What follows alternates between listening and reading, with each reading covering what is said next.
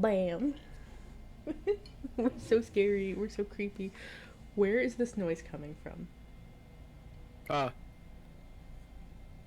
There is another noise going on that I am not privy to and did not turn on myself. we're already starting off great. I. Was it Discord? Fantastic. I really hope that wasn't Discord because that's a scary sound. That's an awesome sound. Thank you very much. I don't know how to describe it other than it was kind of like the sound of a person trying to imitate a squeaking door but just coming out like a rattlesnake. I don't know where that noise came from and I'm legit scared, but it's fine. That It's could have been my fine. chair.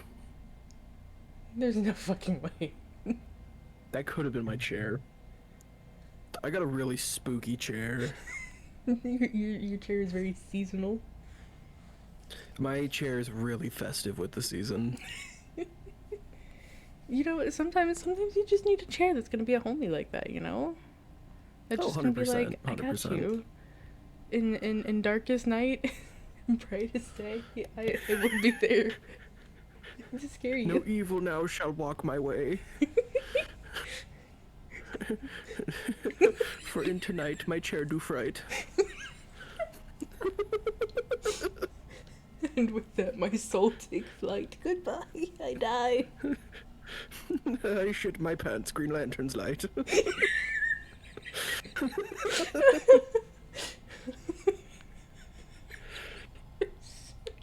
Off to a great start.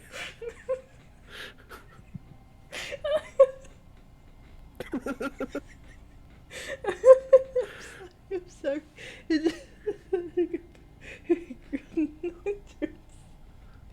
Okay, okay. Did you decide which one we're starting with? Yeah, I think we should start with Mr. Widemouth. Start off strong, you know. Mr. What? Got it. Okay, gotta get the voice ready. Am I doing the voice? Do you want to do Mr. Widemouth? You want to be him? It's gonna hurt, but we'll do it. Yeah, we can do this. Strong start. We're gonna hurt my voice from the beginning. Let's do this. Oh my god, there's so many ads. Oh my Oh god. my god. Oh no. Also, thank you, Macy, for the hydrate. I just got jump scared. Wait, what is this? It's Jeff the Killer, but his face was scribbled around and it's just labeled Tim. Oh god, guys. The only thing scarier than Jeff the Killer and Slender Man, it's Tim. There's literally like a 10 out of 10. There was nothing there. What the fuck? No, bruh. The other day, I was scrolling YouTube and I got recommended real quick. I got recommended a Jeff the Killer game that's coming out in like within a year. Oh boy. Rad? Rad? Um, well, it starts off with you in the backseat of a car with Jeff driving, and then you tumble out. That's the start of the video, and I'm like, when did Jeff learn to drive? Aren't you like 12? But you don't understand, he got that tingle. He got that urge. He got that urge to operate a vehicle. That's just me when I watch Initial D. I'm like, oh, you know what I want to do right now? I want to go noom. God, I want a vroom so bad. Jeff the Killer's sitting there. He's like, I got that feeling again. I got that feeling in me. That feels like a It feeling. goes electric wavy. It was electric wave, and it makes me want to drive like the road is made of gravy. Electric wavy road made gravy. So, Mr. Widemouth. Thank you, thank you. The smoothest transition. Alright. During my childhood, my family was like a drop of water in a vast river, never remaining in one location for long. We settled in Rhode Great. Island. I know, right? Strong start. And it. What the fuck is happening? Wait, what do you mean? What's happening to you? Hold on. I need to share my stream audio. What the Oh, there's the audio. I don't know where that's Do you coming have- from. Do you have Sir Anthony Hopkins? Is it Rap Rat? No, I closed out of Rap Rat. Rap Rat's not open. I What is that? don't know. Did something else get put in 5 times speed? Because it sounds like something slowed down. Um, it's just the same things that were. Excuse me. What is happening? Hold on, wait. I know which one it is. Okay, it's one of my Slender ambiances. Slender Man appeared. And apparently that's Slender noises. Slender's getting back Oh shit, that's Slender noises? woods. This is reminding me a lot of when I became a VA. Also, I see. Oh. Where'd you No. get this audio? No, this is just the fucking pufferfish being fed a carrot. Oh.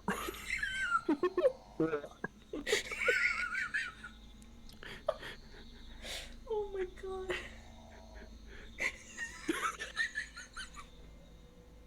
In what universe is that a Slender noise? Watch my pages, or I'll make noises in your ear. Add that to the website. Add that to the website. List of abilities. List of abilities. Telekinetic moaning. Phantom ASMR. You'll be sitting in your room being like, okay, yeah, you know, I'm just doing my homework, and then you hear, oh, oh.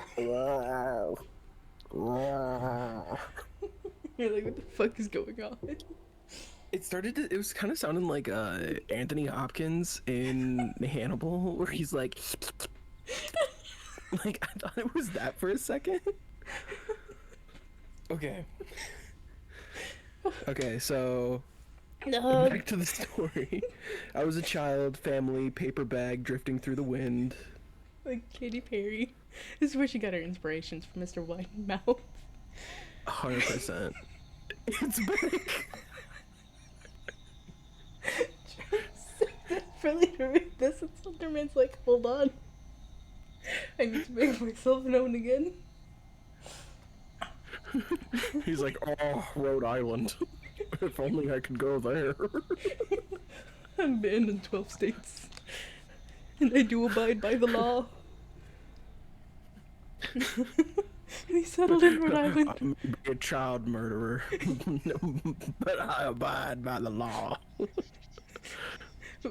Fucking Georgia, I'm not going there. You can't make me. You can't pay me enough.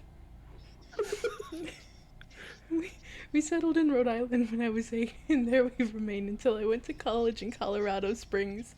Most of my memories are rooted in Rhode Island, but there are fragments in the attic of my brain which belong to the various homes we had lived in when I was much younger. Lobotomized. Most of these memories are unclear and pointless. Chasing after another boy in the backyard of a house in North Carolina, trying to build a raft to float on the creek behind the apartment we rented in Pennsylvania, and so on. But there's one set of memories which remain as clear as glass, as though they were just made yesterday. I often wonder whether these memories are simply lucid dreams produced by the long sickness I experienced that spring. But in my heart, I know they're real. We were living in a house just outside the bustling metropolis of New Vineyard, Maine. Population, 643. It was a large structure, especially for a family of 3. There were a number of rooms that I didn't see in the 5 months we resided there. In some ways it was a waste of space, but it was the only house on the market at the time, at least within an hour's commute to my father's place of work. Advertisements. The day after my 5th birthday, attended by my parents alone, I came down with a fever. The doctor said I had horrible mononucleosis, which meant no rough play and more fever for at least another 3 weeks. It was horrible timing to be bedridden. We were in the process of packing our things to move to Pennsylvania, and most of my things were already packed away in boxes, leaving my room barren. My mother brought me ginger ale and books several times a day, and these served the function of being my primary form of entertainment for the few weeks. Boredom always loomed just around the corner, waiting to rear its ugly head and compound my misery. I don't exactly recall how I met Mr. Widemouth. I think it was about a week after I was diagnosed with mono. My first memory of the small creature was asking him if he had a name. He told me to call him Mr. Widemouth because his mouth was large. In fact, everything about him was large in comparison to his body. His head, his I had eyes. a nickel for every time I heard that. Continue. I'm sorry. I'm trying to think. What was it?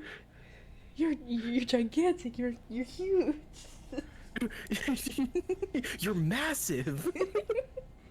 Looks at the rest of your body. Ooh. It's fine. It's fine. You're average, buddy.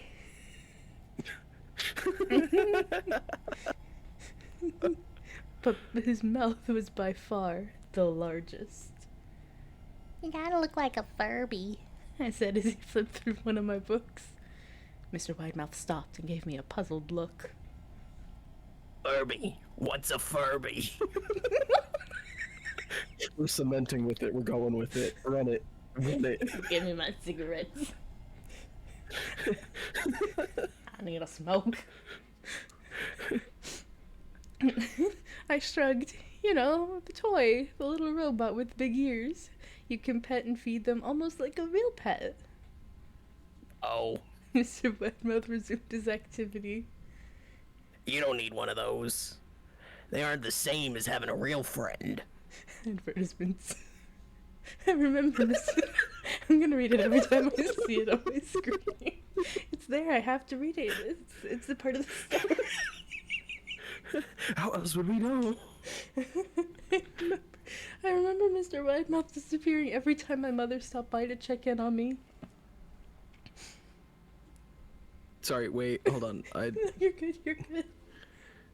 Can you put your mouse over where we're at? I'm just watching on the stream on here. Oh, you're good. Okay. You're good. I lay under your bed. Excuse me. He later explained. I don't want your parents to see me because I'm afraid they won't let us play anymore. You know, only the greenest of flags with Mr. Widemouth, you know? If I had a nickel for every time I had an imaginary friend that said the exact same thing to me. How many, Ben? How many? I don't know. But enough. Enough to make it notable. Enough for me to learn the lesson. I didn't learn it the first couple times, but you know, after God, I think it's how I learned how to count too. I just keep collecting coins, and I'm like, okay, 1, 2, 3. We didn't do much during those first few days. Mr. Widemouth just looked at my books, fascinated by the stories and pictures they contained. The third or fourth morning after I met him, he greeted me with a large smile on his face. Of a new game we can play, he said.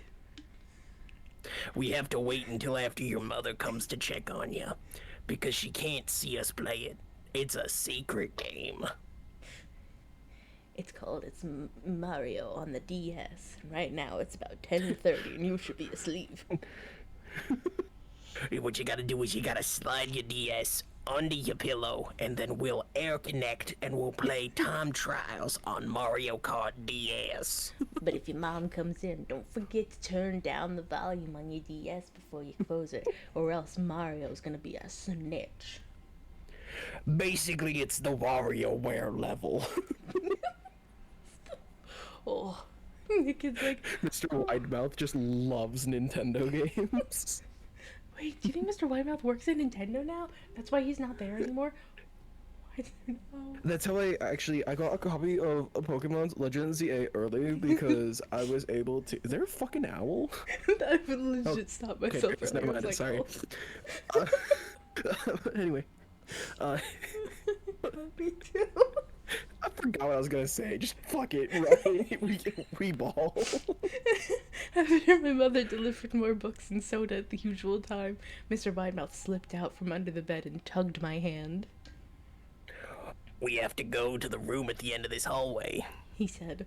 I objected at first, as my parents had forbidden me to leave my bed without their permission, but Mr. Widemouth persisted until I gave in. I am weak to peer pressure. The room in question had no furniture or wallpaper. Its only distinguishing feature was a window opposite the doorway. Mr. Widemouth darted across the room and gave the window a firm push, flinging it open. He then beckoned me to look out at the ground below. We were on the I'm just second... imagining someone in a dark hallway throwing a Furby across the room at a window. And it just like slowly creaks open. Also the parents hearing all the noises. God, the rats are noisy tonight. Did they That open sounds the like a window? rat that has a very large mouth and a very large body. I bet you everything about that rat is large. Bet you it looks like a Furby too. Oh, did it just open the fucking window? Oh, it's fine. The mom's just like, go to sleep. Mom pulling the Jeff the Killer. Go to sleep. And it was Mom the Killer in the window.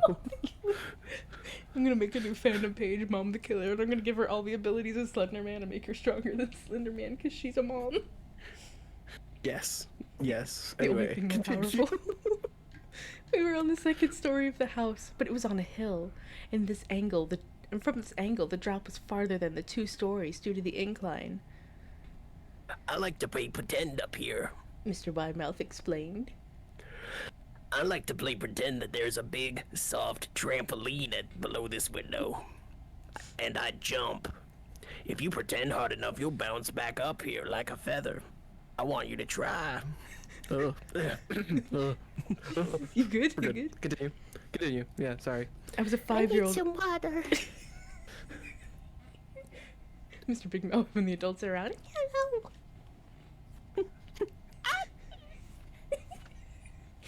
I was a 5-year-old with a fever, so only a hint of skepticism darted through my thoughts as I looked down and considered the possibility.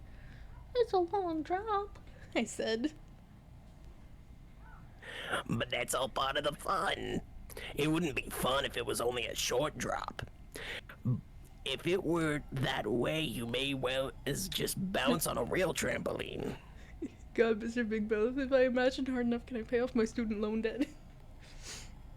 No. Shit. Your whimsy is full of limitations.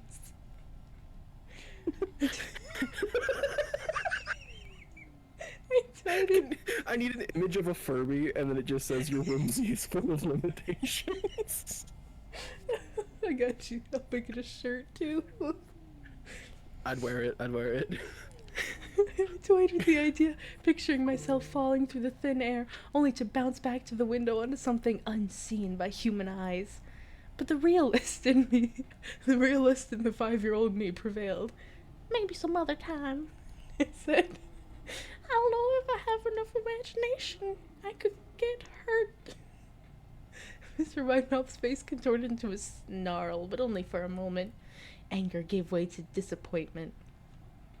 If you say so. He said. He spent the rest of the day under my bed, quiet as a mouse. Except for that one time he coughed, but other than that I didn't hear him. The following morning, Mr. Widemouth arrived holding a small box. I just like I like the concept of like he spent the rest of the day under my bed, quiet as a mouse, and it's just an empty room and just a very distant, just like, just like. Anyway, okay. I want to teach you how to juggle.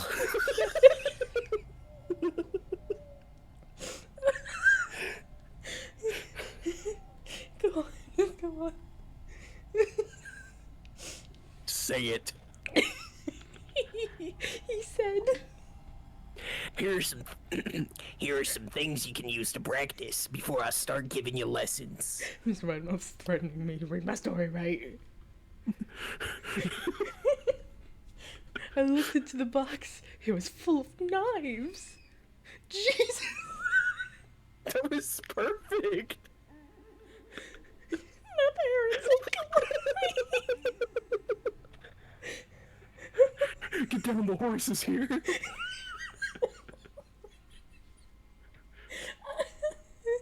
Oh my god, this Shit, letter James was- Baxter. It's the.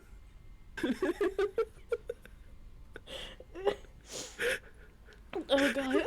My parents will kill me, I shouted, horrified. Mr. Widemouth had brought knives into my room. Objects that my parents would never allow me to touch. I'll be spanked and grounded for a year. Advertisements. Mr. Widemouth frowned. It's fun to juggle with these. I want you to try it. I pushed the box away. I can't. I'll get in trouble. Knives aren't safe to just throw in the air. How do you know? Are they turning into a small southern child? I guess so. We don't know where it's from. heavens, I just can't. Mr. Widemouth was so scary. Mr. Widemouth's frown deepened into a scowl. He took the box of knives and slid under my bed, remaining there the rest of the day. I began to wonder, how often was he under me?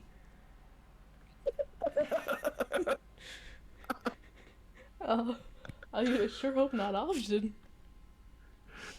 I started having trouble sleeping after that. Mr. Widemouth often woke me up at night, saying he put a real trampoline under the window. A big one that I couldn't see in the dark. I always declined and tried to go back to sleep, but Mr. Widemouth persisted. Sometimes he stayed by my side until early in the morning, encouraging me to jump. He wasn't so fun to play with anymore. Wait, hold on a second. Can you say that again? He wasn't so fun to play with anymore. Continue. My mother came to me one morning and told me I had her permission to walk around outside. She thought the fresh air would be good for me, especially after being confined in my room for so long. Ecstatic, I put on my sneakers and trotted out to the back porch, yearning for the feeling of sun on my face. You have a window in your room, I'm pretty sure. You could just walk up to it, but whatever. Mr. It's not locked either. It's wide. Mr. Widemouth opened it several times. He was like, At the very least, you need fresh air, dipshit. I don't care what your mom says. Oh, sorry. Wait. Mr. Widemouth is is it waiting time for for- me. I got you. I have something I want you to see. He said. I must have given him a weird look, because then he said, It's safe, I promise. I followed him to the beginning of a deer trail, which ran through the woods behind the house. This is an important path. He explained. I've had a lot of friends your age.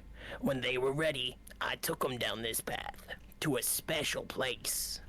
You aren't ready yet, but one day I hope to take you there. It's the bridge to Terabithia. It's Staples. Staples. Like the furniture, like the office supply store. Trying to think. It's a fucking Sheetz because it's in Pennsylvania. He knows the good shit, Mr. Widemouth. I returned to the house. It's just Hershey Park. So We're gonna go to the Sorry, chocolate continue. factory. We're gonna make you a little chocolate bar. I know you're moving soon, so I'm gonna give you something to remember me by. It's a small side little tangent. Hershey Park is the first time I ever threw up in public, for real? like as a kid. God, Anyway, no better state to do that than Pennsylvania. As a PA native. I ate basically 3 servings of like carnival nachos. Jesus fucking Christ. Did you get on a ride afterwards too? Yeah. No. Ben, no. I looked like a can of easy cheese. I was so bad. It was so bad. That's such a they call you cheese whiz ever for a different reason. You ever throw up and it's just like the consistency of Nickelodeon slime?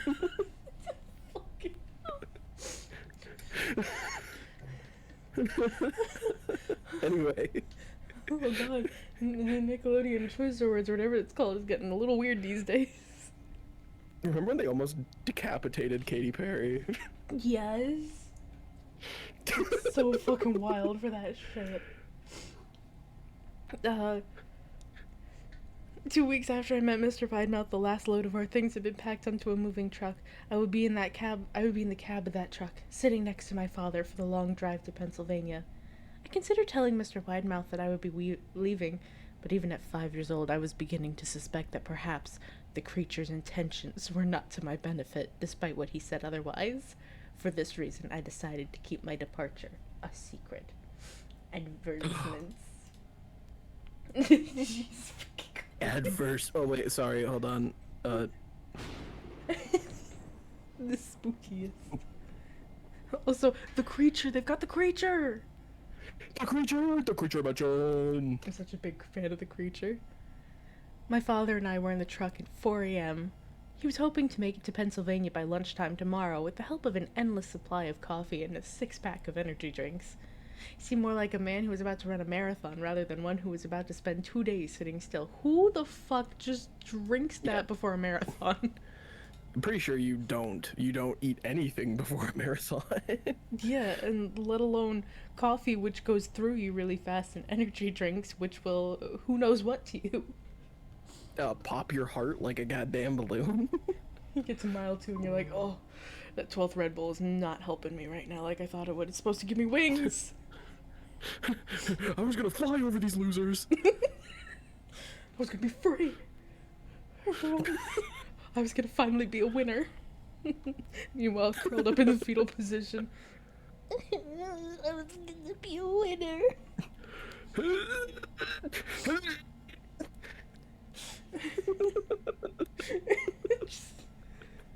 Well, I know what I need to train for. I'm gonna grab some Monster Energy, some Red Bull, and a large cup of iced caramel macchiato. I'm gonna go run a marathon tomorrow.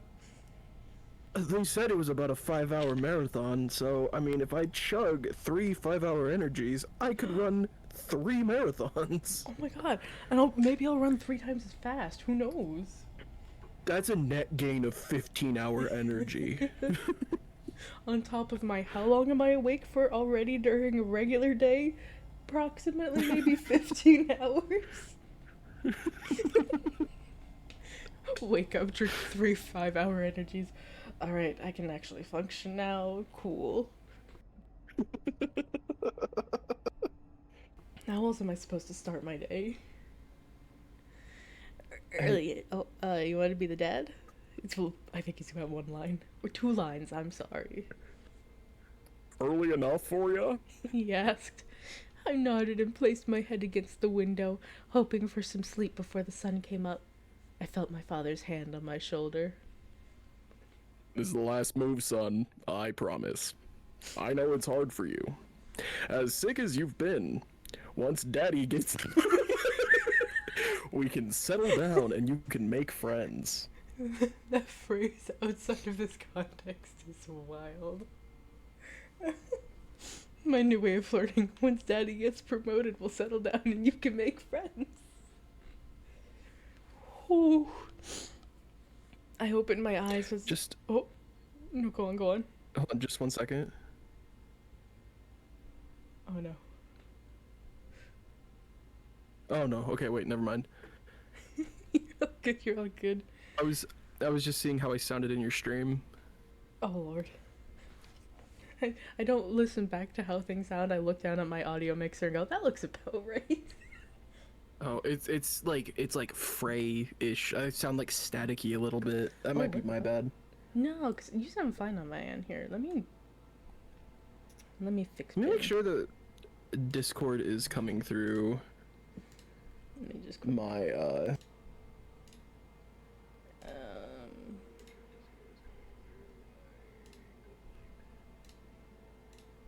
let me retry Ben's thing. Hopefully he's not static anymore. I gotta adjust that.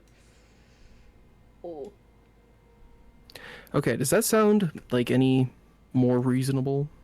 I mean, I wasn't aware that it was staticky just because like the way I hear it, you sound pretty fine through Discord. Okay. Okay. But let me quick rename this. Oh, let's not spill my drink onto my keyboard, please, and thank you. That would be spooky. That would be scary. That would be scary. That was easy. Full of a drink. Staples mention. We got 2 Staples mentioned. Can we get sponsored? Oh, there we go. But, you know, spilling my drink of Gamer Subs Grandpa's ashes Would be pretty spooky. McFucking excuse me? I just got a cup because I was like, oh, I really like Amelie because she had a cup, and I was like, I would like to get the cup, and I got it, and I was like, I would like to also try a flavor, and they have one called Grandpa's Ashes, and I was like, cool. It's raspberry flavored. Have you seen the one that's just labeled Guacamole Gamer Fart 9000? I think it's because they give out like, what is it called, little sample packs. I think I have that. Oh, let's fucking go. Maybe I'll try it one day. I'll just. What is it? I'll hop in a call in with you and be like, all right, I don't like guacamole to begin with because I hate avocados. Let's do this shit. Oh fuck, where were we? Oh, I opened. Yeah, once Daddy gets his promotion. So yeah, that's where we left off. I'm gonna make that a t-shirt too. I opened my eyes as we backed out of the driveway. I saw Mr. Widemouth's silhouette in my room. I'm getting a spam call, and I'm gonna get a second one too. Ask them their Roblox friend code. If they do the second call, I'll pick up and ask them. Okay, ask them if they know about Mr. Widemouth. Can Daddy get promoted so I can have friends? So I can put a trampoline outside my son's window. Maybe one day if I ever get another spam call on stream, I'll just answer and do that shit. Put it on speaker and everything. Oh god, I saw Mr. Widemouth's silhouette in my bedroom window. He stood motionless until the truck was about to turn onto the main road. He gave a pitiful little wave goodbye, steak knife in hand. I didn't wave back. Years later, I returned to New Vineyard. The piece of land on our house stood upon was was empty except for the foundation, as the house burned down a few years after my family left. Out of curiosity, I followed the deer trail that Mr. Widemouth had shown me. Part of me expected him to jump out from behind a tree and scare the living bejesus out of me. But Jesus! Bejesus! But I felt that Mr. Widemouth was gone, somehow tied to that house that no longer existed. The trail ended at the New Vineyard Memorial Cemetery. I noticed that many of the tombstones belonged to children. Papa! Thank you.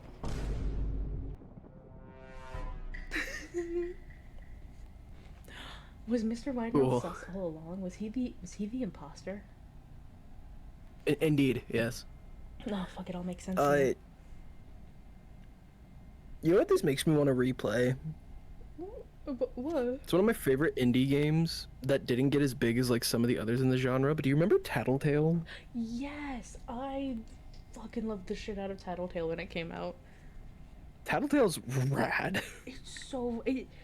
I'm so sad it didn't get as much like attention because of the things that came out around that time. It's like I still look back on it and I'm like, that was not a bad game. That was pretty fun. You're telling me we have Garten of Bon Bon, but we can't have Tattletale too? Lord Almighty, Garten. That game, that Garten of whatever. Bon Bon. Bon Bon. Dun dun dun dun dun. Okay. Oh, I haven't shared my 2-sentence horror stories. Would you like to hear some? Yes, please.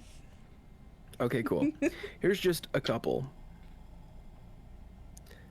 Here we go. Mother. Hello. I'm looking for a friendly clown for my son's birthday. Are you one of those? Murder clown. Yeah. Murder clown. Hold on. Okay, here you go. Here's the next one. This tastes like almonds. My ill-mannered wife, mouthful of cake, blurted out as she ate her last meal. That would be the almond extract, I responded as I pulled the pin from the grenade and slid it across the floor. I was fully expecting like I have an almond allergy, not a flashbang. Yeah, no, not flashbang. Hand grenade. Where's the other one? No. Hold on, hold on, hold on, hold on. I'm running, I'm running, I'm running. I'm running! He's going. He's going. Here, do you want to get the next sentence pulled up? Or the next, Sure. Do you have preference? Do you have requests? I don't have a preference. I'm down to do any. How many do we have? 1, 2, 3, 4, 5, 6, 7, 8. Do you have a D8? Oh, I do. Hold on, let me get out my big dice bag. That's not correct. Here, and I'll read some of these, more of these two-sentence horror stories while you're doing that. I decided to kill off a few characters in the book I'm writing. It would definitely spice up my autobiography a little.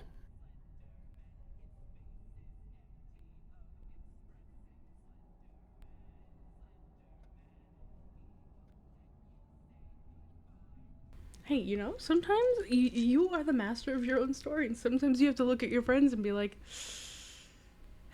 you would make a great ending to chapter 7.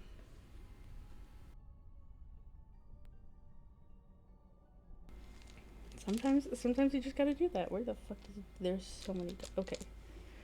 Alright. Let's go D8. Can we get a better roll than that?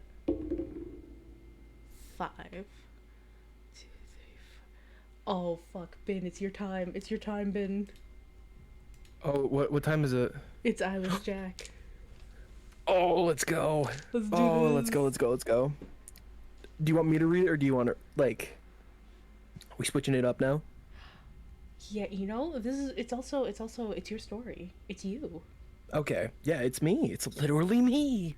Oh my god. You have no eyes. But your name isn't Jack, so like... No, it's Alice Beer. Which is, the supreme version, the superior. This Benjamin. Indeed, indeed. Alright. Are we just getting started? Whenever you're ready, buddy. Cool, cool, cool. Hello. My name is Mitch. I'm here to tell you guys about an experience I had. I don't know if it was paranormal or whatever stupid words people use to describe supernatural phenomena, but after that thing visited me, I believe in that paranormal trash now. Why that comma there? That comma doesn't work. No, re-listening to this, some of the writing choices, it's like, why did you write it like that? It sounds almost like ChatGPT-esque, but like before ChatGPT became a thing. I hope you know I will be pausing properly at each comma. I would expect none less. If you're not gonna read it how it's written, why are you reading it? A week after I moved in with my brother, Edwin, after my house was foreclosed, I finished unpacking. Edwin liked the idea of me moving in, since we had not seen each other for 10 years. So I was excited. Too. I soon fell asleep after I moved in. After the first week, I heard rustling noises coming from outside at about 1 in the morning. I thought it was a raccoon, so I ignored it and tried to fall asleep. The next morning, I told Edwin about it, and he agreed. He didn't say, "Oh yeah, I heard that too," or confirm my suspicions. He agreed. Indubitably, brother, I do agree. Also, I love I moved in with my brother after my house was foreclosed. I finished unpacking. Who structures sentences like this? Also, the concept of like I haven't seen my brother in about 10 years. This person owned a house, so I'm roughly guessing they're 40. Yeah, no, it got foreclosed too. So like, how fucking old? Like, you're definitely not. Especially even back then, you're not gonna be owning a house at like 18. This is before 2008. Like, this is before the housing market crash. Is it fucking, hold up? Is it really? There's no way that's that old. Please no. No, I'm saying this has to Oh. take place then. Oh, Drew, yeah. And like, you're gonna be living somewhere for 10 years, so you're either at least 28, or 32 if you graduated college and you moved out. True. Who, like, roughly, let's say 4 to 5 years of college, and then getting a job good enough that you could own a house by yourself. Yeah. And also, like, not seeing each other for 10 years denotes that there's a distance between you, like a physical one. Do you still have your fucking job? Ugh. Okay. The next night, however, I heard my window opening and a loud thump, as if something entered my room. What? Oh, I was just saying hi because Wedge and Dragomir have popped into chat. Here, hold on. Hello! Also, Hello! other what is it called? Shout out for Wedge. If you like Bin's art, which is so fucking sick, please go follow Wedge. He's so cool. It's so good. It's so good. He's such a good artist. Okay.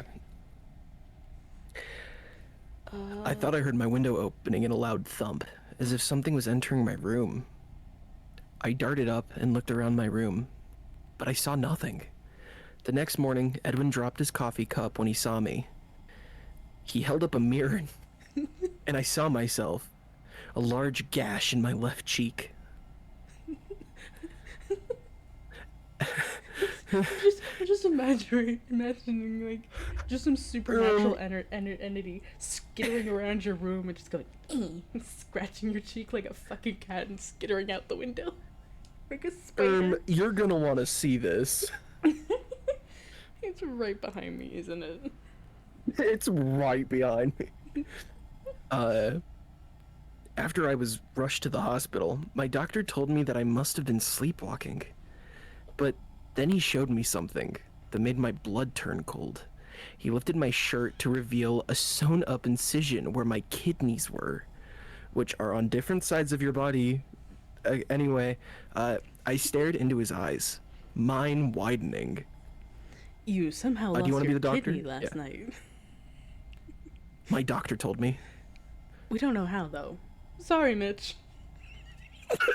Wait, hold on. No, you didn't read it right. Sorry, Oh, you're right. Mitch. Sorry. Mitch. Yeah, that's your name. I had a large gash on my left cheek that I didn't feel. So we went to the hospital. And then the doctor with his x-ray vision was like, "You're missing a kidney." I may not be a kidney doctor, I'm a gash and face doctor, but I can tell you, that sucks, bro. I don't know why you guys came to me. I'm a podiatrist. I only look at feet, but I don't need a degree in bodies to know that you don't have a kidney in there. Ooh, one kidney, bitch. Also, yeah, like Dragomir said, you think you'd notice your kidney being taken out and the wound sewn shut. Mitch just You wakes up. understand, He's like, oh god. I'm a heavy sleeper. Mitch waking up. God, my body kind of aches. Maybe I just slept weird last night. This literally stretching. could have had so many plot holes fixed if it was just alluded that his brother was, like, drugging him to be a deeper sleeper, and his brother was, like, stealing his kidneys to sell them or something. Yeah, Right? Because, like, it's an estranged brother he hasn't seen in a decade. yeah. Like, you could just have it be like, yeah, my brother's a little weird. He acts a little shifty now and then, but it's just like his brother's like, hey, look at your face. Let's go to the hospital. My brother gets a little quirky at night. Okay. The next night was my breaking point. Oh, go ahead. No, just the next night was my breaking point. Wow, you short fuse. Yeah, I think I'd be out of there with the, I don't know, kidney thing. The next night was my breaking point. Around midnight, I woke up to see a truly horrifying sight. I was staring face to face with a creature with a black hoodie and dark blue mask with no nose or mouth staring down at me. That would have been the perfect place for a comma, my boy. Come on. The thing that scared me with this the most was that it had no eyes, just empty black sockets. The creature also had some sort of black substance dripping from the sockets. I grabbed my camera from the nearby mantle and took a picture. There's a fucking mantle. It's called a nightstand, a night table, a mantle. You're reaching up. No, on he top of, sleeps like, in a fireplace. Also, I just love how the thing is just looking down at him, watching him reach over to grab a photo camera and just go click. It's like one of those disposable ones. It's like, hold on a second. Just a second. The 6 different reactions: fight, flight, freeze, fawn, whatever the other one is. and Reach to my photo. mantle. Just... Also, yeah, like the fact that this guy isn't even just like, I'm gonna push it away, punch it. Like, you good, buddy? Immediately after taking the shot, the creature lunged at me and tried to claw open my chest to get to my lungs. I stopped it by kicking it in the face, which... Wait, where are his feet located? Yeah, really. From the picture, like, this thing is like perpendicular to him, so it's like you are really pulling your fucking legs up. He had to go full fetal position and then kick up at the same level of his head. Yeah, like, buddy, like, what? Ooh, Okay. I need to see this, like, played out one day. As I ran out of my room, I grabbed my wallet. I would need the money. Whatever the fuck that means. I ran out of my brother's house and into the night. I eventually ended up in the woods near Edwin's house and tripped on a rock. Wouldn't you already be near Edwin's house? Because, I don't know, Kind of you're inside it. leaving the house? Also, love that his logical thought is not to, I'm gonna get into a car, I'm gonna drive away, I'm gonna run into the fucking woods. Surely that's It's not, I'm gonna wake up my brother and we're not gonna 2v1 this guy. It's all every man for himself. Fuck my brother. I don't care if he's giving me a place to live. He could go fuck himself. You deal with it yourself. I'm gonna do the smart thing and run back into the woods. I fell unconscious and woke up in the hospital. My doctor, the same one who treated me before, entered the room. I have good news and bad news, Mitch. My doctor started. The good news is that you had minor injuries and your parents are gonna pick you up. I side with my leave. My 80-year-old parents are gonna come and get me. Yeah, we've already established this guy's at least in his 30s, 40s. His parents from the fucking the residential old people place they live. I can't think of what it's called. They come driving in. They're like, "Oh, Mitch, you can stay with us." Mitch, I remember when I lost my kidneys. They were full of stones. Not even the valuable kind.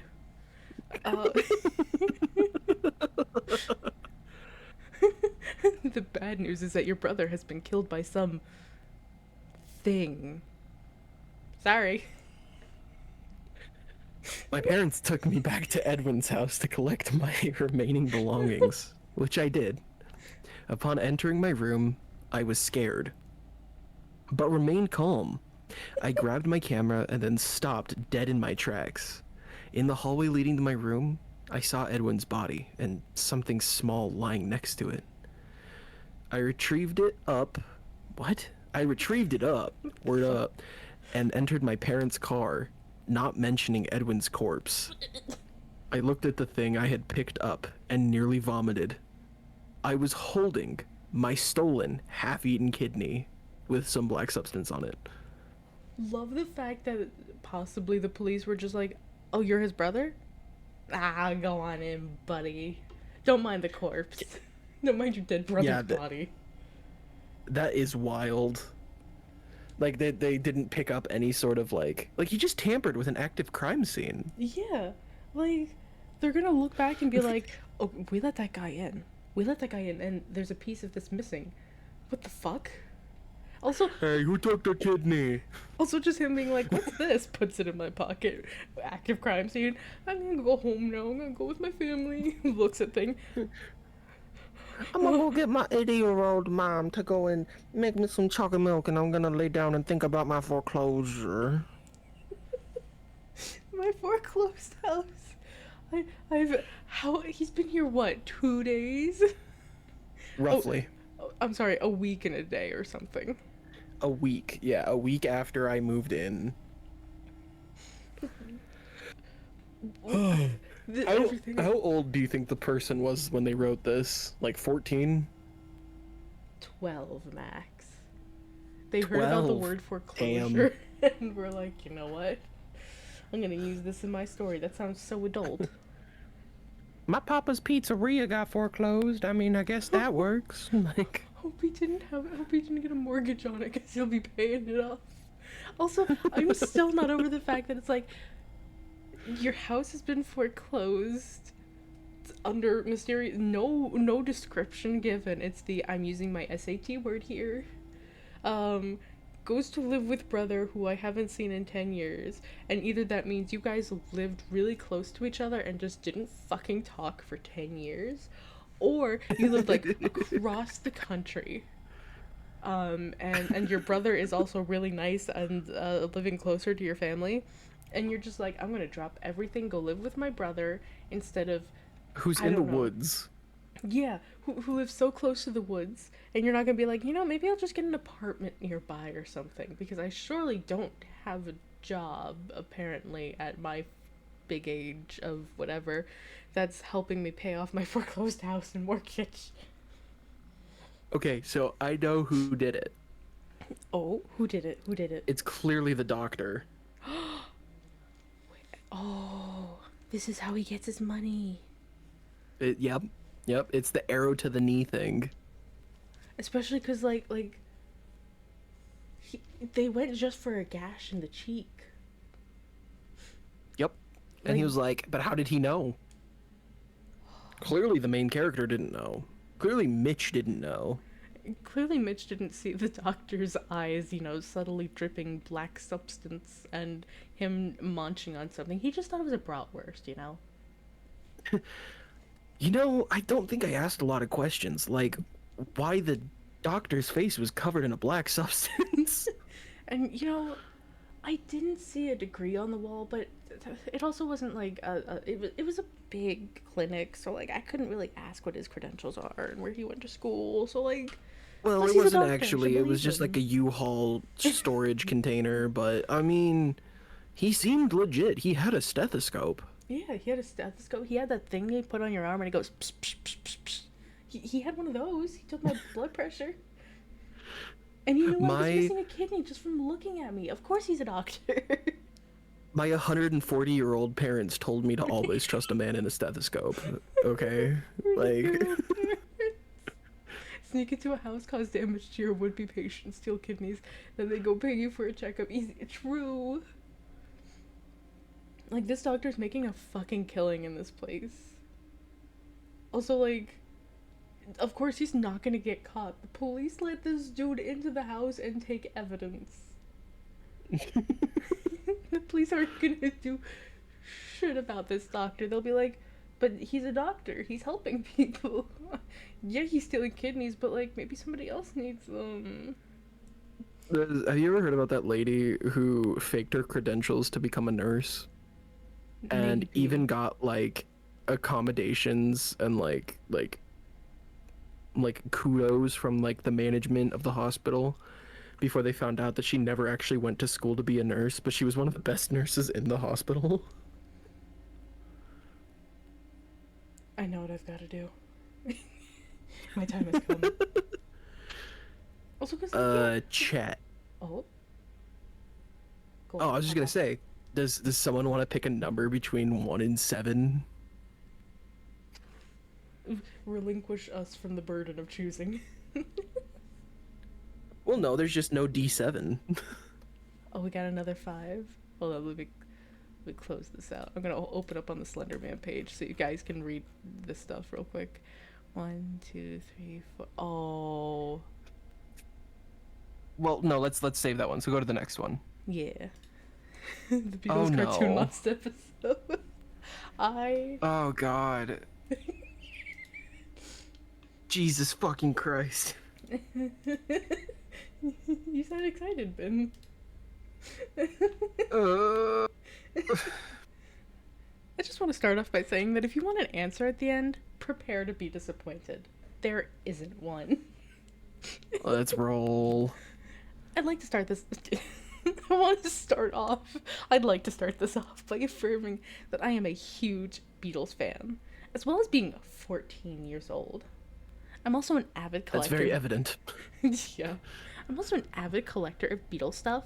I was even at their first concert. Nick, fucking excuse me? We were up to wild Hold up. starts.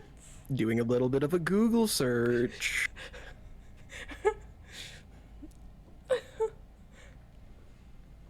Oh my fucking god. Also, hold up real quick. I have drank so much liquid. I'm gonna run to the bathroom real quick. No problem. I'm gonna be doing some math with chat. It's Jorf the Killer and Skinny Fella. I rebel. Fucking. Alright, I gotta go piss. Everybody be nice to Ben, or he'll steal your kidneys. This motherfucker is 61 years old. Roughly the age of Mitch. That's insane. Hi, everybody. My name's Ben. Hope y'all are doing well. I'm going to Jeff the Kill You. Yes. Hey, Rabble. Hey, Glasses. Well, no. 2x minus 12 equals 7x plus 2.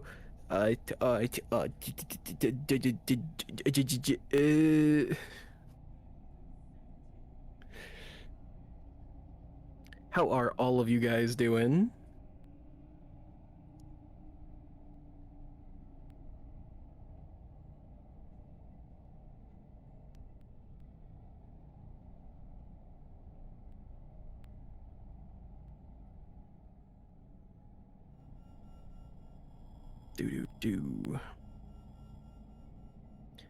Do.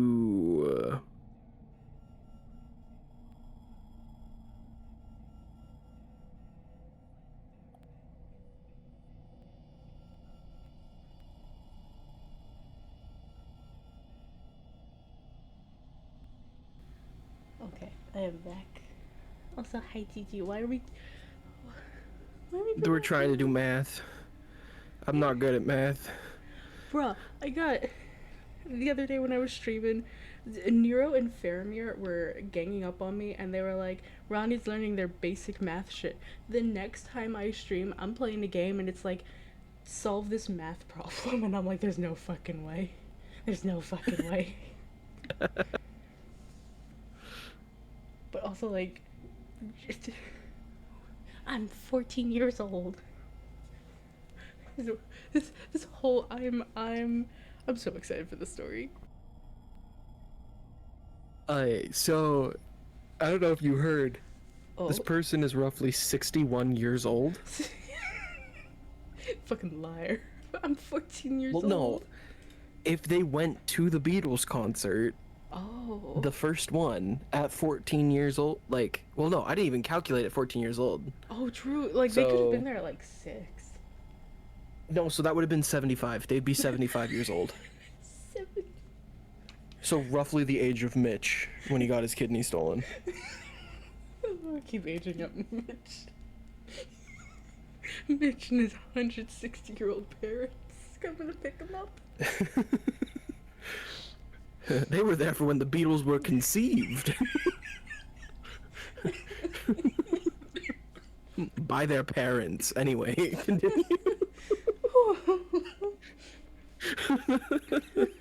They have great music and great talent. I have their albums, t-shirts, and other assorted items.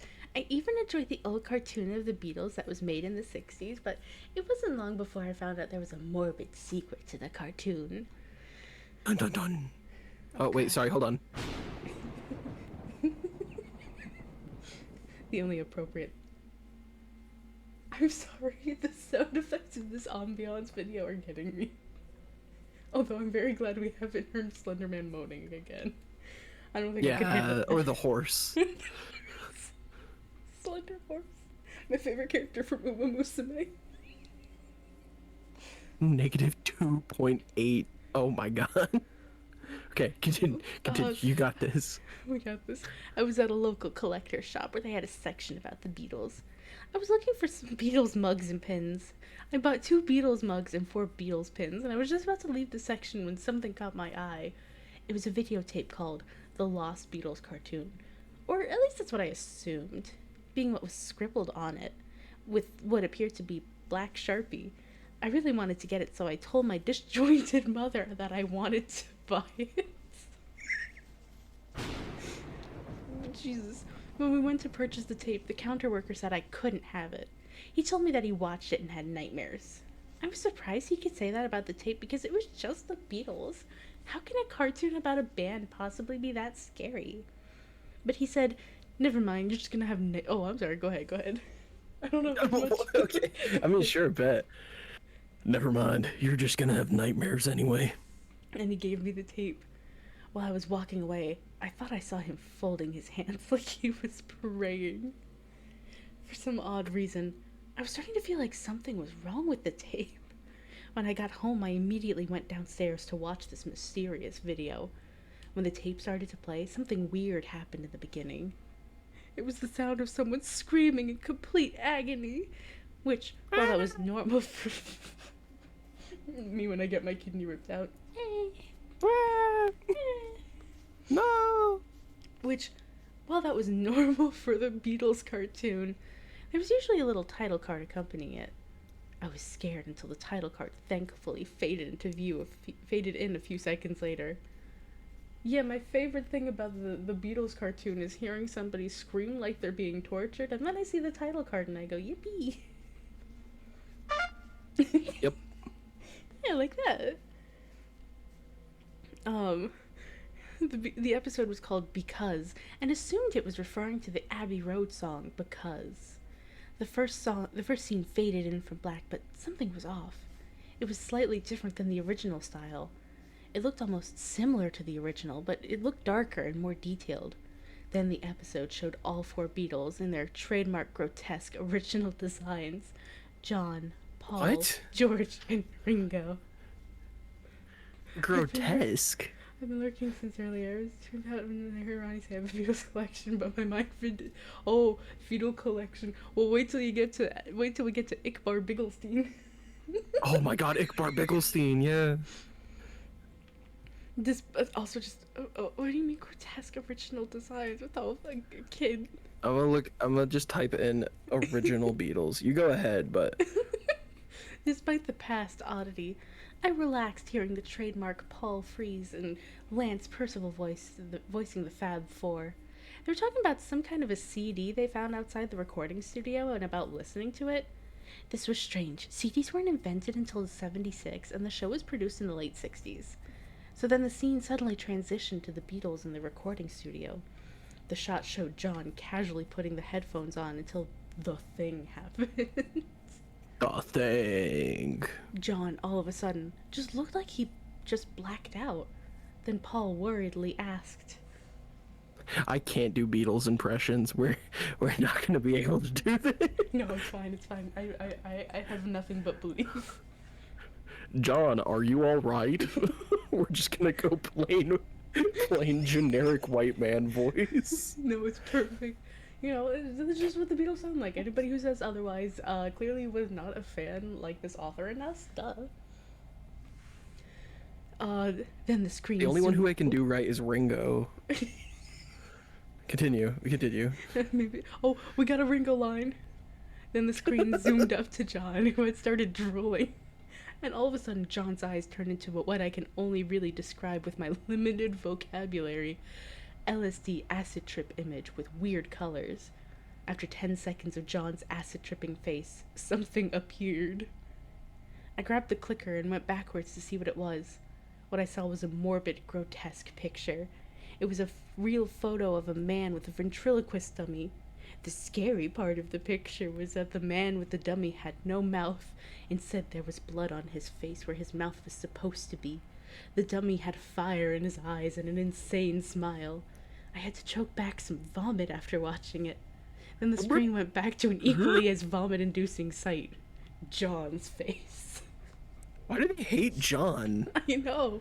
They Also, don't. just They don't. s- the sight of a man with blood instead of a mouth and a ventriloquist dummy with fire in his eyes. Oh god, that's so gross. That's so disgusting. I can't imagine it. That's a Goosebumps book cover. Remember, no Johns. Remember.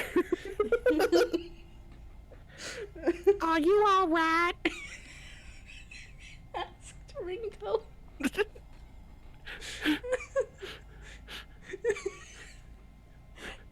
Travis, I do know he sounds nothing like that, but we're rolling with it. No, that's how he sounds, yeah. Yeah, 100%. Oh god. Oh, do you want me to read the next part? Seeing is not believing. Seeing is killing. John said in a dull monotone as though he was in some sort of trance. John soon snapped back to reality, shaking his head, and replied, Yes. Yes, I am. What time is it, George? It's 1:13. George answered no. The earnest try. It's gotta what go. the deed. That was so much better than mine. I gotta go. Alright, everybody, I relinquished my stream key and my account to Din. It's been good seeing you. Bye bye. No,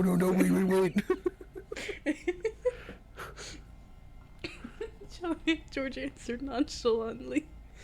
But then the screen went black and blood started to rain down. But this blood looked much more realistic than anything else that I had seen in any other episode. It looked so real that if I touched the screen, I would somehow get blood on my fingers. The blood rain soon disappeared and another scene soon faded in, showing the Beatles walking to a lake. A crowd of girls soon started chasing the guys for almost a minute when all of a sudden a picture of a girl with no eyes appeared on the screen. It was an actual black and white photo of a person with just her eye sockets dripping blood. Oh, you good? She had no teeth, and more blood was pouring out of the mouth. I jumped back on my couch after seeing it. Then the screen went to John's face, and all of a sudden the screaming of the fans stopped. And when all four of them turned around to check, all of the fans were on the ground, burning to a crisp. What the fuck? Paul, clearly petrified, asked. You go ahead. I do 2 Beatles, you do 2 Beatles. You know what? Valid. What happened? The scene showed Ringo vomiting out red vomit with chunks of brown meat. Something caught my eye. I paused and looked closely at the vomit, and there was the face of Hitler. I was somehow shocked that a man who killed millions of people and soldiers was in a cartoon about the Beatles. That's where we draw the line. What the fuck? The vomit? The fans on the ground burning into a pile of Burning ashes? to a Nothing. crisp. No, it was the fact that it kind of looked like Hitler. What the fuck? Just forget about it. John sharply shouted back. What about our fans? I don't give a fuck. I was shocked that this episode involved John saying fuck, but I decided to continue on. The next scene showed a building that was about to be demolished. The Beatles were walking down a street when the wrecking ball hit the building. A piece of rubble went flying in the air. It was about to miss a person when John did something despicable. In typical John fashion, he proceeded to push the man back where the piece of rubble was about to fall. In a second, the piece of solid marble crushed the guy to death. Blood and brain matter flew everywhere. Even though the brain matter and blood still looked cartoonish, it was still pretty horrible. What do you have against John? A crowd of people quickly surrounded the scene, and the scene zoomed up to John with an evil smirk on his face. The next scene only showed just a black screen. The only thing that could be heard was a gunshot. Then there was smoke that I assumed represented the fired gun. Then the screen faded into a shot of the recording studio. The studio had no lights on, causing the screen to be too dark to make anything out. But there was quiet mumbling, and I listened closely to hear somebody dully whispering. Do you want to take this? Oh wait, Oh, sorry. Wait, where are we at? Show me. you're good, you're good. I shouldn't have done that. They're going to know soon. Then the light went on. There was a shadow outside the door. It was the form of John. It wasn't long until the lights was reflecting to the sound manager in the recording booth. Dead. I quickly put two and two together and figured out that the man was shot by John, who had a gun for whatever reason. The camera zoomed up to the ground outside the room. A model M1887 fell to the ground with the blood splattered on it and with bits of smoke still coming out of the barrel. This 14-year-old who went to the first Beatles concert knows exactly what model gun it was. Because when they were, they went to Vietnam. Continue. Oh, true. Of course they would know. They're like 73 years old. They lived through multiple major conflicts. The next scene showed Paul, George, and Ringo knocking on John's room door. Then Ringo proceeded to bust down the door with his trademark strong, sexy insect legs. And there was a humongous safe that was the size of an SUV. They didn't know what the combination was, but for some reason, it wasn't locked up all the way. They opened it up and they found out John's secret. He was a Satanist. Can we go back to sexy, strong insect legs? Yeah, that is. I wish that's what they called me back in high school, because God, I wish somebody looked at me and went, "You have the beautiful legs of a fucking praying mantis." Yeah, no, I'm just imagining Ringo's face, or like the Your Baby MS Paint art face, on Mantis from Kung Fu Panda. Anyway, continue. Just continue. Ben, you're giving me too We many got ideas of this. what to do later. I'll write these down. Write that shit down. Write that down. There was a dead body of a woman on a pentagram drawn in her blood, and her with her eyes gorged out. There were dead animals, a fan-made Necronomicon, and a goat skull on a Right on. pentagram. Not even just like, it's a personalized version, it's handmade, it's fan-made. Because, No, I think that they're implying that it's made out of the fan's skin. oh, I hope Because the that's what they meant. Necronomicon is bound in human flesh. I pray that's what they meant. Or maybe I'm giving them too much credit. You gotta remember, they're 89 years old. They might be their mind might be deteriorating just a little bit. Yeah, and also Evil Dead hasn't even come out yet. So, True. come on. How would they get that idea? In fear, George fell to the ground. Paul had to choke back vomit. Ringo ran over to the corpse and yelled out, "Jenny! Oh, wait." my fiance, no. He then slumped to the ground, closing his eyes. Then Ringo started crying in a sad way. The crying from Ringo didn't sound like normal cartoon crying. It sounded as real as day.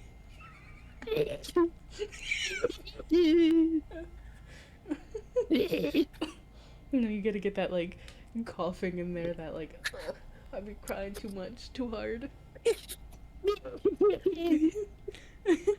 And in shock, I found out that the dead woman was Ringo's fiancée, Jenny.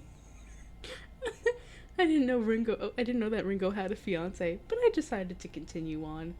Suddenly, some distorted screams of a girl started to play in the background. Also, I need skill issue GG easy get good kids.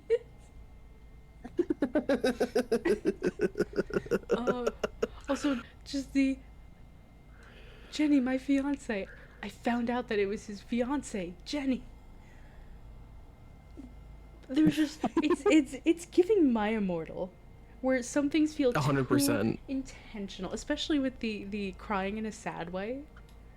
Like, it's just giving things are written too intentionally for it to feel like okay, maybe this was written by a child who doesn't know things, but then there's also like I was 14 and I saw the first Beatles concert.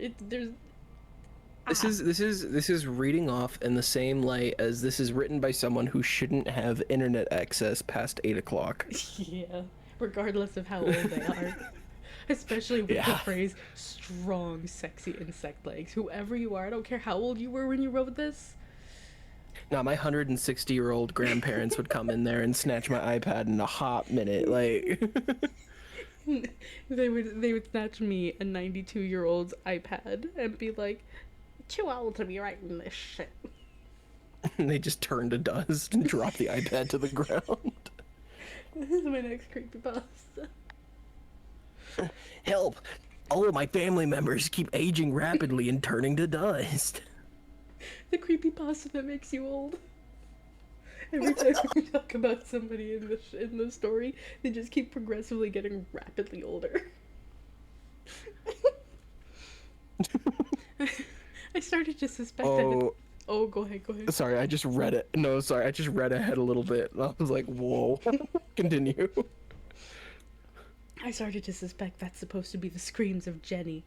The screen went black. Then the screen showed the view of the sun setting from John's legs. The screen. Oh no! The Screen went black. The screen showed a view. The screen immediately. Continue. Yeah. Immediately went to John's face that had a mad expression and a rapid moving mouth. He had red in his left iris. His dick looks like it was ripped by a rabid raccoon. I'm sorry. Oh, speaking of raccoon, hey, Nisi. Welcome in, welcome in.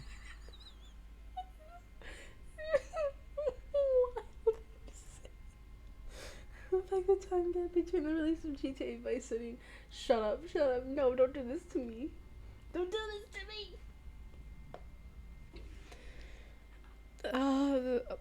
me. Trigger warning. Self-death. He had a noose around his neck. He was about to commit suicide. He shut his eyes and jumped. The camera showed John's feet still swinging. The camera's the constant comments of the camera. The camera zoomed out to show John's lifeless body hanging on a small cliff on the lake that the Beatles were going to at the beginning of the episode. The screen went black and Paul appeared in a sad expression. And the screen went black again. And the scary part begins. Without warning, Paul's face appeared with hyper-realistic eyes. So his eyes. You may say I'm a dreamer. I'm still not over the detail that they had to add in about his dick. Like, totally necessary. They really hated John. Like, this whole time. You can just tell that they hated John. The phrase in typical John fashion in regarding to killing somebody. Could you imagine saying this to somebody, like, back in the day about the Beatles? Typical John, going out and murdering somebody. Where's... Oh, where the fuck was it? There were so many camera views of Paul's face, like a zoom out of him in the corner. Then pictures appeared. I remembered seeing a picture of a hand with a gun in it, and the gun was pointed to a little boy's head, but the gun was already fired. But how would you know? How would you know? There's too many... Another picture flashed onto the screen of a garfish in the river. The next picture was a burnt town. Why a fish? What? Why a fish? Isn't it just called a gar? I love how Garfish. this animation just turned into a PowerPoint slide. Yeah. Paul's eyes zoomed in, then many views of him, then a hand with a gun in it pointed at someone's head, and the gun you can tell had been fired, and then a fish, and then a city burnt to a crisp. God, that fish is terrifying. People were on the dead. People were on the ground dead. Quickly, I discovered that the town was destroyed during an attack. It was destroyed because of the Vietnam War. The next picture was 3 undertakers with 7 coffins and little children no younger than 6. How do you know? Are they open coffins? And behind the left undertaker was a coffin with a hand coming out of it. And the hand was moving. After more pictures, it shows Paul with the same expression that he had before the scary slideshow. Y'all aren't ready for my scary PowerPoints? Then, suddenly, I heard a loud, booming voice of a low, quiet voice saying, Do it. and then, I don't know how to say gun names. 1911. An M1911. You just say like the like a year number. Yeah, it's M1911. Colt pistol appeared in Paul's hand. Love that they just know these models off top of their head. Like you said, they definitely went to Nam. He puts it in his 100%. mouth and pulled the trigger. Realistic blood and brain matter went everywhere, like on the grass and the cliff. Then the camera zoomed up to the capsule of the bullet that shot and that shot Paul, and the capsule said, "Your life was already over, Paul." In a No, oh yeah. yeah, go for it. Your life was already over, Paul. In a mysterious Russian accent, because apparently it can speak. The next scene showed George on a cliff from the same lake John committed suicide. He was about to commit suicide too. I thought he was going to jump off the cliff, but instead he pulled out a gun and shot himself. Very anticlimactic. At the end of the scene, the fact that that's just written in there. The person's watching this horrified, and then they see George do that, and they're like, well, I'm a little desensitized. I'm desensitized. It could have been scarier. You know, it could have been a lot better. Whoever made this, like, do better. At the end of the scene, the camera zoomed into the gun, and the gun was the same one Paul used to commit suicide. And on the side it said, "It takes 2 bullets to kill 2 beetles." It scared me a little bit. It sent chills down my spine. I mean, guns can't talk. That's ooh. Ooh. That's what we take exception to. On the side it said, so the side of the gun, not the gun itself, just the side of the gun is speaking, apparently. The next scene showed Ringo in the hospital, dying of an unknown disease. He took the picture of him and his fiancée and the engagement ring he gave her. The 2 Beatles, that's my favorite rapper. Wait, what? Where does it say this? What? Eggy in the chat.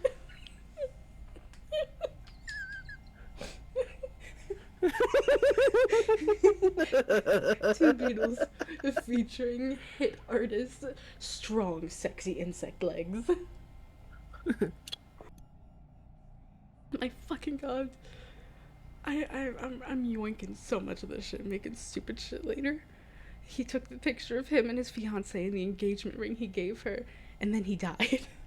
Then the scene faded, while the ending music played. After about a minute, another shot faded in.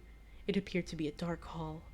All I hear was screams, whistles, yelling, and gunshots.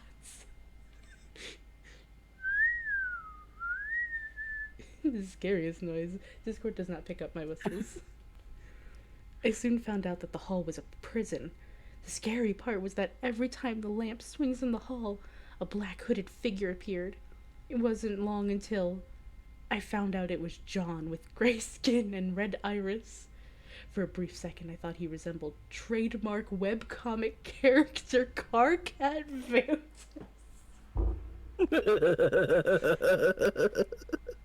This was you mentioned that it brings up a fucking Homestuck character. This was not where I expected it to be brought up.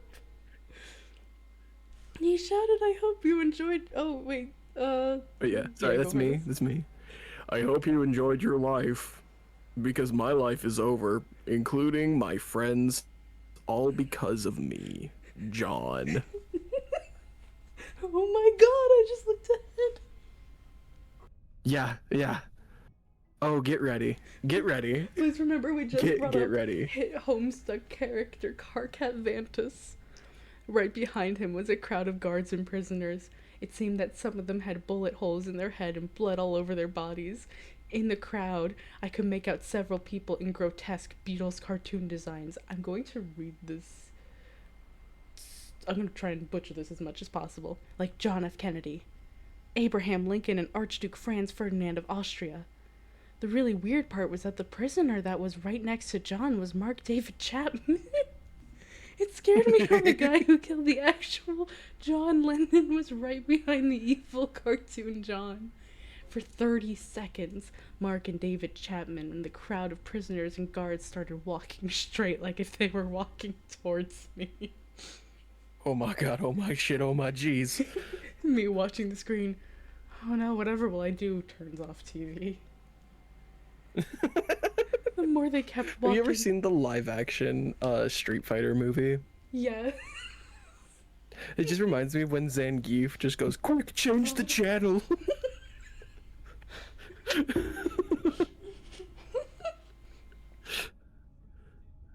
Oh my fucking god. Bullet holes on their heads, blood on their bodies, D's on their nuts. Two Beatles spitting bars.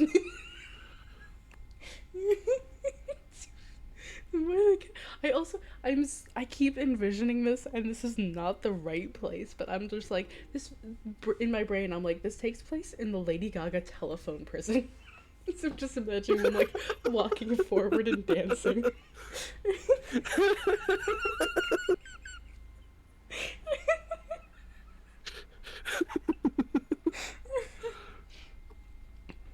When the episode finally ended, I went backwards and kept rewinding the opening credits to believe how stupid I was to believe there could ever be a nice episode of the Beatles cartoon.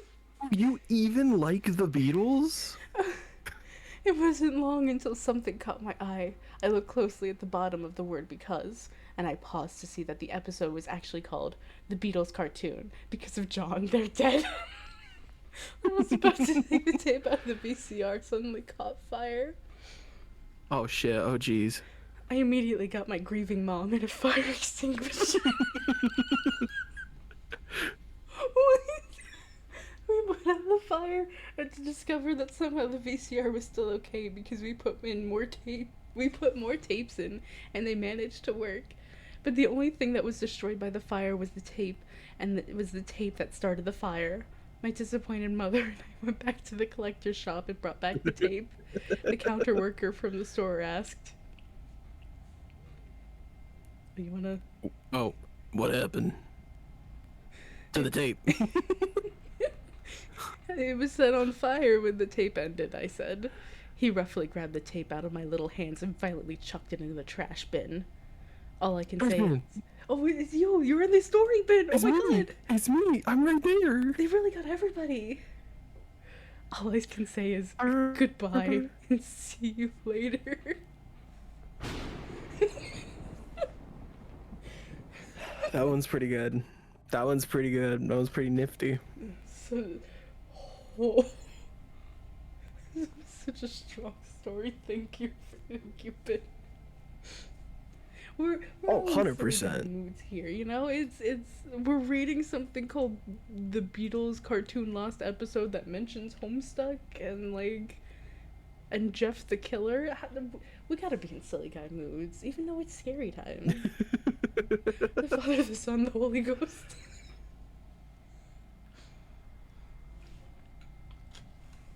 Where was it? The line, just in typical John fashion, is classic. Alright, do we want to let chat decide the next one, or I can roll a dice? Yeah, since there's a D6, we'll let them decide on every odd one. Oh, real. Alright, what are we reading next?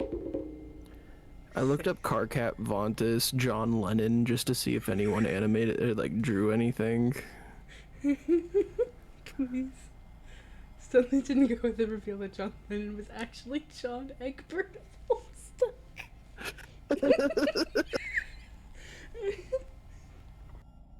No wonder everyone hated him. So that's why so that's why what's his name was having trouble with like probably copyright. Oh. I'm sorry, the owl scared me more than the screaming. The dice have decided. Does anyone know What a are we good doing? plumber? Worst part of that is John Lennon's Oh. name actually follows. Stop! No, no. I hate this. It's one thing to already have Oh no, like, wait. Homestuck return in the year of our Lord 2025. This knowledge of John Lennon's name actually following this fucking naming convention. I hate this. I hate this. John Lennon names.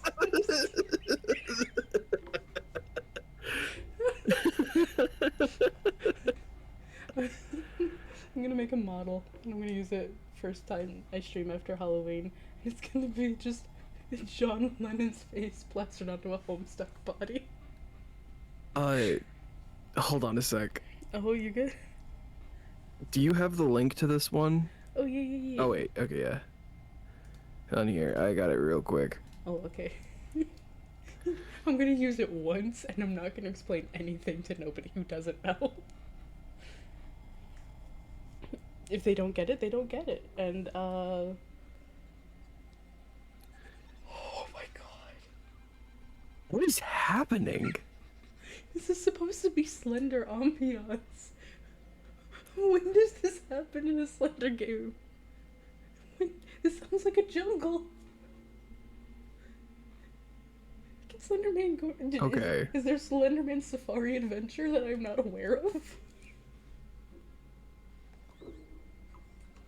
What the fuck is going on? Actually, just bring back the Slender back shots, please. Welcome. Collect my 8 pages in this rainforest cafe.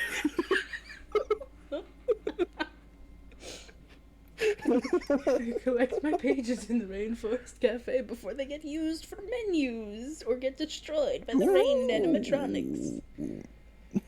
Oh, look, there's You a- must find them all before the storm happens. Ooh, creepy fucking tree. Find them all before the next rainstorm and get 20% off your next meal. Okay, so I will preface this is a bit of a weird, like, shit post kind of one. And I only heard it recently. That's So- the best kind. Okay, I take it I'm reading this one. And take it away, my man. I read through the Beatles, please. I need a break. Yeah, no, don't worry, don't worry. Does anyone know a good plumber? I fucked up one of those stupid ritual things that everyone is doing, and now my shower's leaking, and there's also some faceless guy in my kitchen. My landlord comes tomorrow, and he's gonna kill me, especially because I also have a cat, and I'm not even supposed to have pets. It all started when I was drunk messaging this girl on Tinder, and said that the only way that we would meet up was if I did this weird ritual thing where I summoned a ghost or some shit. I think it was called Mea Culpa, or Mea Culpa, or something. Actually, her exact message was... Do you want to read this, Ronnie? Oh yeah, I could be drunk Tinder girl. Hold up. Cool. Oh, this is the only time they talk, don't worry. Oh yeah. The decaying flesh will not rest. I am the Alpha and Omega. I have seen the burning cities consume the earth. Link to ritual instructions. Our souls will meet when darkness spills. Mea culpa, mea culpa, mea culpa. Yeah, she was a weird chick. At least, I think she was a girl. I couldn't really see her face. Her picture was just a black background with 2 shiny dots that kind of looked like eyeballs. You could see some features, but it looked... Did you read ahead? No, not yet. Okay. Feel free to, because you're... Yeah. But it looked like her face was gray, and I couldn't really see her mouth. But she had really good skin. I wasn't going to really rally for a pizza face. Damn. Okay. Yeah, horrible guy. Top So, tier. anyway, I weighed the pros and cons of spooky rituals versus trampoline booty as best I could on 5 shots of Patron. It was totally worth it. Trampoline booty. I set my cell phone to 3:26 a.m., but since my phone is a 2005 Motorola Razr that was dropped in the toilet several times, it went off at 4 a.m. Fuck. I decided to go through with the ritual anyway. I was supposed to have a friend during this thing, but my bestie recently got incarcerated for selling heroin on the corner of Patterson Park and Eastern Ave. Shout out to my main man, Roscoe. Damn. Anyway, Jesus. I sat up and turned off my alarm. But the moment I turned off, I drunkenly passed out again. I woke up about 20 minutes later and actually got out of bed this time, stumbling around the room in the dark because apparently you're not supposed to turn on the lights. Because if you do, a ghost will pop out. Ooh. Oh my fucking god. I was supposed to... I'm reading it. What? What's up? Oh my god. What the fuck? Yeah. I was supposed to find a candle and a light, but my hangover just made me trip over one of my several candles I placed on my floor. Eventually, I gave up and flipped on the lights, grabbing a candle from my desk. I squinted out my window to see what my ghetto Baltimore neighborhood looked like at 4:20 a.m. The street was Whoa. empty except for some rando wearing a black robe and a giant pointy black hat. He was staring up at me through the window. I couldn't really see his face. You know, Baltimore has gone to the dogs. First gang worse and now updated KKK, for God's sake. What is this fucking story? I lit the candle and looked at my phone. I was supposed to knock on my bedroom door 66 times on the 66th knock, timed on the 4:06. But since I fucked up everything else I did, I just did a shave and a haircut knock and then walked into my hallway. My bedroom door is opposite the stairs, and looking down the dark stairwell was pretty spooky. I thought I saw something move on one of the lower steps. I'm going to. the next- I'm gonna steal something that I saw in a video earlier. This man has the fucking self-preservation of a fucking sticker. Yeah. This guy's just really like, ritual? I mean, I'll do it.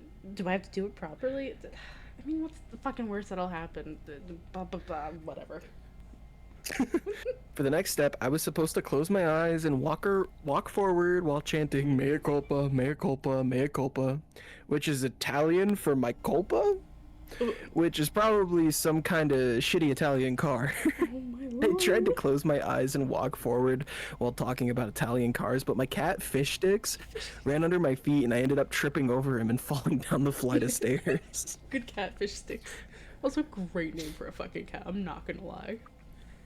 At some point, the stupid candles went out as I flailed down the stairs, but I was too concussed to care. I rolled up from the ground, the birds are back, groaning and deciding I would just continue to go through the motions, which meant hiding in a closet and waiting for the ghost to play hide and seek with me. I like chose the to- kitchen pantry because I had some... Oh, go ahead. No, go ahead. Finish up the... No, you go ahead. Oh, okay. Sorry, I lost my place a little bit. I chose the kitchen pantry because I had some open potato chips in there, so I made my way back. I was gonna say, I'm just imagining now, this is the exact ambiance this guy is hearing as he's doing all this, and he's just like, whatever. Just typical Baltimore at 4:30 in the morning, you know? The laughing. It's gone to the weird owls. dogs.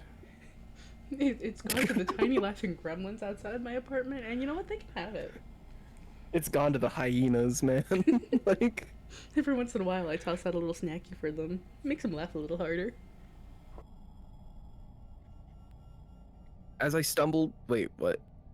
Yeah, you Oh, got yeah. it, you got it. As I stumbled, I heard several soft whispers behind me. I spun around, hoping that I was right about Fish Sticks knowing how to talk, but there was no one there, except for the figure standing in the corner. Oh, fuck. I stopped, blinked, and it was gone. I really need to lay off the Patron. As I honed in on the closet, the alcohol concussion finally caught up with me, and I stumbled to a stop, doubling over and vomiting watery Patron all over my kitchen floor. Fuck! My ass was landlord grass. The hellish combination of alcohol, concussion, post-vomit and a looming eviction notice caused my emotions to go haywire, and I unleashed a violent sob, God. mucus and tears rivering down my face. I heard a noise outside the kitchen. It's My eyes fucking- fell on whatever. It's the My- faceless figure from earlier going, oh, fuck. I was trying to scare you, but now I just feel bad. Are you good, man? You need some This help. isn't fun anymore. Yeah, you've kind of ruined the mood. We went from having a spooky, scary time, and now I just feel like an asshole. Can you not? My eyes fell on the kitchen window where I spied that stupid gang member KKK dude in my backyard, still staring at me. I must have looked like an idiot, weeping in front of my kitchen pantry, too ashamed to confront him. I just crawled into the pantry and shut the door. It was so damn cold in there that I nearly froze my man titties off. My air conditioner was probably broken. I definitely needed to call the landlord, but that would mean sedating fish sticks and stuffing him in a suitcase under my bed. The logical do that. thing to do with your cat if you're hiding them from a landlord. You're gonna take a nice little nap. I'm gonna put you in a suitcase, and in 2 hours you'll be out. Don't worry. At this point, I realized that I need to reevaluate my life. Maybe I shouldn't drink as much. Maybe I should give fish sticks to a good home. Maybe I should find women with intellect and poise. Maybe I should move out of my shit neighborhood where KKK people roam at 4 a.m. After going through an entire existential crisis in my pantry, I decided to say fuck it and end the stupid ritual. That Tinder girl wasn't even that hot anyway, and besides, I still had like 70 more ritual things to complete, which included lighting 8 more candles, stabbing a Japanese doll, and spinning around in a circle while screaming, "You're it, you're it." This bitch doesn't even have 1 candle. How is he gonna light 8? This was all supposed to culminate into me going into my basement, sitting in front of a mirror and looking at the mirror, but not actually looking into it, which made absolutely no fucking sense. As I got up to open the pantry door, I heard a low moan coming from behind the door. I froze. I prayed to God it wasn't my landlord. I cracked open my door to see the gang member KKK guy standing in my kitchen, staring at me. I finally got a good look at him. He didn't have a face. I guess getting your face taken away is a part of a gang ritual now. I'm He fucked. didn't react to no. my presence. He just stared. I didn't know how the hell to deal with gang members or faceless KKK members, so I just stared back. We did this for about 5 minutes before I slowly inched out of the kitchen and back upstairs. He turned to watch me as I went, but didn't move. So after that, I went up to the bathroom to take a shower, and now my shower head is leaking, which I blame on that stupid ritual. So if you guys know any good plumbers in the Baltimore area, I'd really appreciate.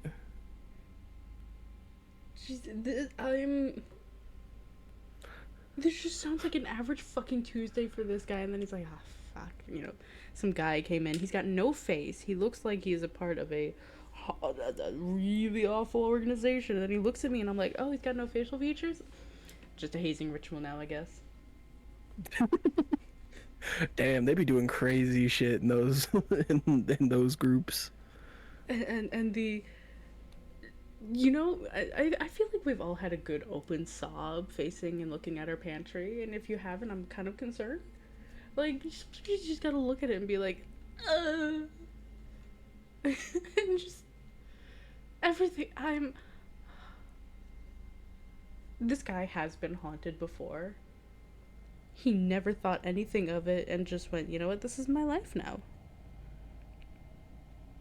And I wish I was that brave about any fucking thing. Because, holy shit.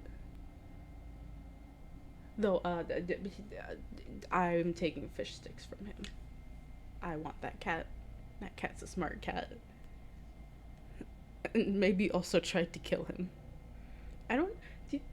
Fish sticks did trip him down the stairs. I wonder if the cat was like, you know what? I'm done with this guy. Perish, motherfucker. Rat fuck always doing rituals at way too early in the morn.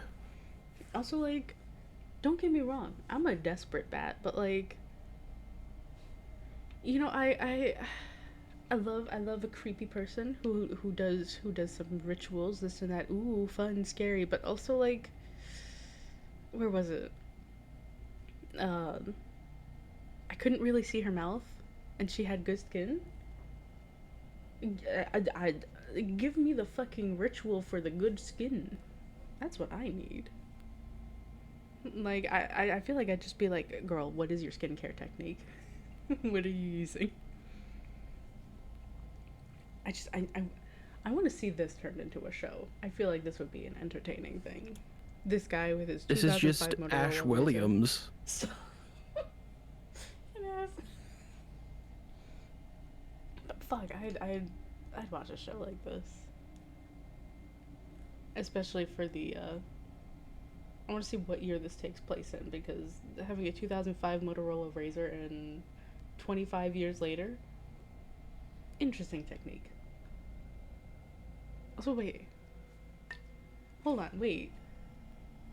How the fuck are you using Tinder if that's your phone?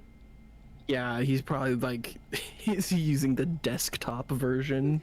Oh, ew. Yeah, he deserves this. Yeah, no, that's... What the who's... Like... Hey, some people need religion to get to their turning point in their life. Some people just need to meet a creepy Tinder girl who makes them do 93 rituals at 4 a.m. to realize people need to stop drinking, you know? Although, I will say, just reading this story already shows me he's not going to be a good partner. You can't even put in the effort to, like, do the ritual stuff properly. Like, come on. This is your sign to stop drinking to the point of alcoholism. Like, you can have a nice little wine now and then if you want, but, you know, not until you're, like, passing out and throwing up all over the place.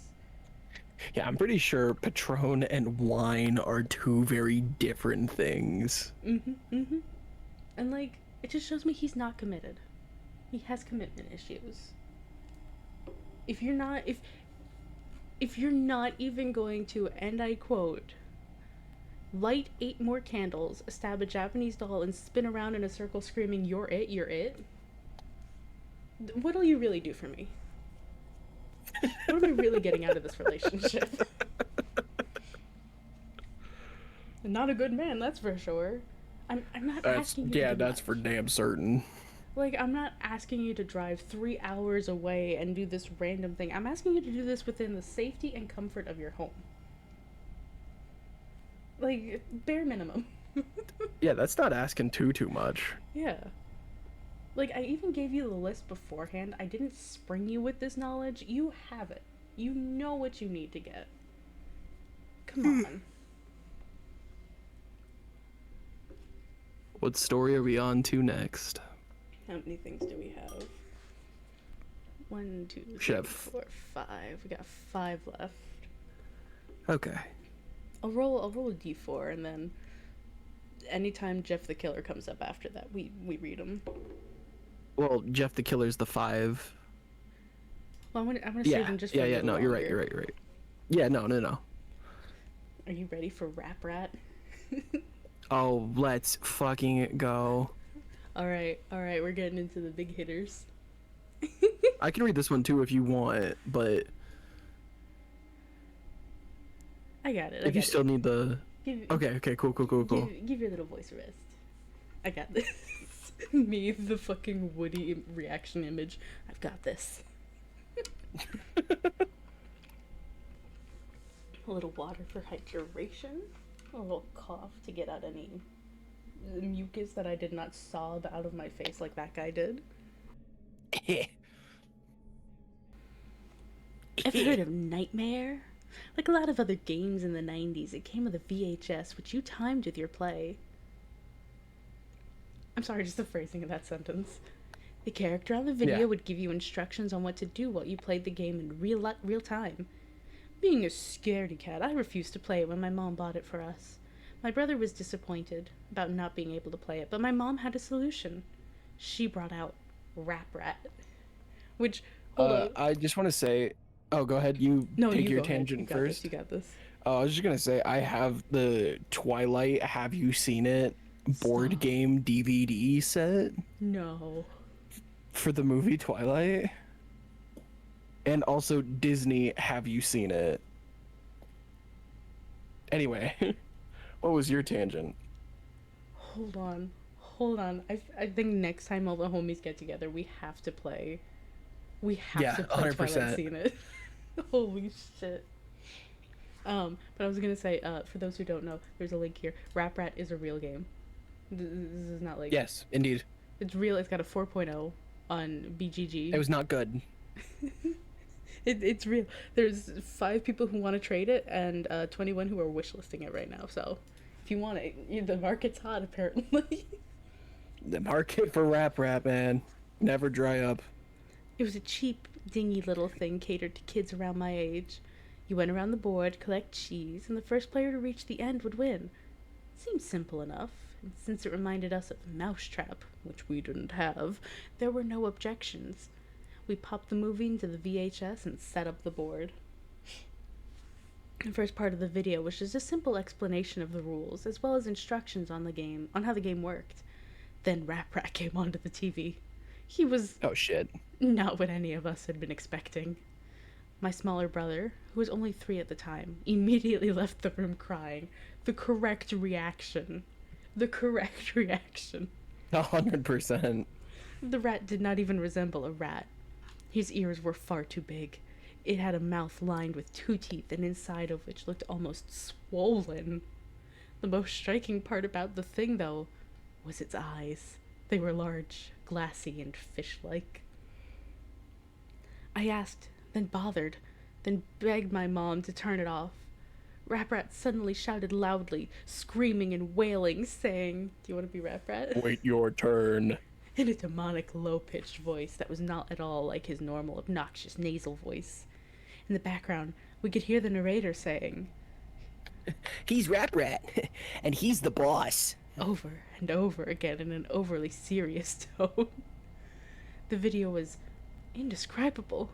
Images crossed the screen in quick succession, overcut with Rap Rat's expressionless eyes. The images were some things I was afraid of at the time. A person looking over a balcony, a hornet slowly stinging someone's eye, an extreme close-up of a tarantula, a pit full of writhing cobras, and a bloodied syringe filled with green fluid. We immediately turned the video off, and I ran out of the room screaming, slamming the door behind me. It took my mom 20 minutes to convince me that the video was gone, that I would never, That's not ever that see long. it again. Yeah, that's for all of that, which is even as an adult, like, ick.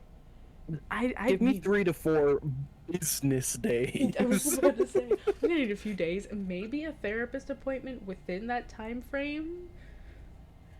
20 minutes is like, this kid has forgotten it all. I had nightmares all a week about Rap Rat. Subconscious did not forget, apparently. That wasn't the last time I saw Rap Rat. While my girlfriend and I were preparing to move in together, I was cleaning out the closet of my room and found it again, with the same VHS and the same board game inside.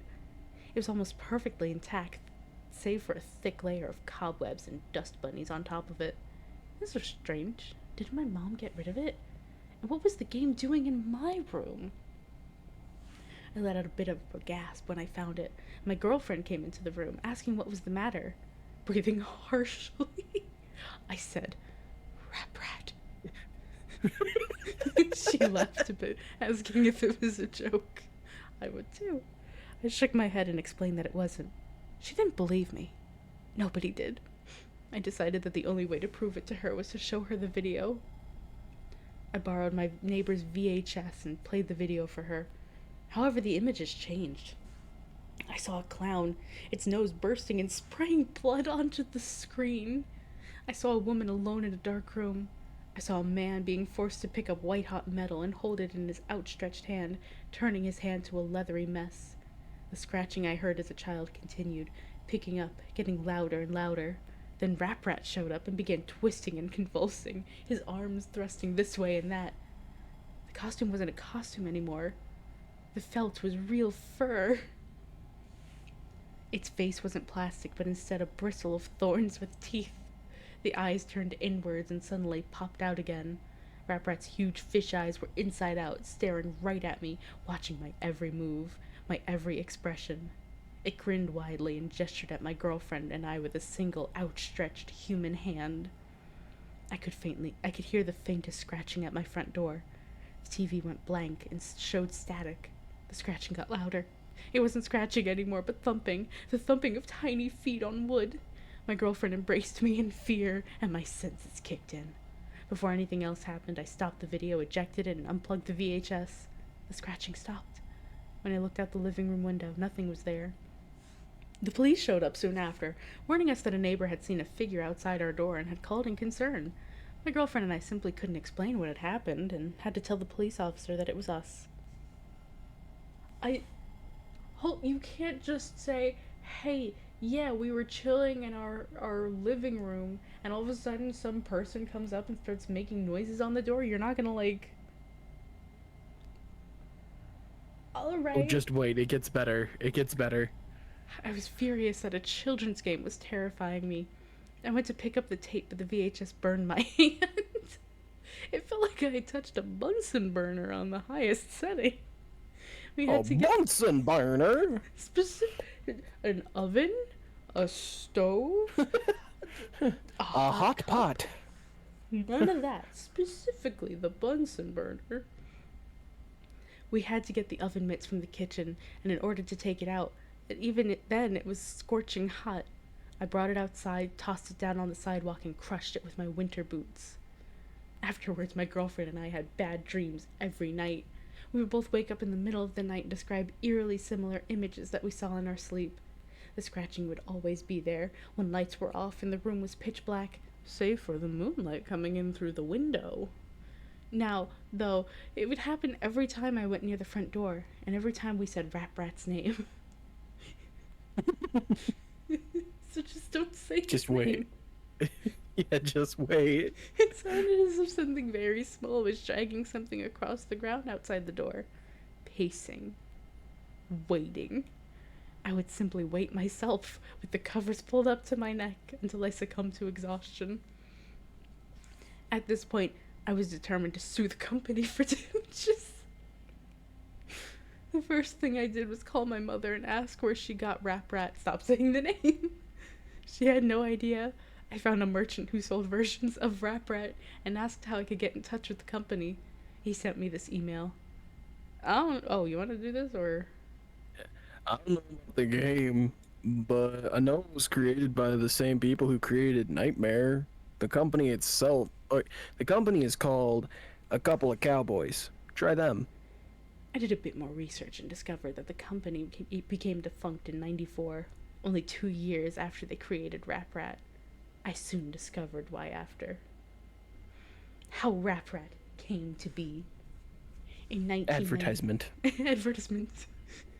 In 1992, the year of the game's development, a couple of cowboys commissioned a manufacturing company in Haiti to create the doll portrayed in the game. The company who created the puppet ran a sweatshop where they forced women and children to produce various components of the puppet, including the felt and plastic of the doll. Oh, what the fuck? One day, a young Haitian girl got her arm caught in the industrial sewing machine. The spring loader... spring locks. Oh god. This is the inspiration for FNAF. Unable to handle the weight on the machine, came loose and struck the child's neck, killing her instantly. A few days after the funeral, the mother of the child came to the factory, demanding to see the owner, who denied that he had anything to do with it. In a fit of rage, the mother said that the blood from the innocent would seep into every crevice of the doll, every component with which it was created, and that all who touched it would die. She claimed to have summoned a fear demon and screamed at the top of her lungs, "No. Apparat will curse you." The owner simply laughed and told his corporate bosses about Apparat. They spread the joke from person to person, and the game was renamed Rap Rat, a loose anagram of Apparat. Each recitation of the name Apparat brought with it a greater and greater curse. Only 2 years after Rap Rat was created, the company was shut down, and the owners hired by Mattel. You know? Important detail. Mattel mentioned. Not only do they have Ouija boards, they've got Rap Rat. There were stories of the workers begging for days off, skipping work for weeks and weeks, and finding the puppet in strange places. There were also stories of suicides, Grim, violent deaths in which the workers would stab their hands and set themselves on fire, writing "I am fear" on the nearest surface in blood. Nobody knows where the Rap Rat doll went after the original creators disappeared. Some say that the last things the victim saw before going insane were large, sunken, fish-like eyes. Who told them that? Because if it implies that they were victims, they died. Yeah, who's gonna tell them? The people who own the company who don't want this knowledge getting out?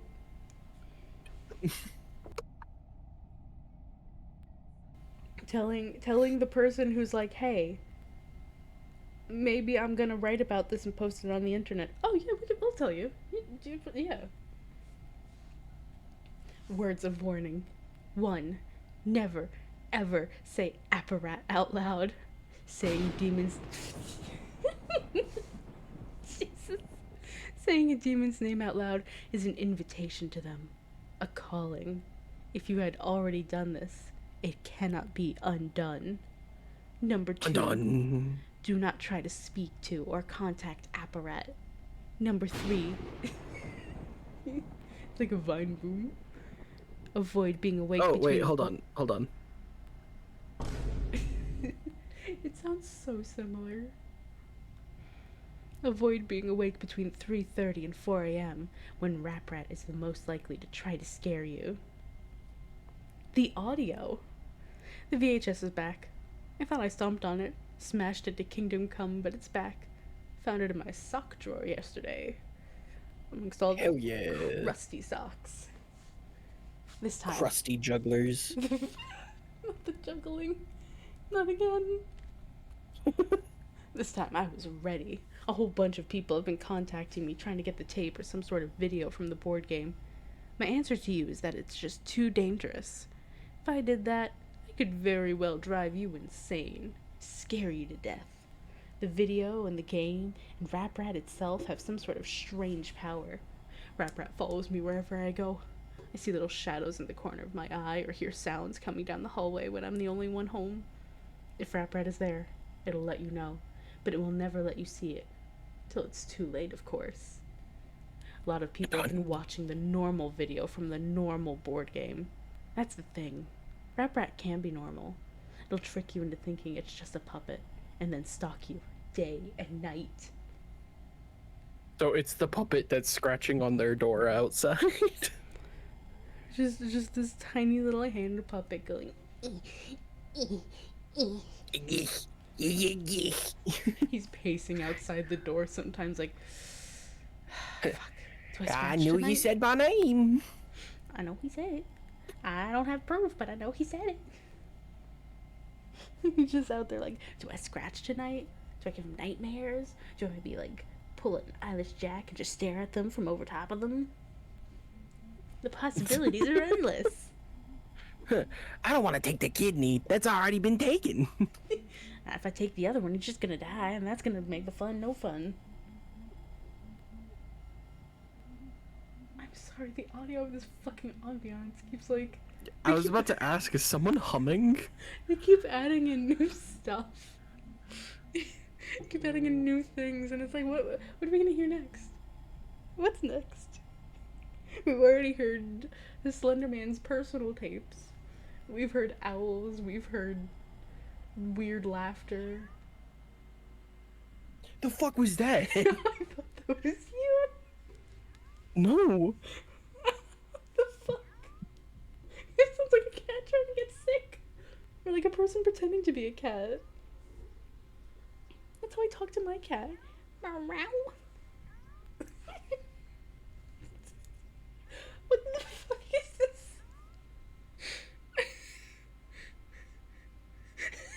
Just that is gone.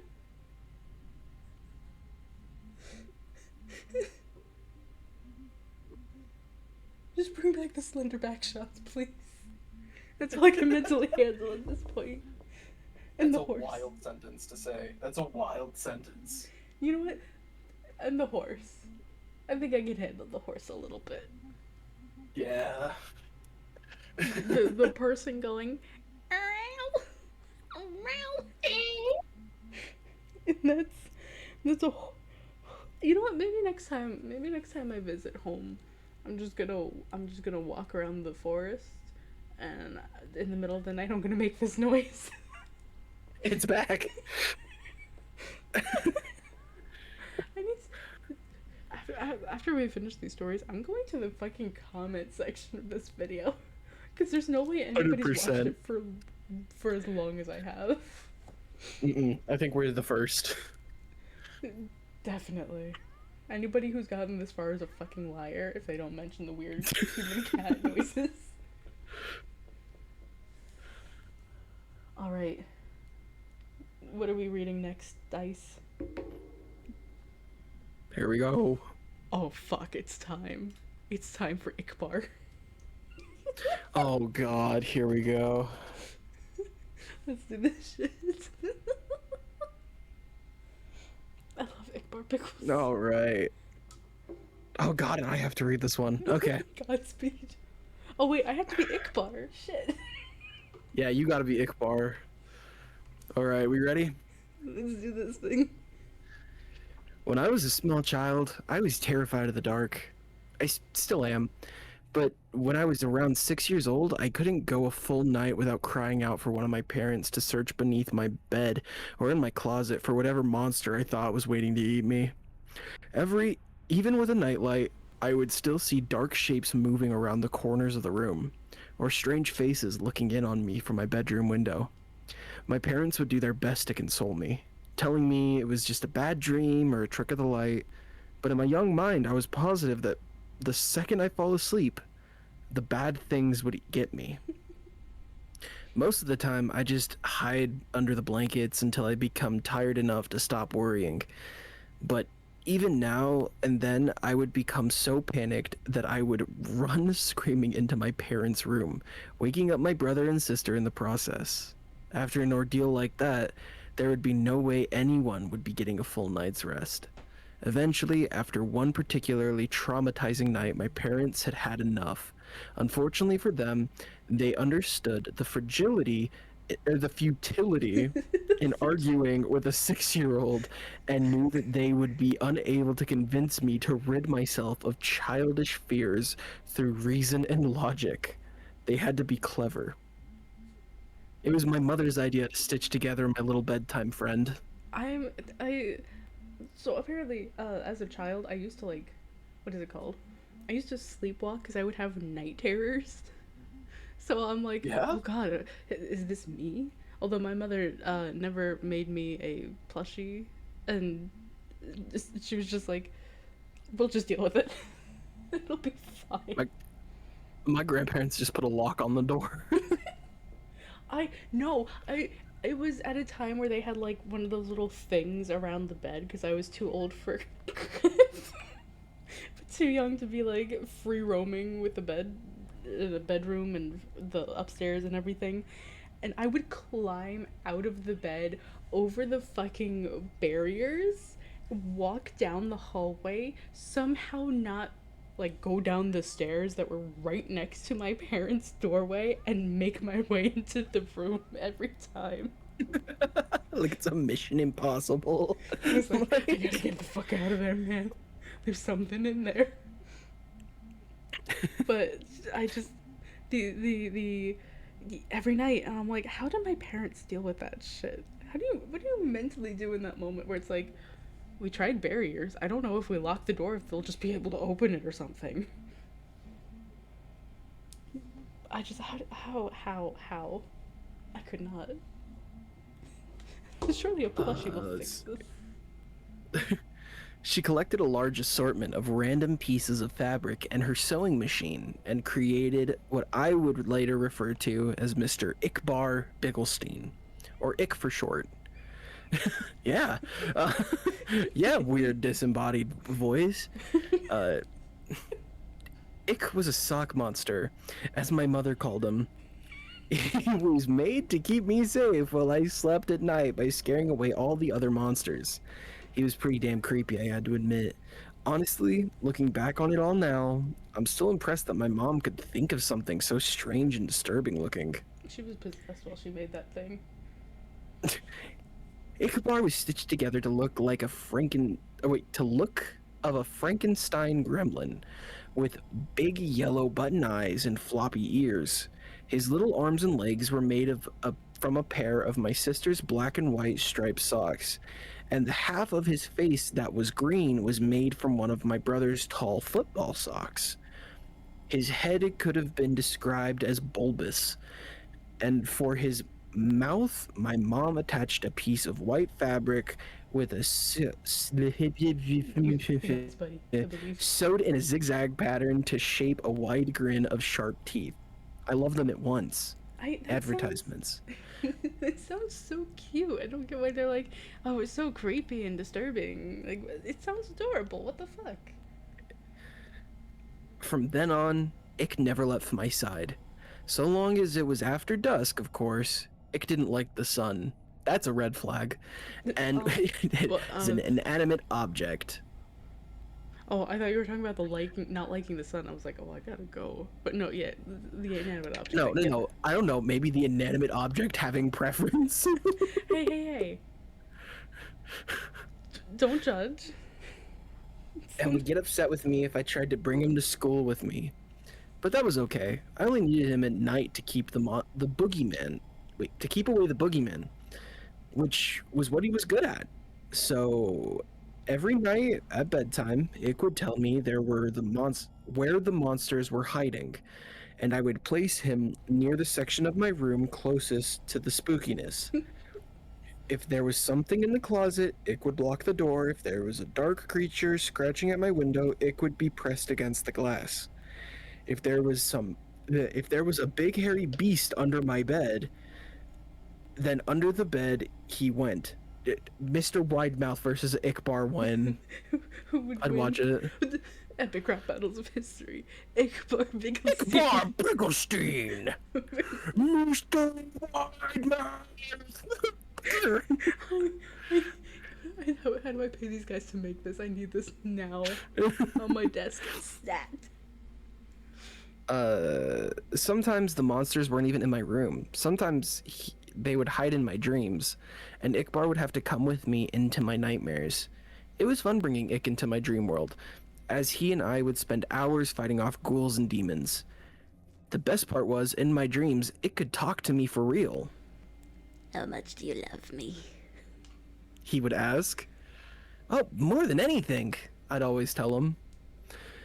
One night, in a dream, I had lost my first tooth. Ick asked me for a favor. Can I have your tooth?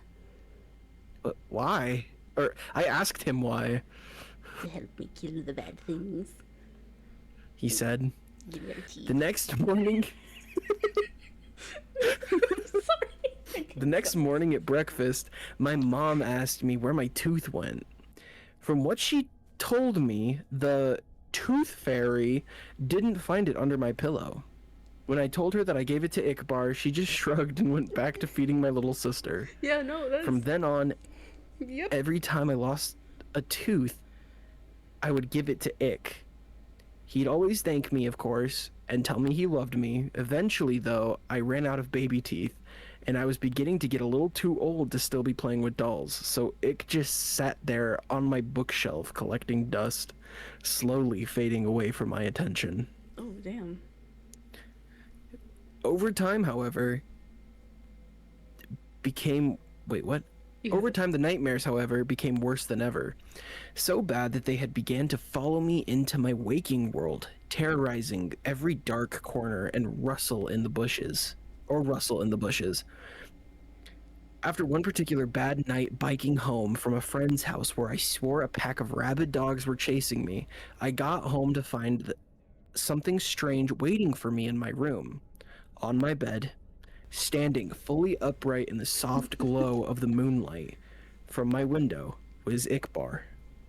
At first, I just thought my eyes were playing tricks on me again. They had been all evening, so I tried to flick on the lights.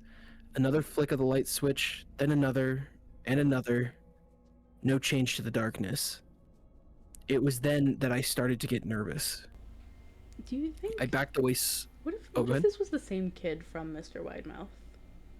Could you That just would be imagine? wild. Like, you go from one horrifying monster in your life to now, oh, of course I'm gonna have trauma from Mr. Widemouth, and then you get this little plush thing, and you're like, okay, this will help, and now he's giving you trauma as well, and he's like, I need your teeth.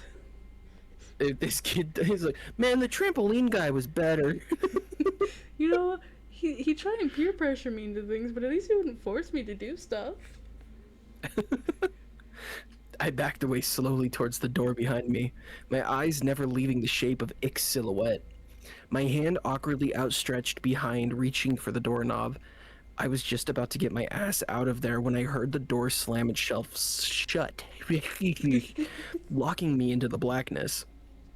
In nothing but shadows and silence, I stood frozen in place, not even breathing. For how long, I can't say. But after what felt like a lifetime of cold fear, I heard the shrill, familiar voice. Advertisements. God, the scariest fucking thing. You stopped feeling me, so why should I protect you? Protect me from what? Let me show you. Advertisements. Advertisements. I blinked once more and everything changed. I wasn't in my room anymore.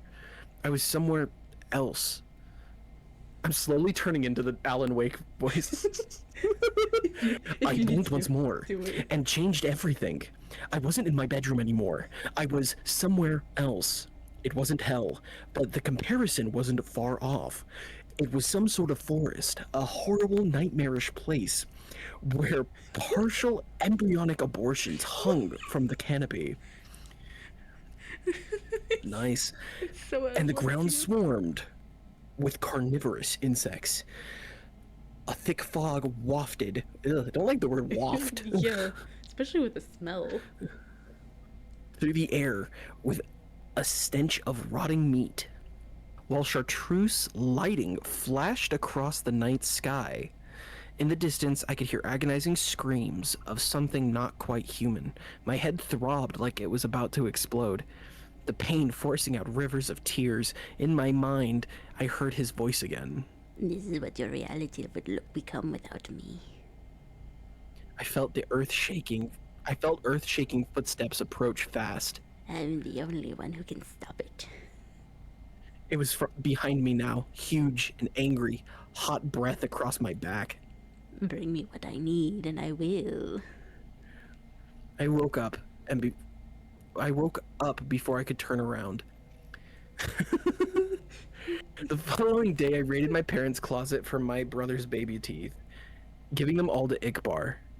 Almost immediately, the night terrors ceased, and I was more or less able to go about my normal life. From time to time, I would have to sneak into my little sister's room and snatch what was meant for the tooth fairy, or strangle one of the neighborhood cats and pry out its sharp little incisors. Dude, just become a fucking dentist. What Please. the fuck? Like, I wish Ikbar would have been like, The fuck is this? it's a tooth. What the fuck, bro? Not a tooth. This is fucking bullshit. Anything to ward off the visions. Anything from a shark tooth necklace to a cavity ridden bicuspid. I also began to notice that Ick would move about my room whenever I left for any length of time, rearranging my stuff and hanging additional curtains. He was even beginning to look more lifelike. In the right light, his teeth would glisten, and he was warm to the touch. As much as he creeped me out, I couldn't work up the courage to destroy him, knowing perfectly well where that would leave me. So I went collecting teeth for Ick throughout all of high school and college. The older I got, the more things I would learn to fear, the more teeth Ick would need to keep me safe. Also, Advertisements. Love how Ick's like, alright, not only am I gonna protect you, maybe I'll do a little of interior decorating, because it is not up to my standard. If I'm gonna be protecting While you, you're gone, I watch tons of Property Brothers. I watched Flip It or Sell It, whatever those shows were. I watched a lot of HGTV growing up. I know what's best here. And if I'm going to be protecting this place, it needs to be decent to look at. You don't know what you're doing, kid. The I'm professional 22 years old now.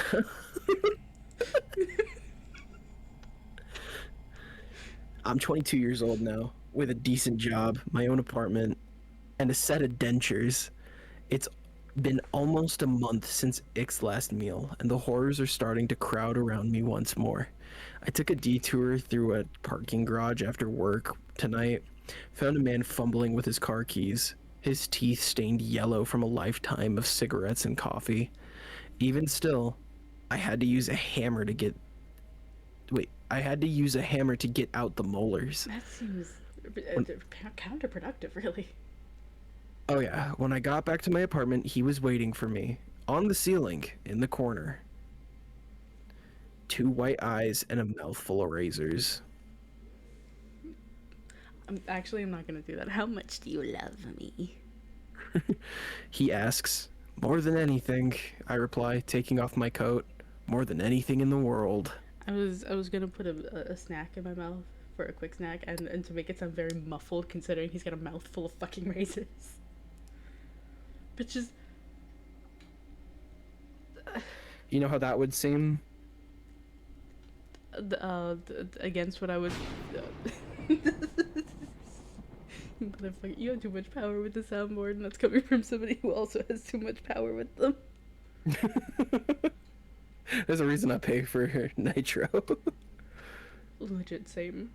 Partially because I'm like, ooh, sending big files, but also because I'm like, I could do this shit.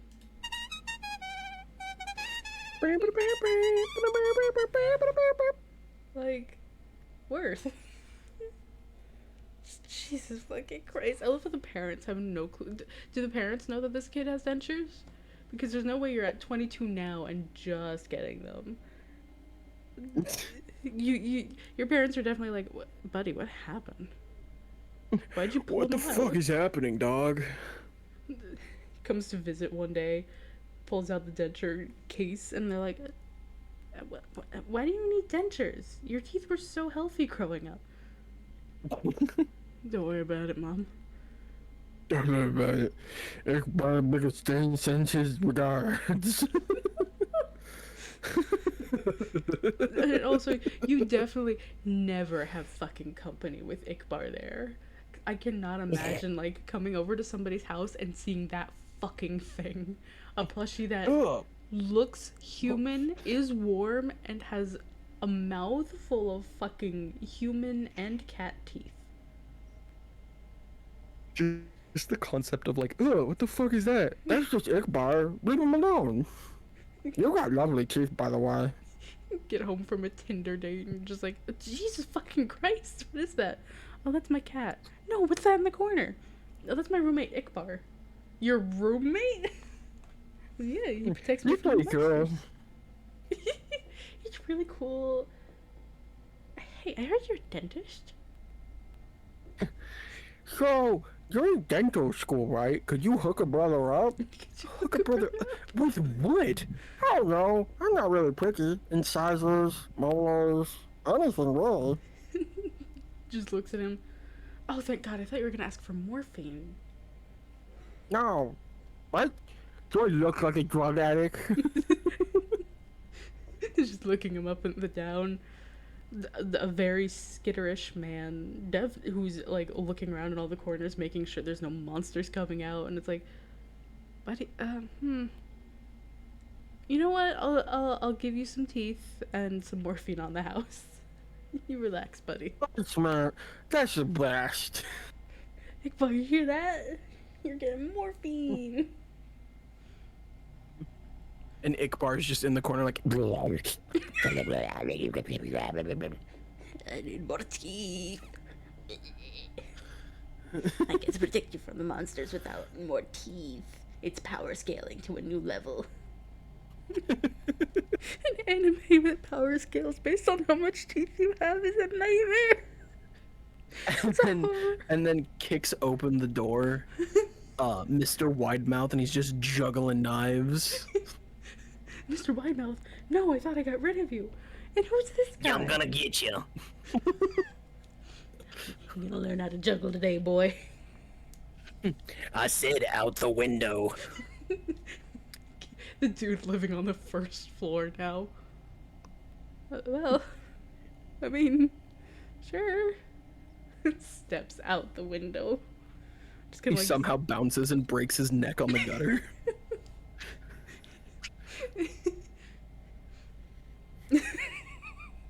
bounces up fucking high, lands on the roof of an apartment building. 10-story What the fuck? My Furby keeps ominously juggling.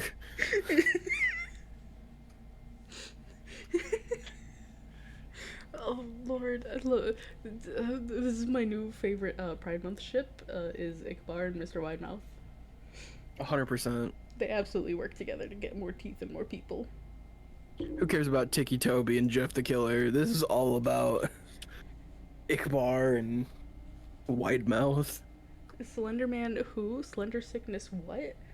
I'm just obsessed with Ikbar Bigglestein stealing my teeth. You know what Ikbar loves about Widemouth? You know what he has in his wide mouth? Probably eye teeth. Wait, Oh God. Here we hold on. go. Ikbar and Mr. Widemouth can smooch easily because Ikbar's definitely got a big mouth from the teeth, and there's only one person who can match that mouth size. 100%. Oh fuck. We're down to some big three here, people. For Down you, to the big three. gaming is about escape. When you push the button on your console, switch the PC on, you're switching the real world off and escaping somewhere else for a while. Recently, Oh my God, how long is this one? it's a bit long. There's also like Okay. overviewed advertisements in here. Recently, the bright primary colors and flat backgrounds of retro games. Flakbacks. It's made of flacking. Retro games have been your escape. Sure, the graphics are virtually primitive and the plinky plonk music can be infuriating, Plonk. but there semicolon S something about the simplicity, the fullness of the characters, and the amazing gameplay of those games that really appeals. Until that is. Jesus. One of those games full of bright sunshine days suddenly turns dark. Till one of your favorite characters fills the screen, but instead of offering his usual wide smile and mischievous eyes, he instead offers you emptiness, terror, and the dark, hollow void of empty sockets that leak some awful fluid. The music. Oh my God. No specific fluid, just something awful. The music. That's what's coming out of fades. my eyes. Ben, what's coming out of your eyes? Wouldn't you like to know, Weather Boy? Where are your parents? The music fades. The eyeless face glares out. You realize far too late. You're in his world now. You're in his world now. So just you're in his world now, filled with the oh. Oh, thank you for the hijinks, Judge Dragon here. Hold on, I'm gonna mute myself while I move my leg. Oh no, we got Did that we got shut the slender back? moaning back. Yeah, I'll hydrate and stretch. Even Slenderman stretching. So what's up, Dragon here? Advertisements. Overview. Skirting similar territory to... Oh, they don't count on me now after damn near 3 hours. Jesus. Skirting similar territory to infamous Ben Drowned creepypasta, Sonic EXE. Is this a summary of it? This is a summary. Yeah, we don't gotta read this. What the fuck? Where does it? Okay. So it starts like right Here, here. wait, scroll down. Because it says, Yeah. I'm a total Sonic fan. Let's fucking go, Dragomir. Let's go! Peak gaming happening. I'm a total Sonic the Hedgehog fan, much like everyone else. I like the newer games, but I don't mind playing the classics. I don't think I've ever played glitchy or hacked games before, though. I don't think I want to play any after the experience I had. It started on a nice summer afternoon. I was playing Sonic Unleashed, I like how you get to explore the towns in it, until I noticed. You got this. My peripheral vision that the mailman had arrived and put something in my mailbox, as usual, and left. I paused my game to go see what I got in the mail. The only thing in the mailbox was a CD case for computers and a note. I took it inside. I looked at the note first and realized it was from my dear friend Kyle. Let's just call him that. Whom I hadn't heard from in 2 weeks. I know that because I recognized his handwriting, though what was weird was how it looked. It looked badly written and scratchy and somewhat difficult to read, as if Kyle was having a hard time writing it down and did it in a hurry. This is what he wrote. Advertisements. Tom, I can't take it anymore. Oh, do you want to read this? You want to be Kyle? Oh, do you want me to? I don't think we get much, like, talking in this one. No, there isn't hardly any. Tom, I can't take it anymore. I had to get rid of this thing somehow before it was too late, and I was hoping you'd do it for me. I can't do it. He's after me. And if you destroy the CD, he'll come after you too. He's too fast for me. Please, Tom, destroy this godforsaken disc before he comes after you too. It's too late for me. Destroy the disc, and you'll destroy him. But you do it quick, otherwise he'll catch you. Don't even play the game. It's what he wants. Just destroy it, please. Kyle. Kyle. I love how he took enough time to also, like, you know, at least properly sign it off. Well, that was certainly weird. Even though Kyle is my best friend and I haven't seen him in 2 weeks, I didn't do what he asked me. I didn't think that a simple gaming disc would do anything bad to him. After all, it's just a game, right? Boy, I was wrong about that. Anyway. Right. I'm okay. I love adding sound alerts that scare me. Tee hee ha ha. It was just the sound of a man going in my ear. That's a horribly timed one. It's really horrible. At least it wasn't with the slender back shots. Yeah, that's true. You motherfuckers. I didn't think that a simple, anyway. I looked at the disc, and it looks like any order computer CDR disc. Except it had a black marker on it written Sonic.exe. And it was much unlike Kyle's handwriting, meaning that he must have gotten it from someone else, like a pawn or shop or eBay. When I saw Sonic on the writing of the CD, I was actually excited and wanted to play it, since I'm a big Sonic fan. Oh wait, hold up. They're not appearing. Fuck, I love streaming. My sound alerts aren't coming in. Alright, hopefully this fixes it. It's fine.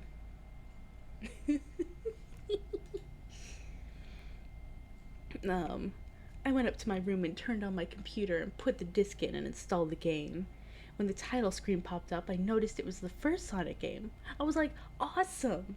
Because like I said earlier, I liked classics. The first thing I noticed that it was out of place was when I pressed start. There was a split second when I saw the title image turned into something much different. Something that I now consider horrifying before cutting to black. I remember what the image looked like in that split second before the game cut to black. The sky had darkened, the title emblem was rusted and ruined, the Sega 1991 was now instead Sega 666, and the water had turned red like blood, except it looked hyper-realistic. But the freakiest thing that was in that split-second frame was The shot Sonic. now, guys. Every time you hear the words hyper-realistic. Everybody take a shot. Or have a snack. You'll either be full of alcohol or full of yummy food. His eyes were pitch black and bleeding with 2 glowing red dots staring right at me. and his smile had stretched wider up to the edge of his face. I was rather disturbed about that image when I saw it, though I figured that it was just a little glitch and forgot about it. After it cut to black, it stayed like that for about 10 seconds or so, and then another weird thing happened. Save file select from Sonic the Hedgehog 3 popped up, and I was like, WTF, what's this doing in the first Sonic game? Anyway, then I noticed something off. The background was the dark cloudy sky of the Bad Stardust Speedway level from Sonic CD, and there were only 3 save files. The music was that creepy Caverns of Winter music from Earthbound, only it was extended and seemed to have been in reverse, and the image for the save files where you see a preview of the level you're on is just red static for all 3 files. What freaked me out more was the character select. It only showed Tails, Knuckles, and, to my surprise, Dr. Robotnik. Now, I was sure that something was up. I mean, how can you play as Robotnik in a classic Sonic game, for crying out loud? That's when I realized that this wasn't a glitchy game. It was a hacked game.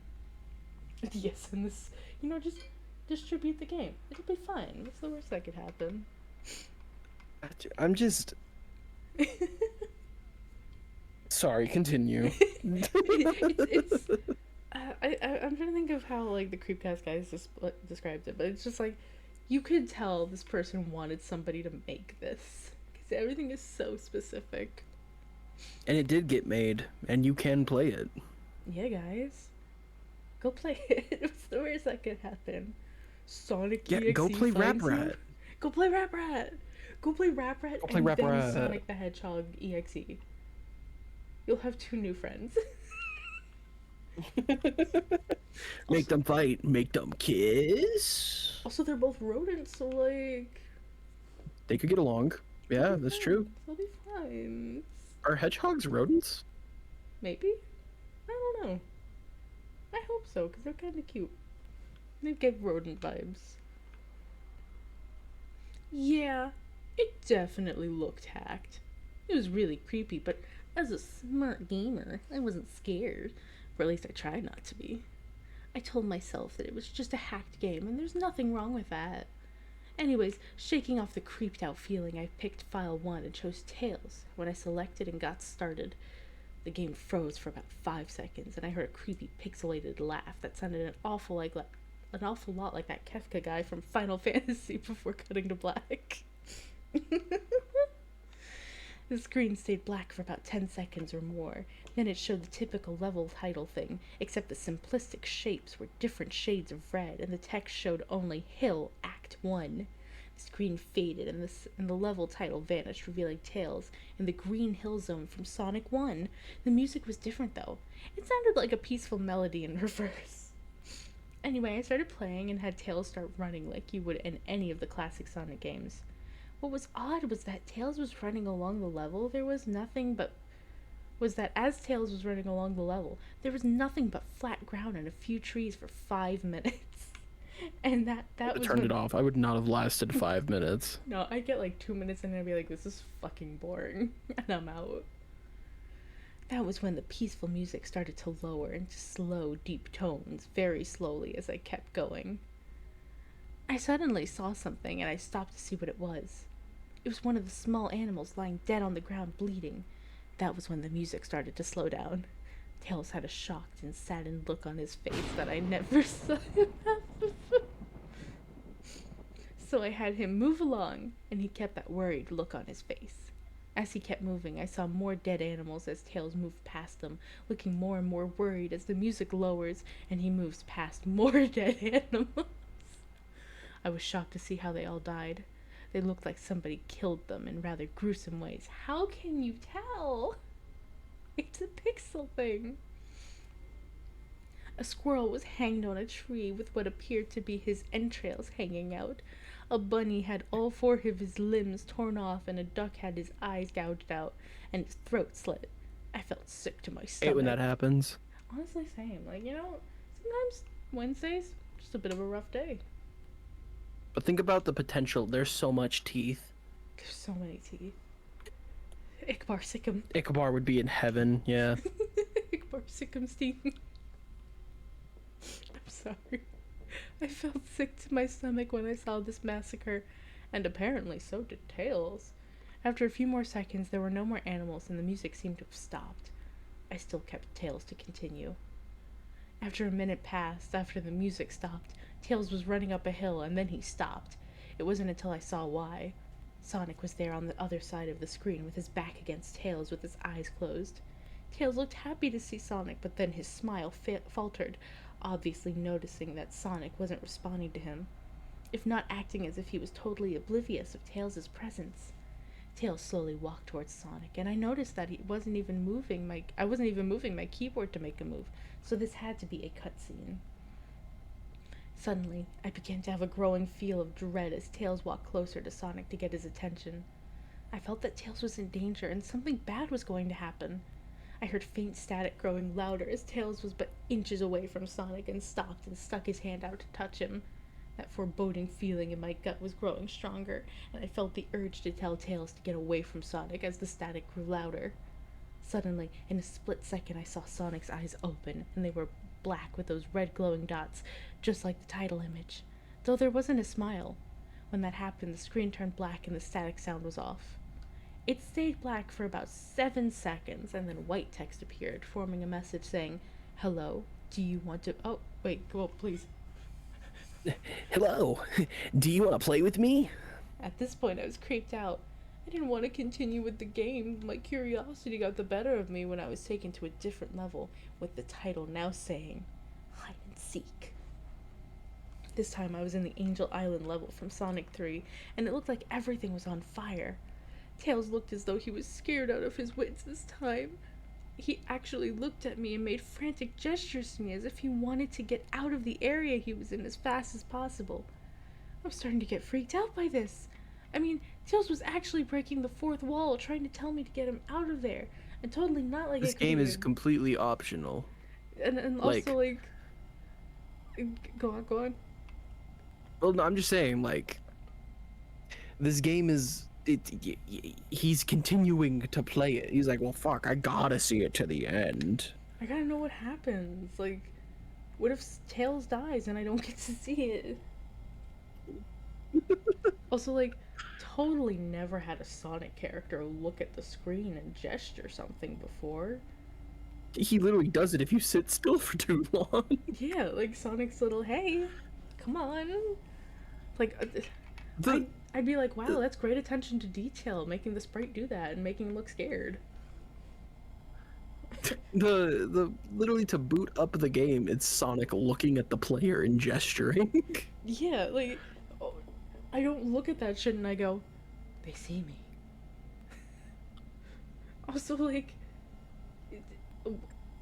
just turn it off and you wouldn't be sitting there going, "Oh god, no, Tails, don't do it. What's gonna happen to you, buddy?" It's like, you're controlling him. That is true. That is true. Like, he can't do anything. You're the one who's sending him to his death, really. What are you scared about? So I pressed down on the arrow key as hard as I could and made him run as fast as he could.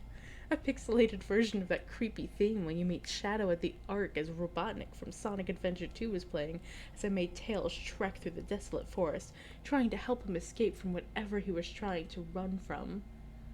Suddenly, I heard that creepy laugh again. That awful Kefka laugh. Right after 10 seconds have passed as I helped Tails run through the forest, and then I started seeing flashes of Sonic popping everywhere on the screen, again with those black and red eyes.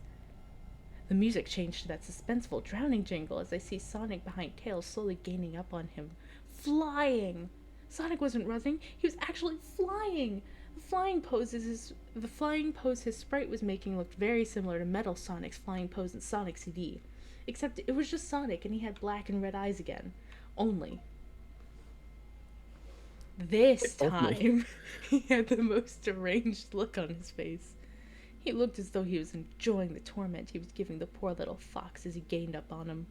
Suddenly, when Tails tripped, another cutscene, the music stopped and Sonic vanished. Tails lay there and started crying for 15 seconds. The scene was rather upsetting to watch, and I kind of teared up myself, but then Sonic appeared right in front of Tails, and Tails looked up in horror.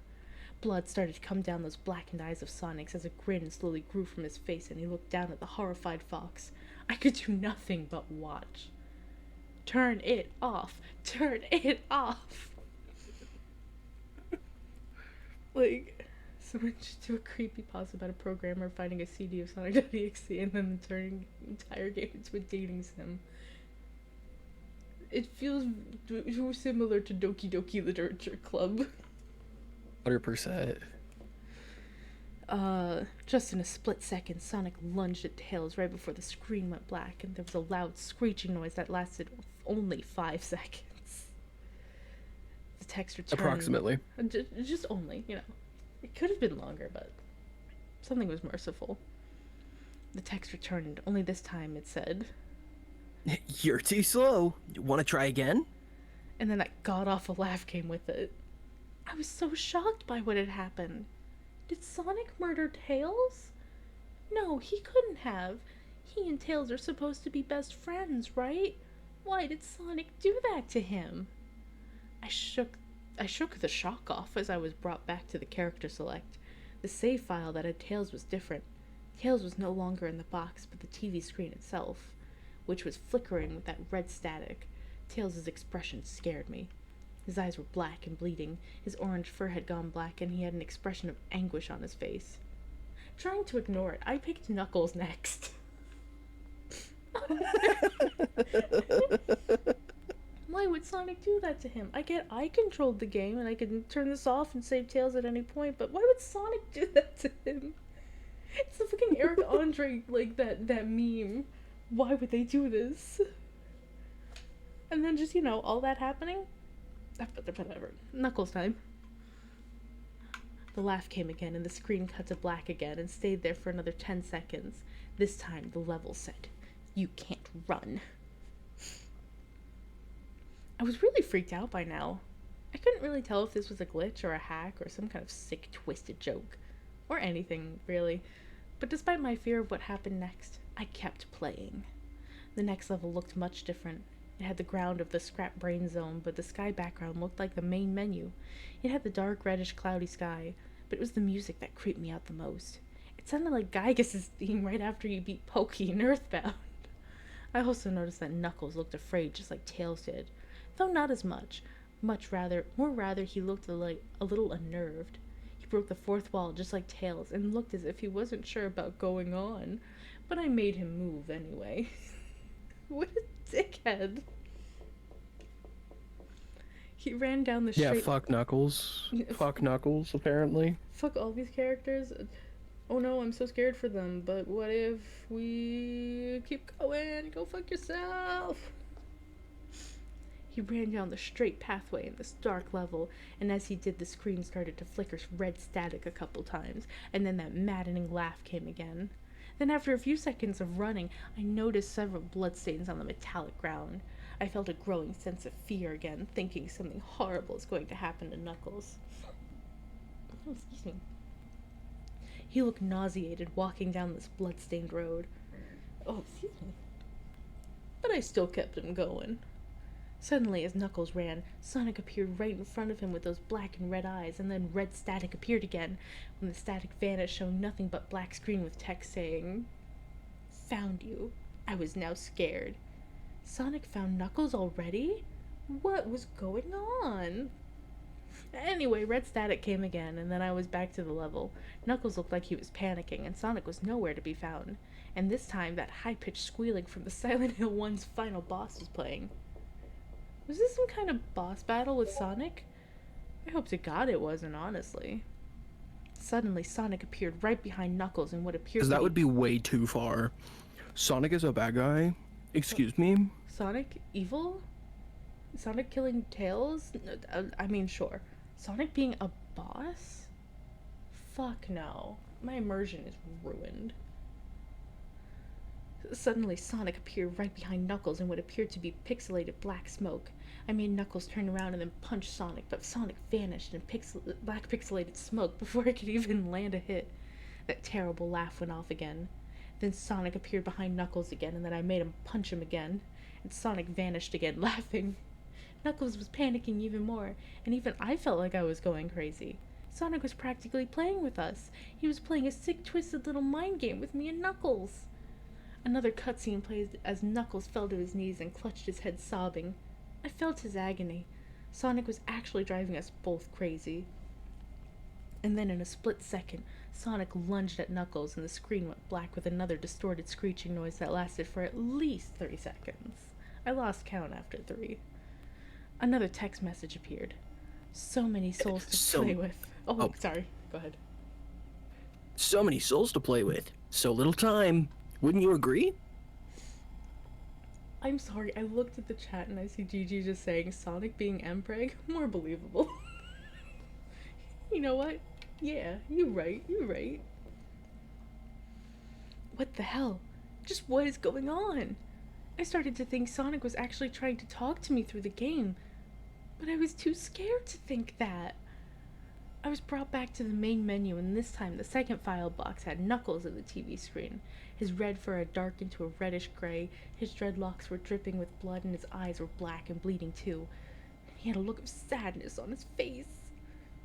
I began to think that those are actual characters trapped in those TV screens on the save files, but I couldn't believe it. I didn't want to believe it. So I shut off the game and took a break. I took a nap. I wish I hadn't. I went and made a sandwich. I went to bed. It was fine. I took a shower. I had a little snacky, maybe a little dessert after dinner. Took a nap, and I woke up and was like, what was I doing yesterday? Oh yeah, I wanted to delete that game. I took a nap. I wish I hadn't, because then I began to have the most disturbing nightmare. I was in pitch black darkness, although I was under the light given off by a lamp that hung high above my head. I could hear the cries of Knuckles and Tails nearby.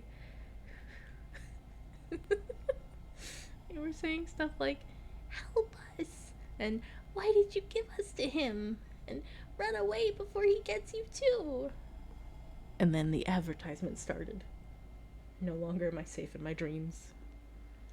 Their cries died out as I then heard Sonic laugh. His laugh. It sounded a lot like the distorted Kefka laugh.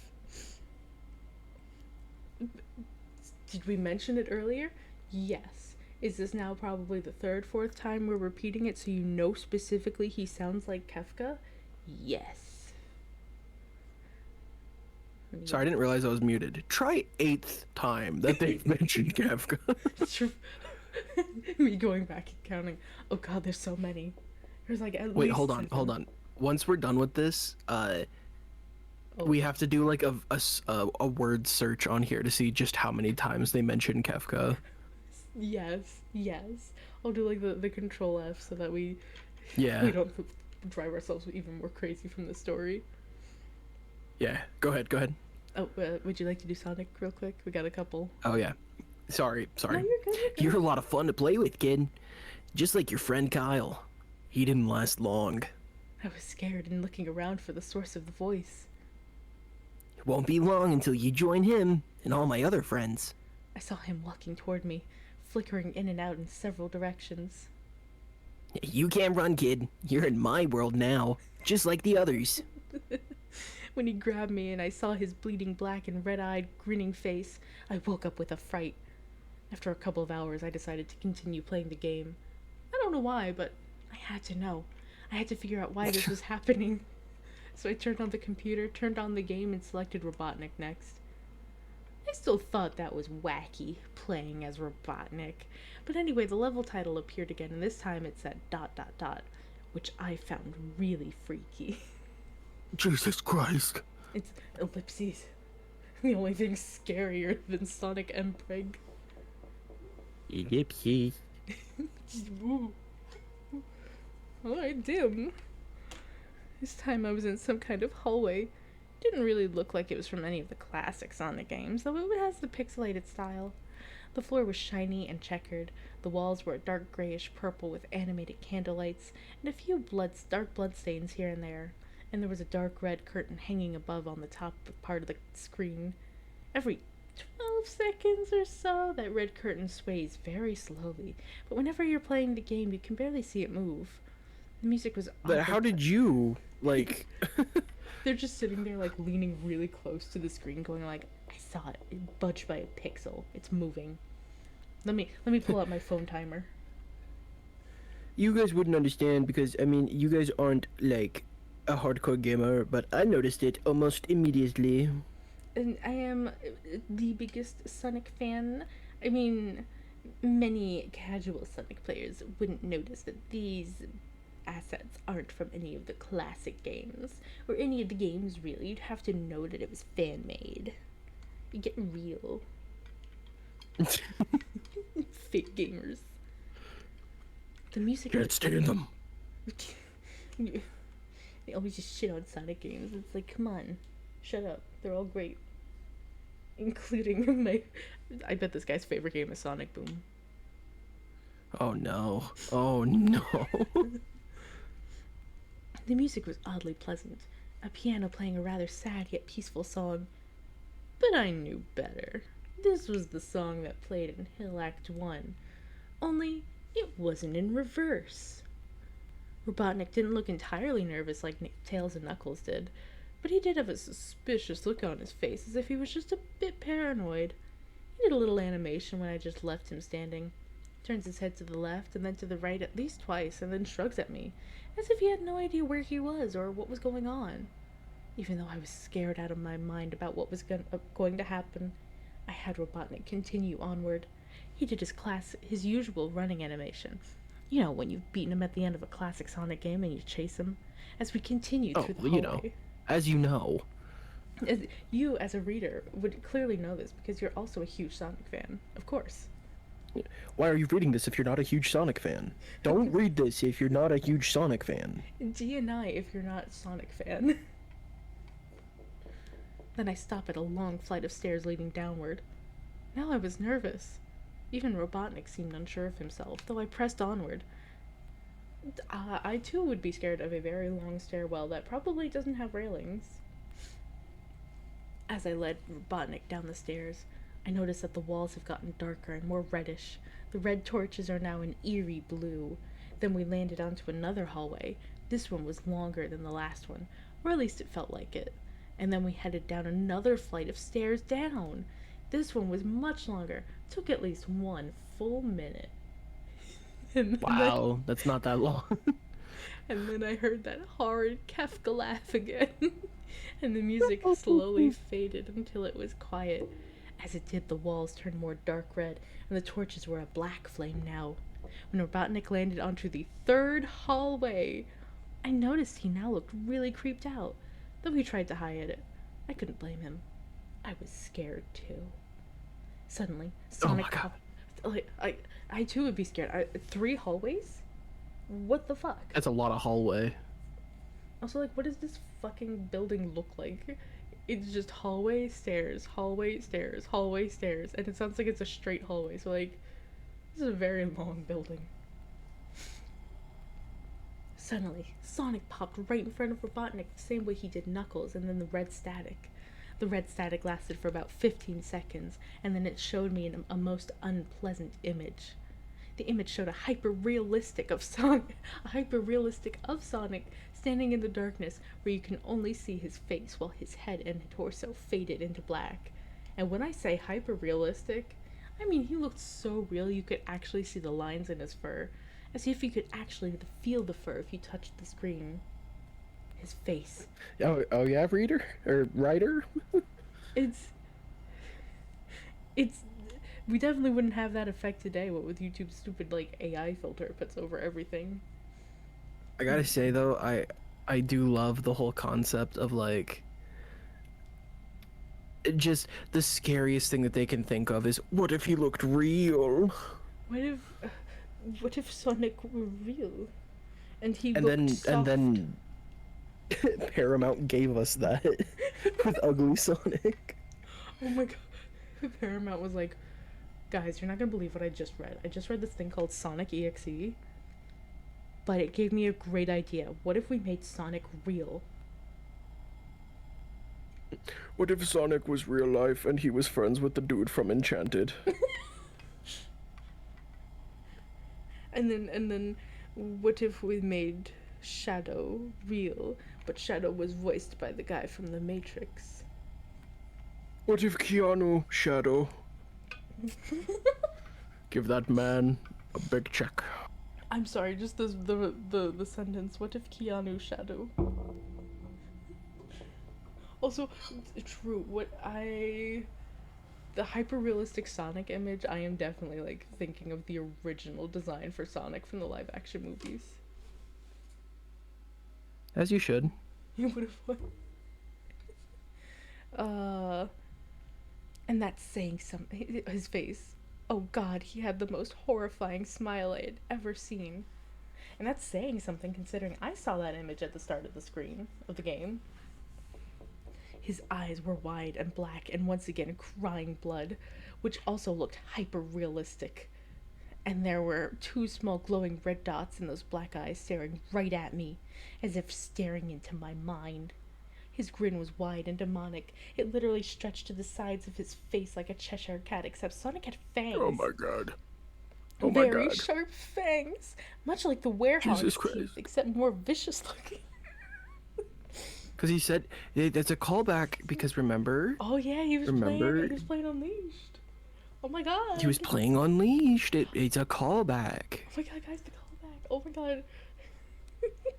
Not like anything else in this game. Somewhat I don't think you're yellow. appreciating this really good writing. Oh, fuck. Fetch Master Reeves. There's a hedgehog that needs voicing. Somewhat yellowish, and from the look of it, he had stains of blood and small bits of flesh on his lips and fangs as if he ate some animal. Tasty. Hey, Sonic, fucking brush your teeth.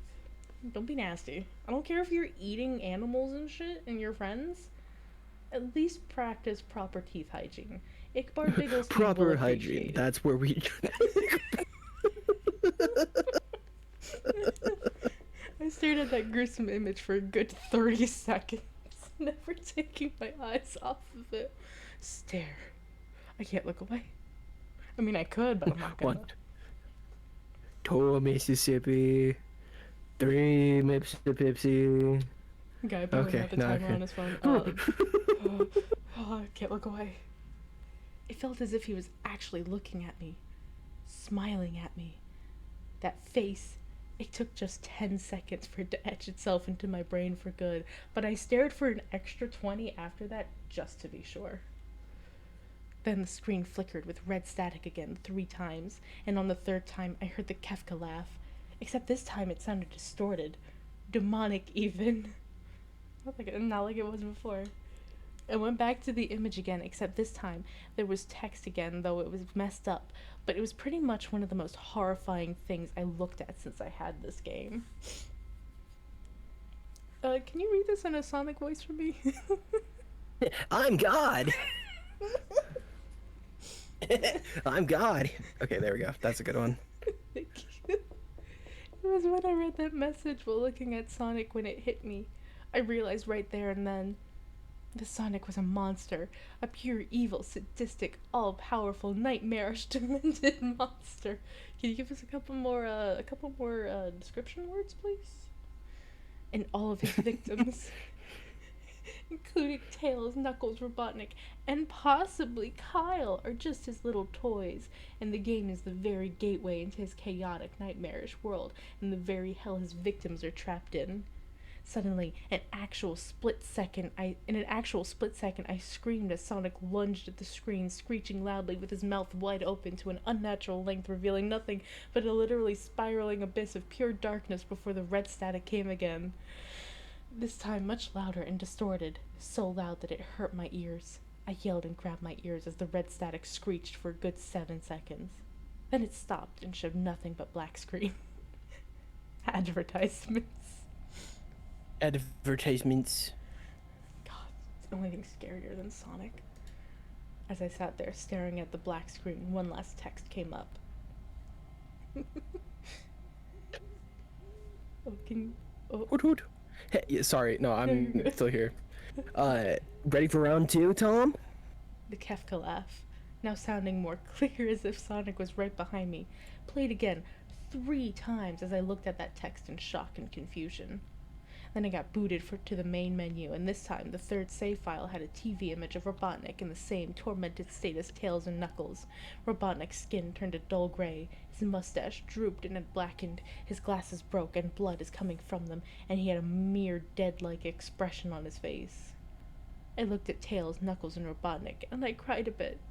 I pitied them for the agony they're going through. They were forever trapped within the game. You did this. Yeah. The agony they're going through, you put them through. You kept saying, I'll just go on. I'll keep going. What was I gonna do? It's just a game. Forever tormented by that horrid hedgehog, and always will be. Then the computer shut itself off. I couldn't turn it back on no matter what I did. I sat there for maybe 25 seconds, horrified by what had just happened. Sonic is the very embodiment of evil. He tortures people who play his game in more ways than one, and then when he gets bored he drags you into the game, literally drags you to hell, where he can play with you always, as his toy. I can't get the game out of my computer. I think it's stuck in there, but at least I managed to turn it back on now. After I sat there for 25 seconds, I heard a voice right behind me like a whisper. Try to keep this interesting for me, Tom. I turned around to see where the voice came from, and what I saw made me scream. Sitting on my bed, staring right at me, was a Sonic plushie, smiling with bloodstains under its eyes. Oh, God. One of the greatest stories of all time. Written by a piece of shit person, we will never deny that. This guy can go fuck himself, if I remember correctly. But, Oh, wait, really? yeah. Oh, hold on. I need to look this up. Oh, it's not a happy thing. It's not even just like, okay, you're just kind of rude. It's kind of like, oh, Jesus Christ. Like, it's not hard to be a normal person. It's really not. No. Well, as somebody who has witnessed a rat eat its baby when I They're a was predator? yeah. I couldn't remember if it was that or they were also like weird with animals, but I knew it was one of the two. But yeah. Can't have any good things in this world apparently. But yeah, I remember one time I was at a pet store and I was like, oh, look at all the little animals, this and that, and then I went up to the rats and I'm like, oh, they're so cute, and I witnessed a mother eating her baby, and I was in middle school and I was like, well, you know, not what I expected to see at like 7 o'clock on a school night, but you know, things happen sometimes.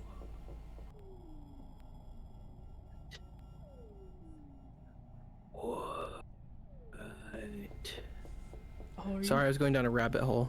Are you reading sorry. more about this guy? Yeah. Also, I love that we got a new sound in our Slender ambiance of. Oh, Kind of sounds like my mouse. Hold on, let's see if we can hear it.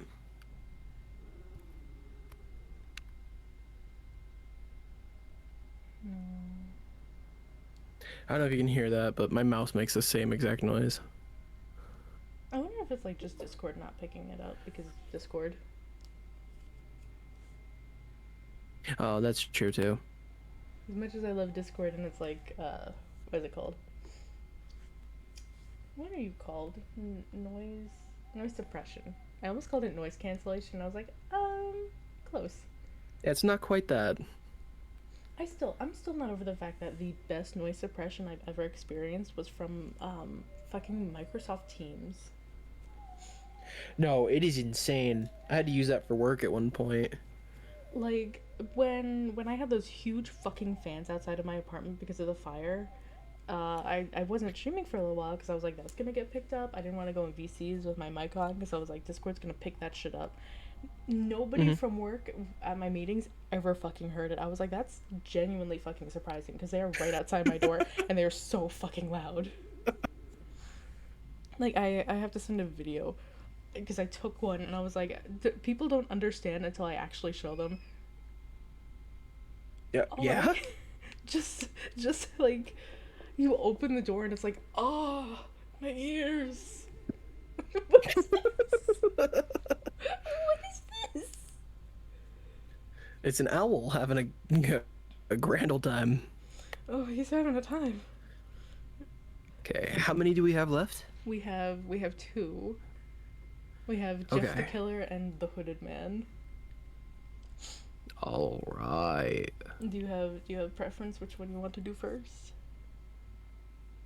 Uh, uh, let's leave Jeff the Killer for the end. Let's do Hooded Man first. True. I'm gonna quick run to the fucking bathroom before we do this because my ass has been hydrated. Yeah, no problem. I'm gonna get up and stretch my legs a little bit.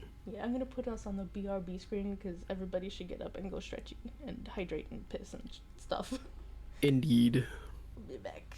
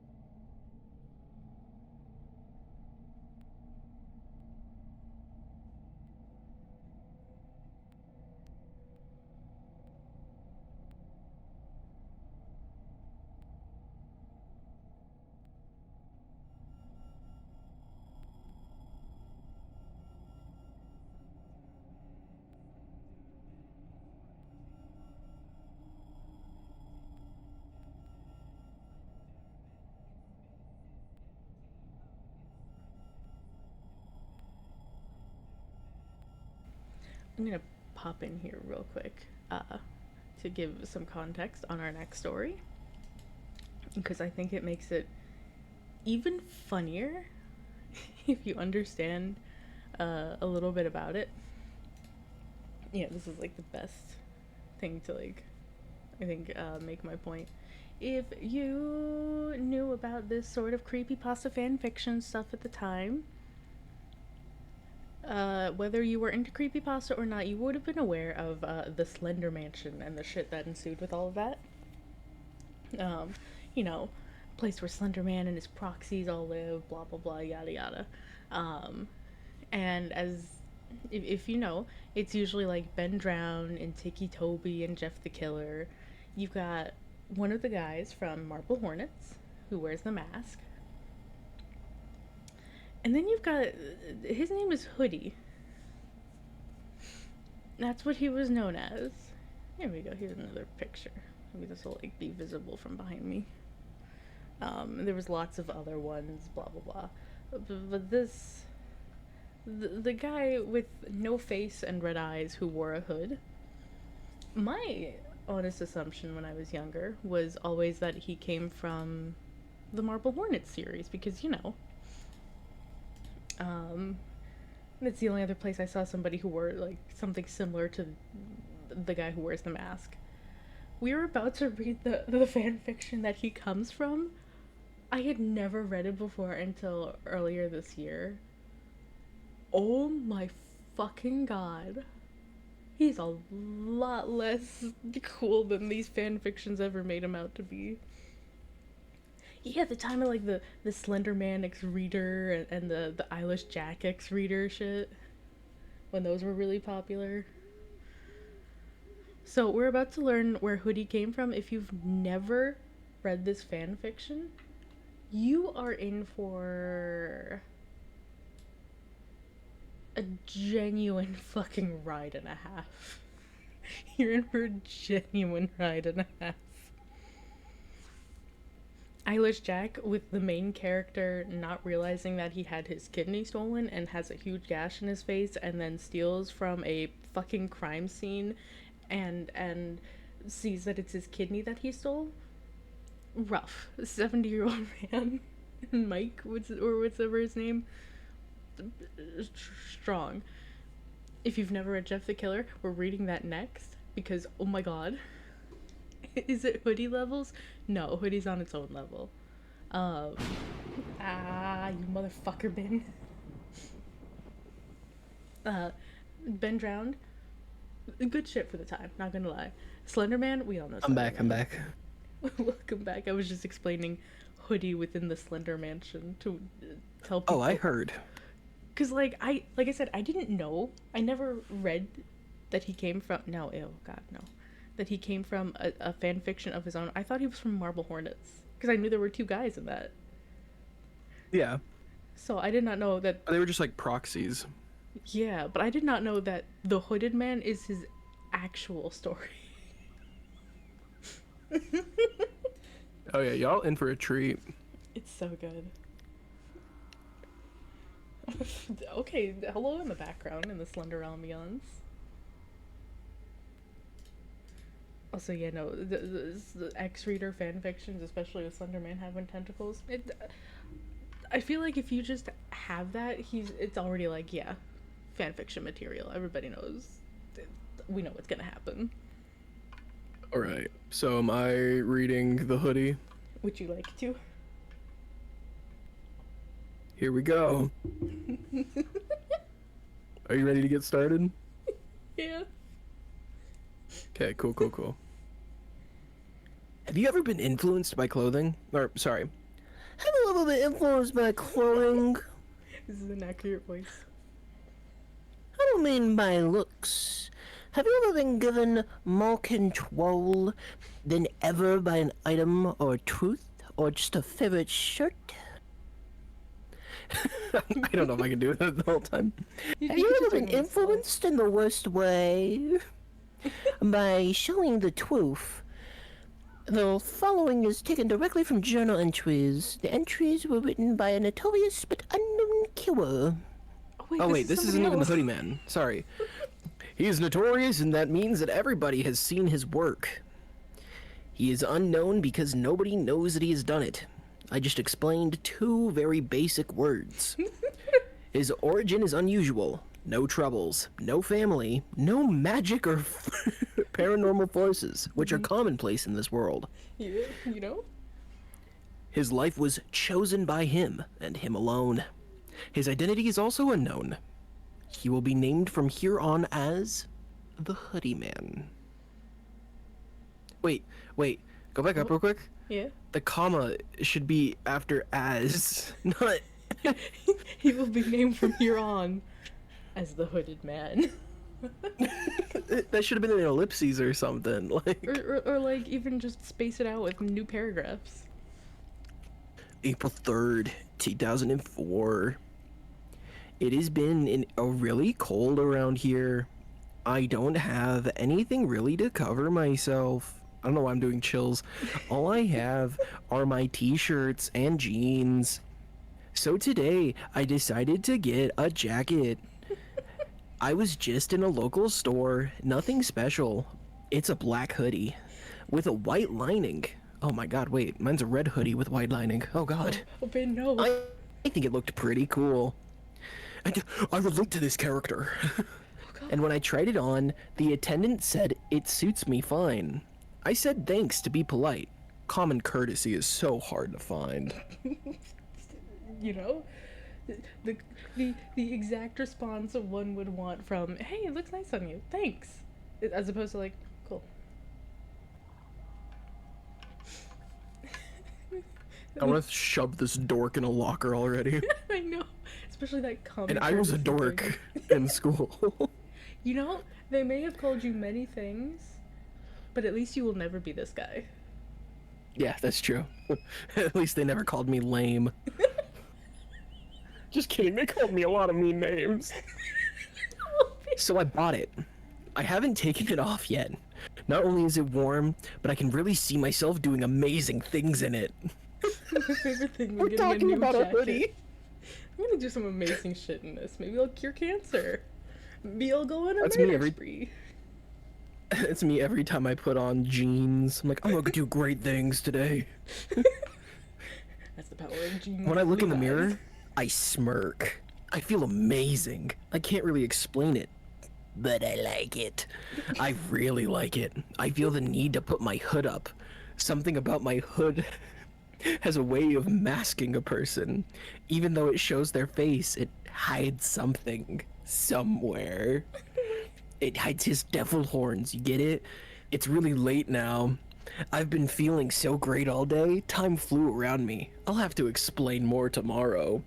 You're running out of time to write in your own journal? Ben, come on, it's almost bedtime and his mom's about to yell at him for being up so late. His 280-year-old mother. Anyway. Is this just Mike? Is this Mike from Eilish Jack? Excuse me, it's Mitch. Oh, Thank you sorry, very yeah, much. Mitch. I'm sorry, I was confusing my my horror people with FNAF as well. God. Fake fan. April 10th. I've had a hell of a week. I felt so great. I walked the halls like a big shot. I'm sure I look smug. That's why Jack challenged me. He was so angry. Who never do ignoring an assault? Did I read that right? Or am I having a stroke? No, who never do ignoring an insult. Oh, who never do ignoring an insult was more insulting than responding with shrewd comments about someone's family. He antagonized me. He asked for it. I threw a hard punch. He threw a hard punch. I stood. It stung harder than before when I actually argued with him. It felt cool. I felt so cool all week. My confidence kept me up.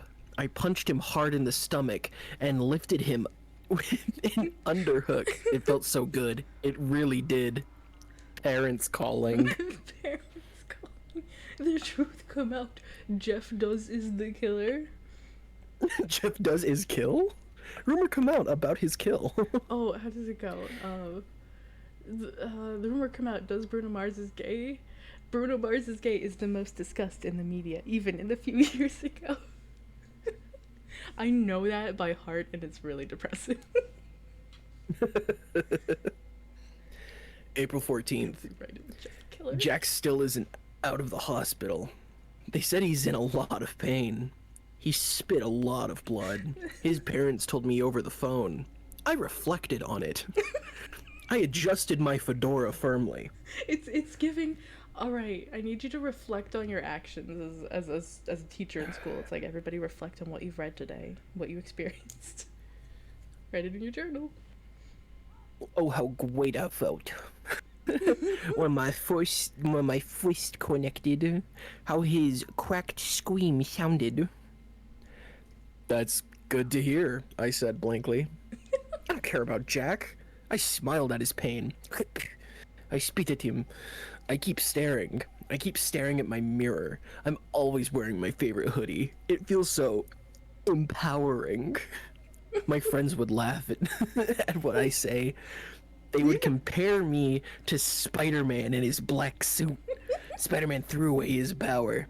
I don't plan on doing anything with my source of confidence.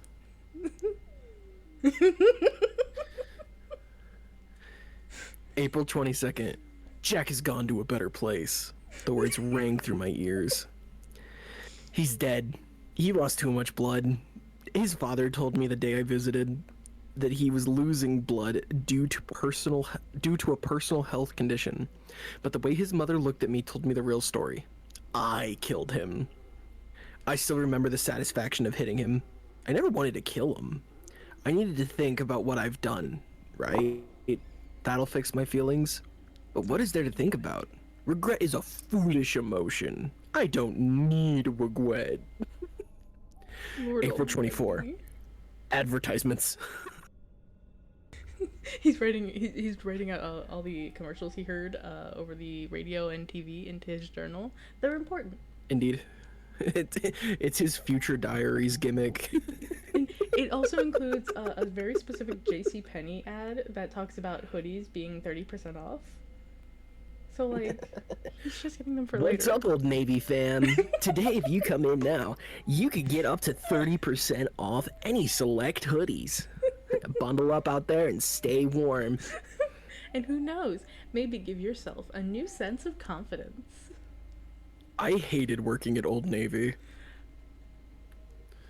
Although I will say, nothing gave me more joy than when people were like, so what do you do for work? And I'm like, well, I'm in the Navy. You see, now that's a type Anyway. of power the hoodie could never give you. Only the power of Oh, Old yeah. Navy jeans. This is why I'm never buying my kids goddamn hoodies. Oh my god. The screen got me too. Someone put that parakeet in a box. Like, I swear to God. The stupid laugh. Dad has been avoiding me lately. Oh, what? I'm sorry, just the stupid, like, after that. I love this ambiance so much.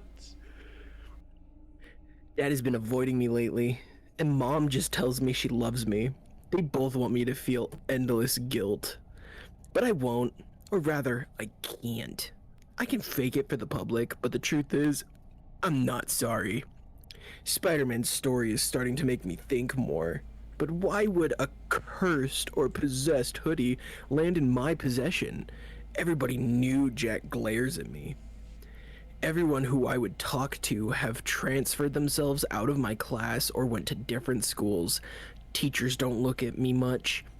Or get on to me if I'm breaking any rule. Today I threw a pencil at my history teacher in his shoulder. He spontaneously combusted. He just froze for a second and continued what he was doing. Everyone either hates me or probably wants me dead, or they fear me. My writing is the only comfort I have. I can be at peace and let myself go. I love the fact that this guy's like, everybody hates me, nobody pays attention to me.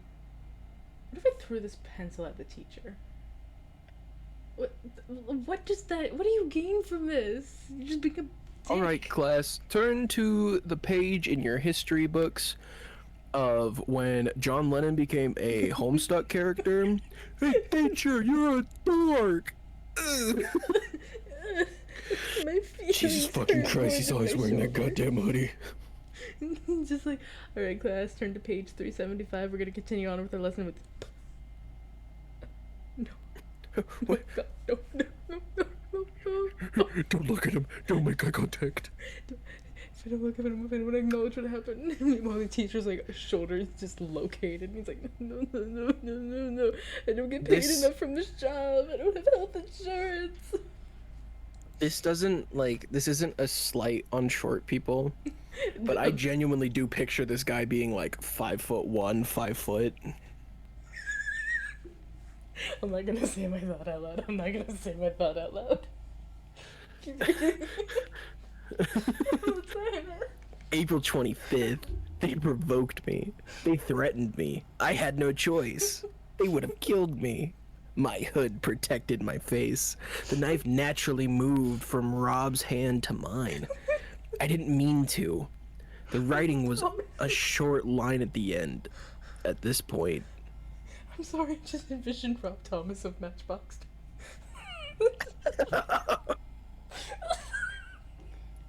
I'm sorry. Go on. I'm good. I'm not really, but I'm good. Oh. April 30th, advertisements.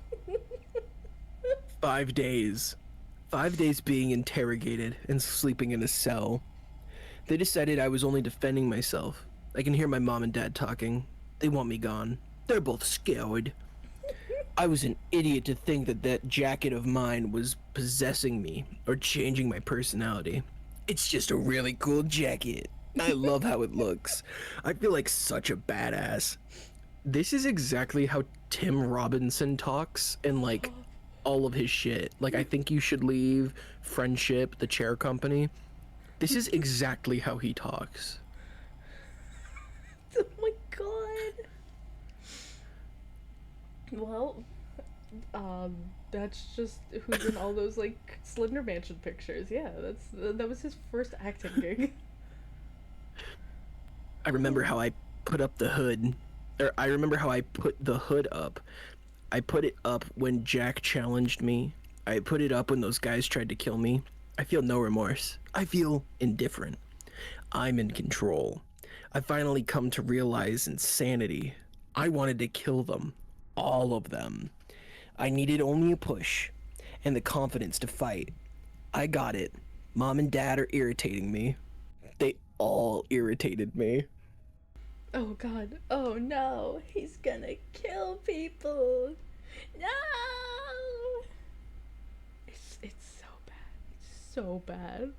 And yet he's in the fucking Slender Mansion and everybody's like, "Oh god, that was such a scary story, guys. What are we gonna do?" He's objectively like I don't understand. That's just an incel. Oh, ew, no. I keep clicking the wrong things. They keep coming up with AI, and it's like, shut the fuck up, get out of here. But just, oh, God, no. I don't want to save the image. I love how people were going to ignore the one image that has popped up in the thing. We're not seeing that. I love how they were like, yeah, no, this guy, hot as hell. Let's write. Can we reader just like fanfic. me when the squad pulls up and it's just all of us, you know? Like God, I next year, I don't know what kind of stream I do, but I'd love to get everybody as a different creepypasta and just have a big bunch of us. I'm so fucking down. Just say the word. Because we've already got 2 of us here. We already got 2 creepypastas. We just gotta get some more. But I think it would be so fun. Even if we're just shooting the shit and like playing a game and pretending to be the characters. Although I don't think I'd get to do anything. Slender Man does not speak, so like I'd just be like I feel like your character could fit really well with Laughing Jack, though. Stop, wait. But yeah, like it just Far right, yeah. It'd just be so much fun having everybody be a different creepypasta. We'll work on this shit. We got a year. We got a year to do this. 100%. Alright. Let's end this shit off strong. Oh, 100%. Let's do this thing. If y'all have never read the original Jeff the Killer, if you thought you were in for a time with the Hoodie Man, get fucking ready. Oh, this is peak. Excerpt from a local newspaper. Ominous unknown killer is still at large. After weeks of unexplained murders, the ominous unknown killer is still on the rise. After little evidence has been found, a young boy states that he survived one of the killer's attacks and bravely tells his story. Would you like to start us off with this dialogue?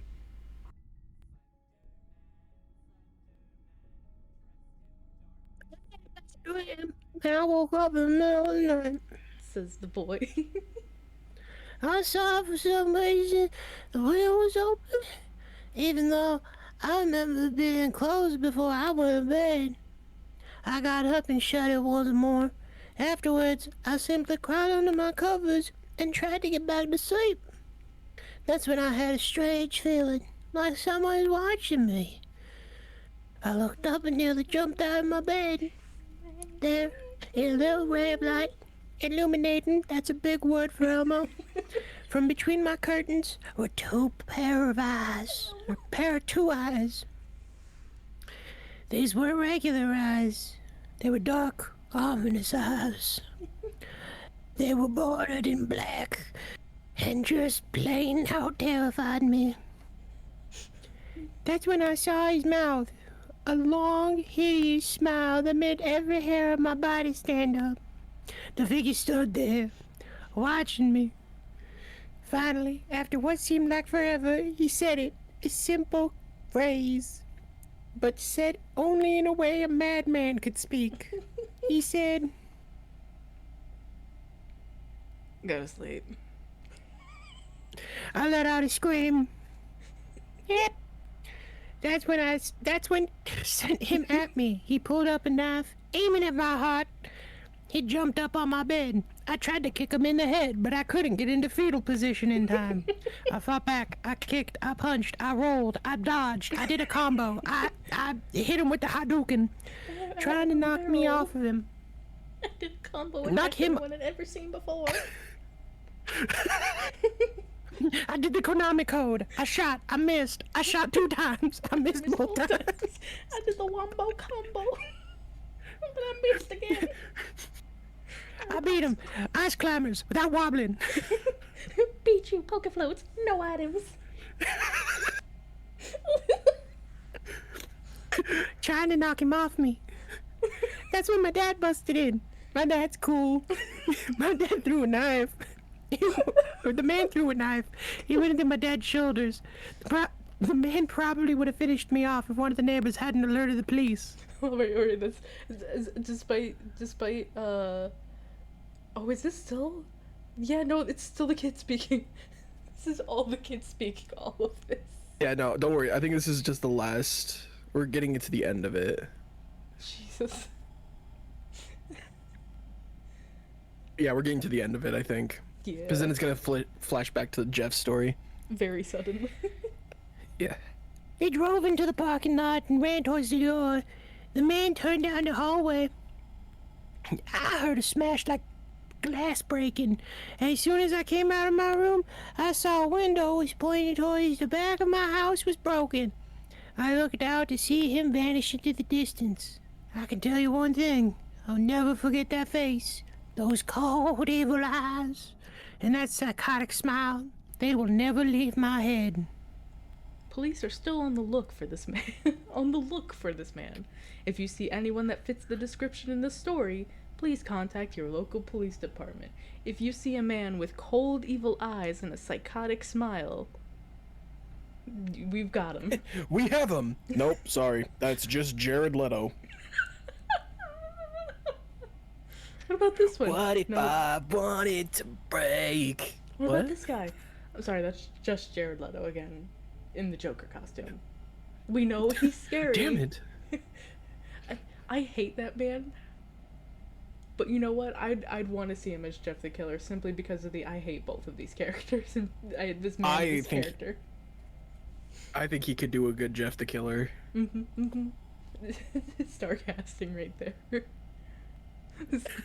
Slender Man. Oh fuck, what's his name? Who plays Mario and Garfield? What's that guy? Oh, Chris Pratt? Yes, Slender Man played by Chris Pratt.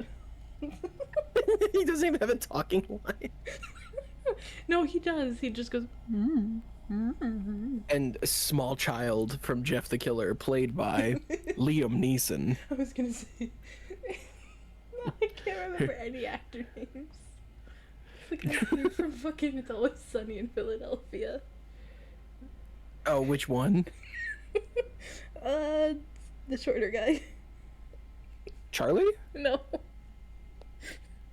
Danny DeVito. When?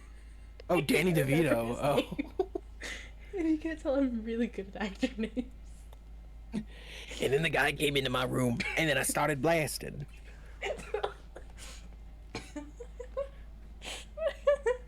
Yeah, these ominous eyes. Also, very, very verbose for a child. Fucking He said illuminating? Like, what? a long, horrendous smile, ominous eyes, cold eyes. This kid was also possessed by the ghost of Edgar Allan Poe. Edgar's like, I have one last job. I know it's going to fuck up their police report, but I can't help myself. One more time. I like the concept that maybe the kid didn't say any of that shit, and someone who was taking the report was like, God, this is boring. Let me just spice this up real quick. The kid's like, there was this guy, he came in my room, and then he threatened me, he told me to go to sleep, and then my dad came in, and he threw a knife at my dad, and then he ran away. This man tried to stab me, and then my dad came in, and my dad's cool, and then my dad fought him, and then the police came, and then the window broke, and then I woke up, and then my mom made me pizza rolls, and I still had to go to school anyway. Do you remember what this man looked Because like? I didn't die. Oh, Well, I don't know. I don't know. I think he had hair. Maybe. He was ugly as fuck. I didn't see him. I was hiding under my Ninja Turtles blanket. Do you know how cool the Ninja Turtles are? Do you know about them? Do you know about Michelangelo? I'll tell you all about Michelangelo. I just like the concept of, like, could you explain what he looked like, little guy? He had a horrendous smile. A face that not even a mother could love. And a cold, unfeeling way about his eyes. What? Anyway, my favorite Ninja Turtle is Michelangelo because he's the party dude. So I just love how you said What? it. It sounded like Michelangelo. Michelangelo. He's like just turning into a puddle. My favorite Ninja Turtle is He's not cool. He doesn't have a cool color. I think he's late. The guy's like, please, I just need more information about this guy. Have you ever heard of Garten O'Ban Man? He looked like Jumbo Josh. But Jumbo Josh was skinny and tiny. They put the semi-bot in Fortnite. You wanna play Fortnite, mister? No, I want to catch this killer. But, I wanna get a battle royale. No. If I give you these V-Bucks, will you tell me what the guy looked like? Sure. Here you go, here's the V-Bucks. And I miss my dad. he wore a white shirt. Yeah. He was clothed in articles colored of the moon during a full moon. Eyes that looked He like stood that of a approximately fish in a 5'6".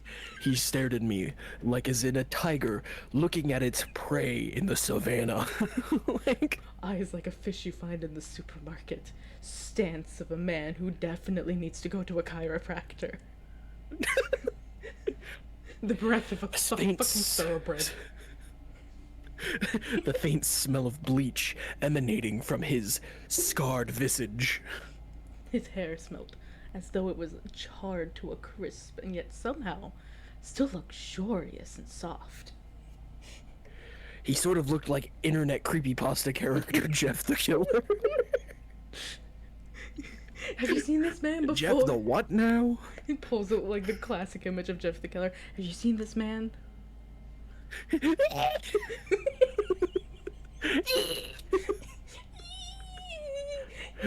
get my daddy. Where's my Donatello figure? I need my Donatello figure. I need him to protect me like my dad couldn't. We were trashing this kid and this fucking police officer, and we're 4 paragraphs in. We have so much we gotta get done. We got so much mileage off that first interaction. Hold on. Okay, here we go. Go for it, go for it. Streamer times. And then just let me know whenever you want me to do a voice. Yeah. Jeff and his family had just moved into a new neighborhood. His dad had gotten a promotion at work, and they thought it would be best to live in one of those fancy neighborhoods. Wait a minute. Daddy got the promotion. This is all like circling back together. Ichabod and Mr. Whitemouth. Daddy getting the promotion. Everything stems from Daddy getting that promotion. You know, they never mentioned the dad in fucking Ichabod Bickelstein, and I'm wondering if Mr. Widemouth is where the dad's story begins. He goes away for work for a little while so they don't have to keep moving, and then he gets the promotion and they move into a new neighborhood. Oh my god, wait, but the promotion makes it so that way the dad's not around all the time, which is Yeah. why the mom in the Beatles one is so distraught constantly. Like she was grieving at one point. She misses her husband. She's grieving the marriage they had. The true horror was the marriage we lost along the way.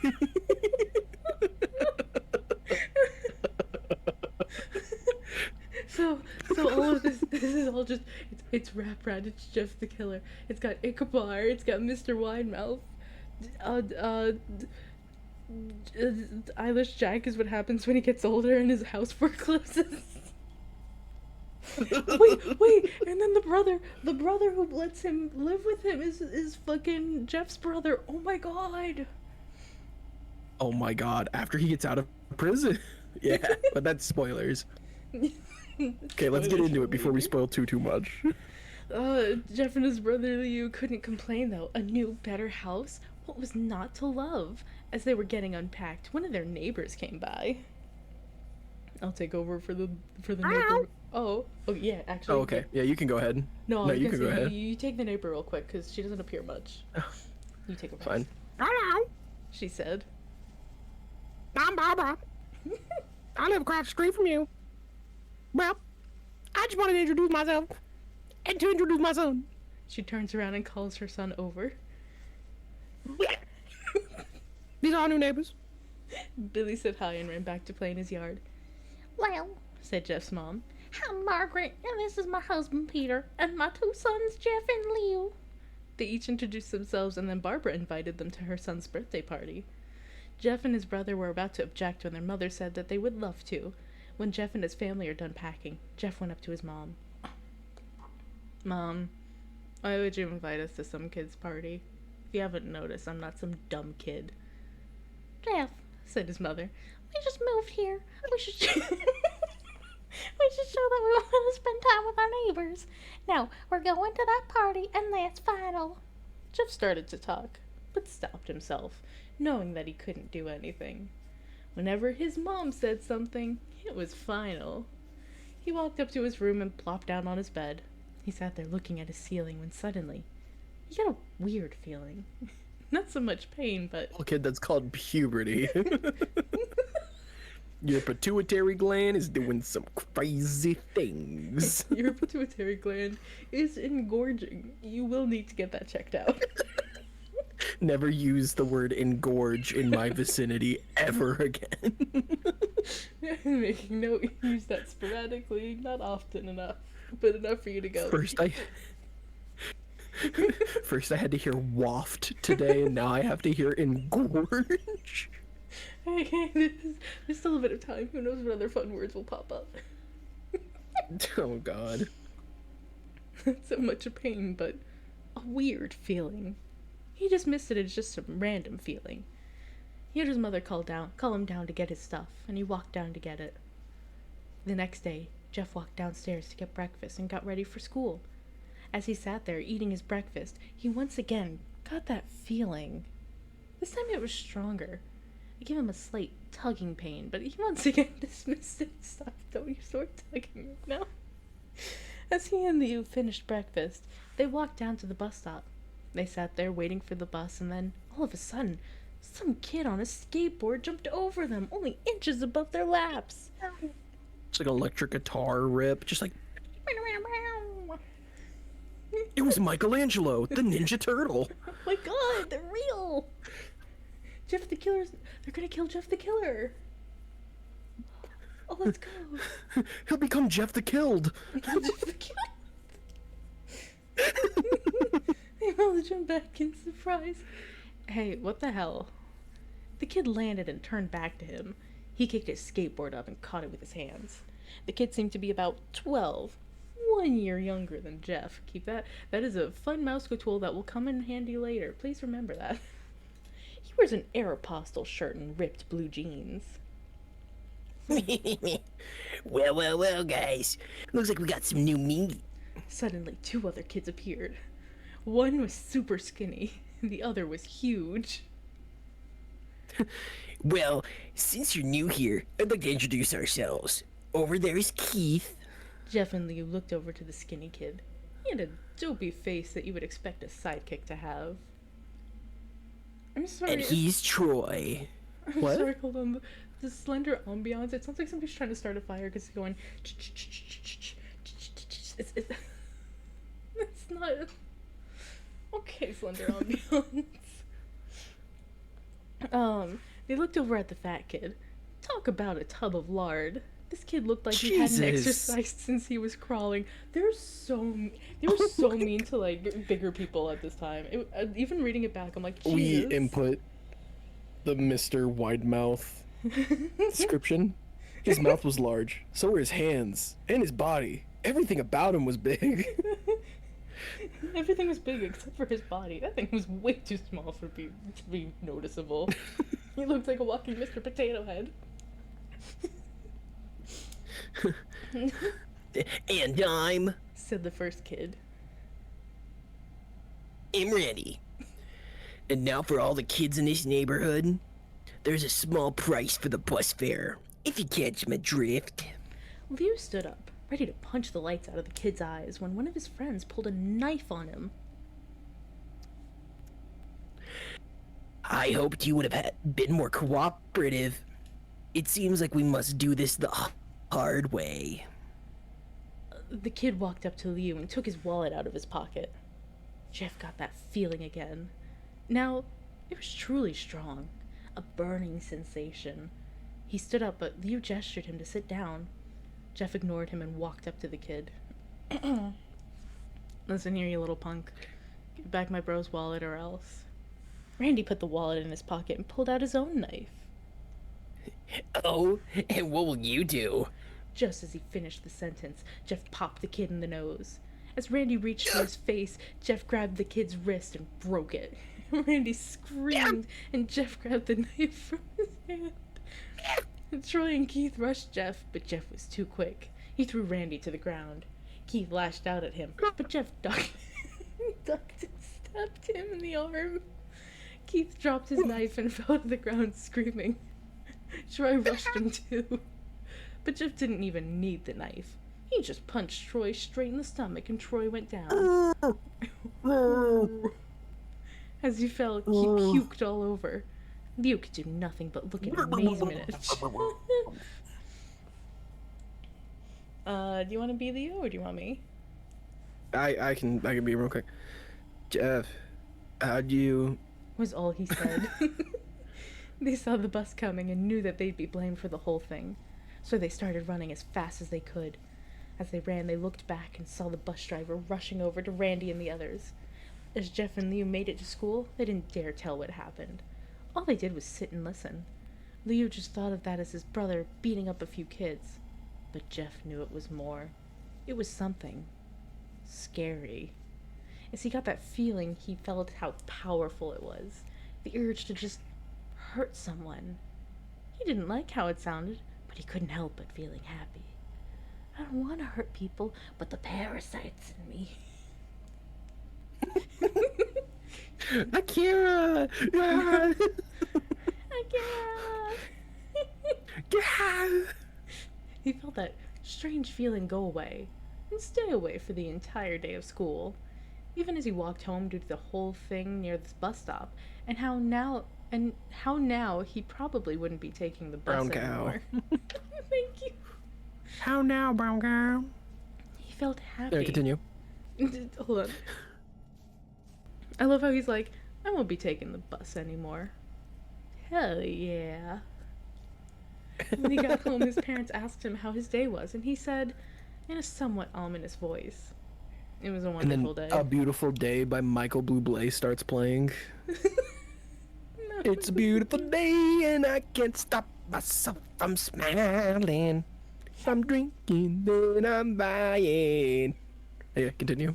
No, you're good, you're good. I was about to say, just keep going and I'll keep reading, but, next morning, he heard a knock on his door. He walked down to find 2 police officers at the door, his mother looking back at him with an angry look. Jeff, these officers tell me that you attacked 3 kids. And it wasn't regular fighting. That they were stabbed. Stabbed, son. Jeff's gaze fell to the floor, showing his mother that it was true. Mom, they were the ones who pulled the knives on me and Leo. You want to be a cop real quick? Done. Said one of the cops. We found 3 kids, 2 stabbed, one having a bruise on his stomach, and we have a witness proving that you fled the scene. Now, what does that tell us? Wait, is this a police officer from the first part? I don't know, Columbo, you tell me. I hope so. Jeff knew it was no use. He could say him and Liu had been attacked, but then there was no proof of it. There was no proof it was not them who attacked first. They couldn't say that they were fleeing because, truth be told, they were. So Jeff couldn't defend himself or Liu. Son, calm down your brother.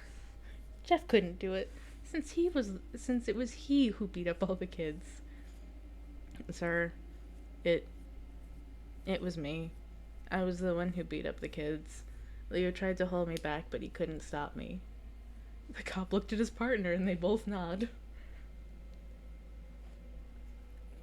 Kids, looks like a urine juvie. Because they get to decide that. There's no court proceedings or Judge, jury, and executioner. immediately book them. Wait, if this was written in 2025, accurate. Looks at kid. Yeah. Yeah, you did it. You're lucky you're going to juvie. That's the lightest we'll give you right now.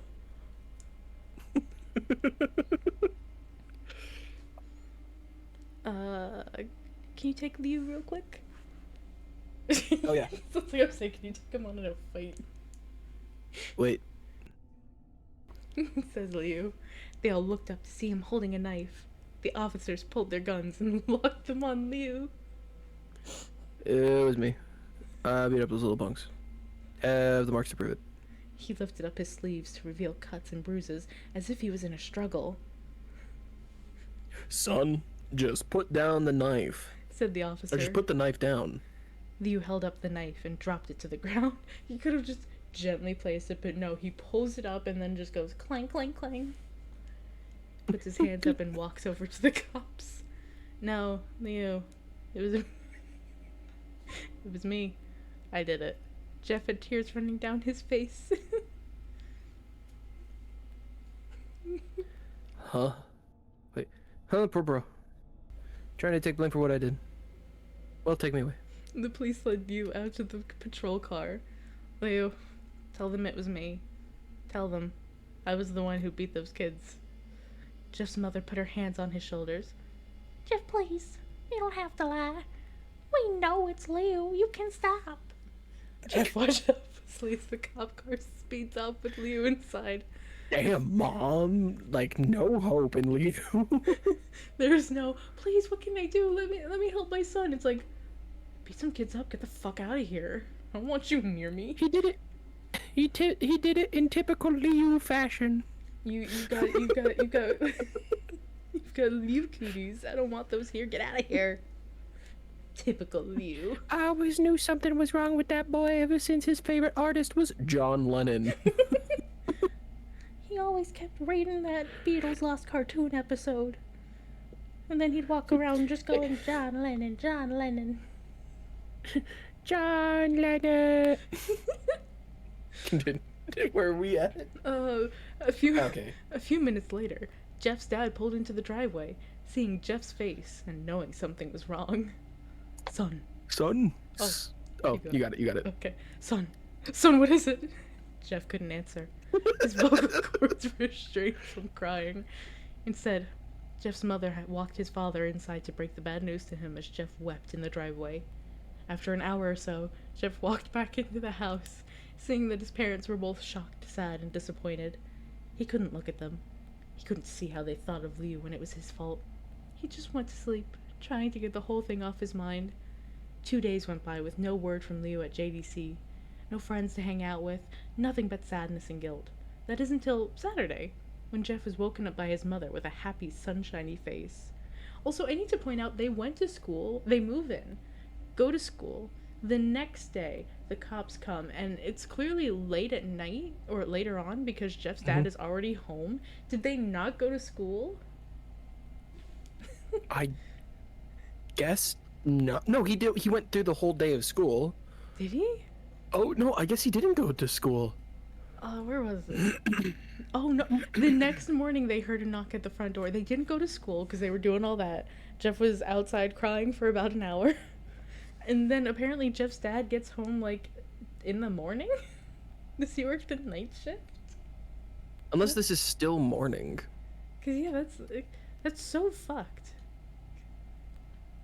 Well, you know, when he gets that big promotion, he can't be there for his family all the time. Real. He has to work the night shift because if he's allowed to see his family at night, he might lose the promotion. He might fall behind a little bit because he's having joy in his life and sleep.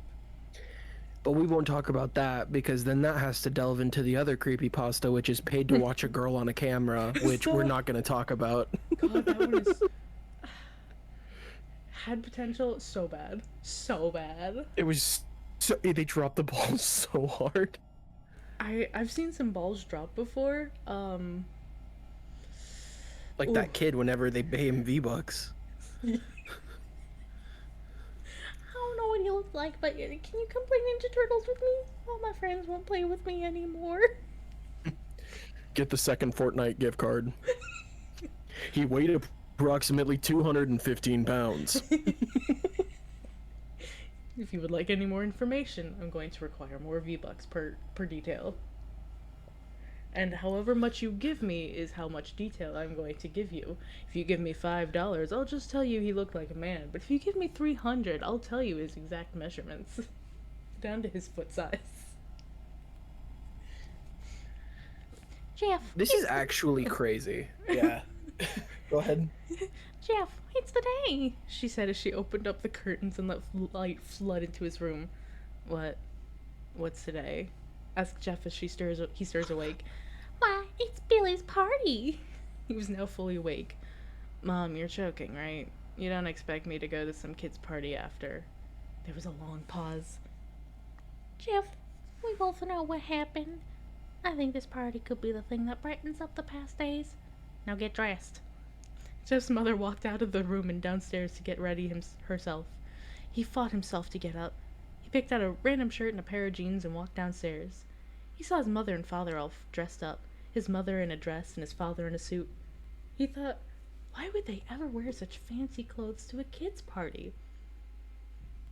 Can I just say, Oh, This would have been so much more believable if Jeff was like 16 and the bullies were like 17 and 18. Like if he was a high schooler, I'd throw more like believability into this, but the fact that he's like 11. Yeah, he's not even a teenager yet. He is even more child than most of these other guys, and yet everybody draws him. They're like, "Oh my god, he's so much older." And it's like, no, he hasn't even been able to have his bar mitzvah yet. Like, Where's his sweet 16? My Jeff the Killer quinceañera.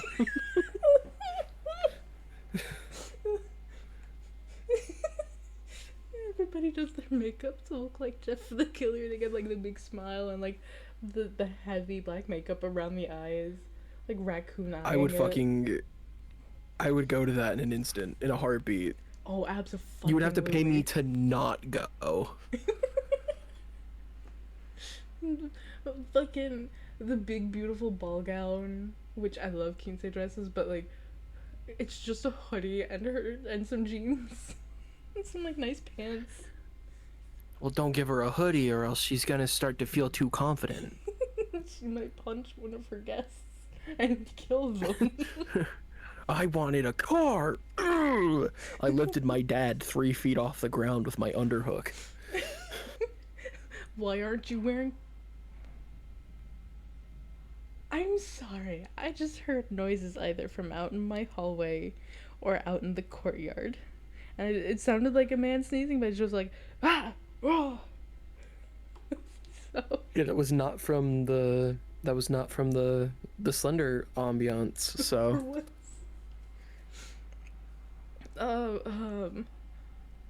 Where is it? Son, is that all you're going to wear? Said Jeff's mom.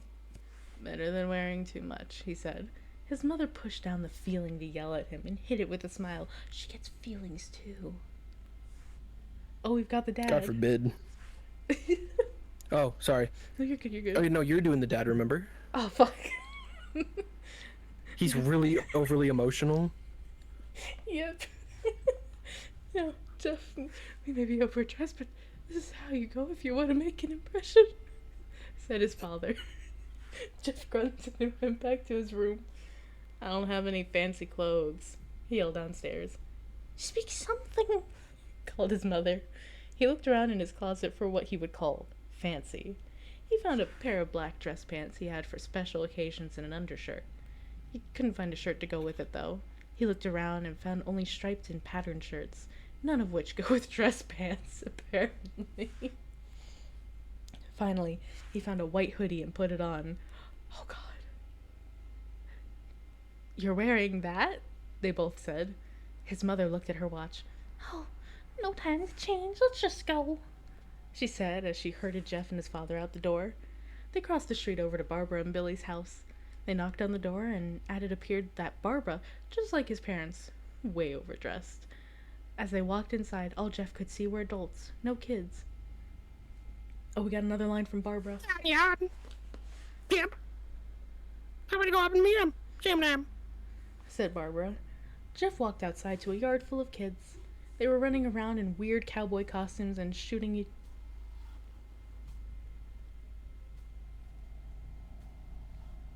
Is that the Slender Man? Yeah, Slender audio?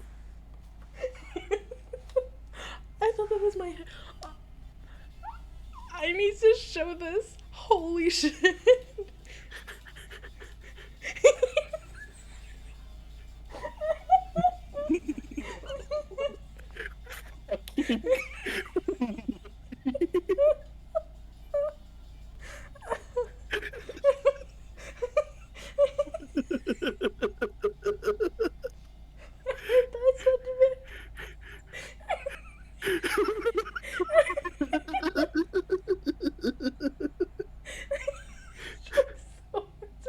That was one of the greatest things that's ever happened in the history of anything.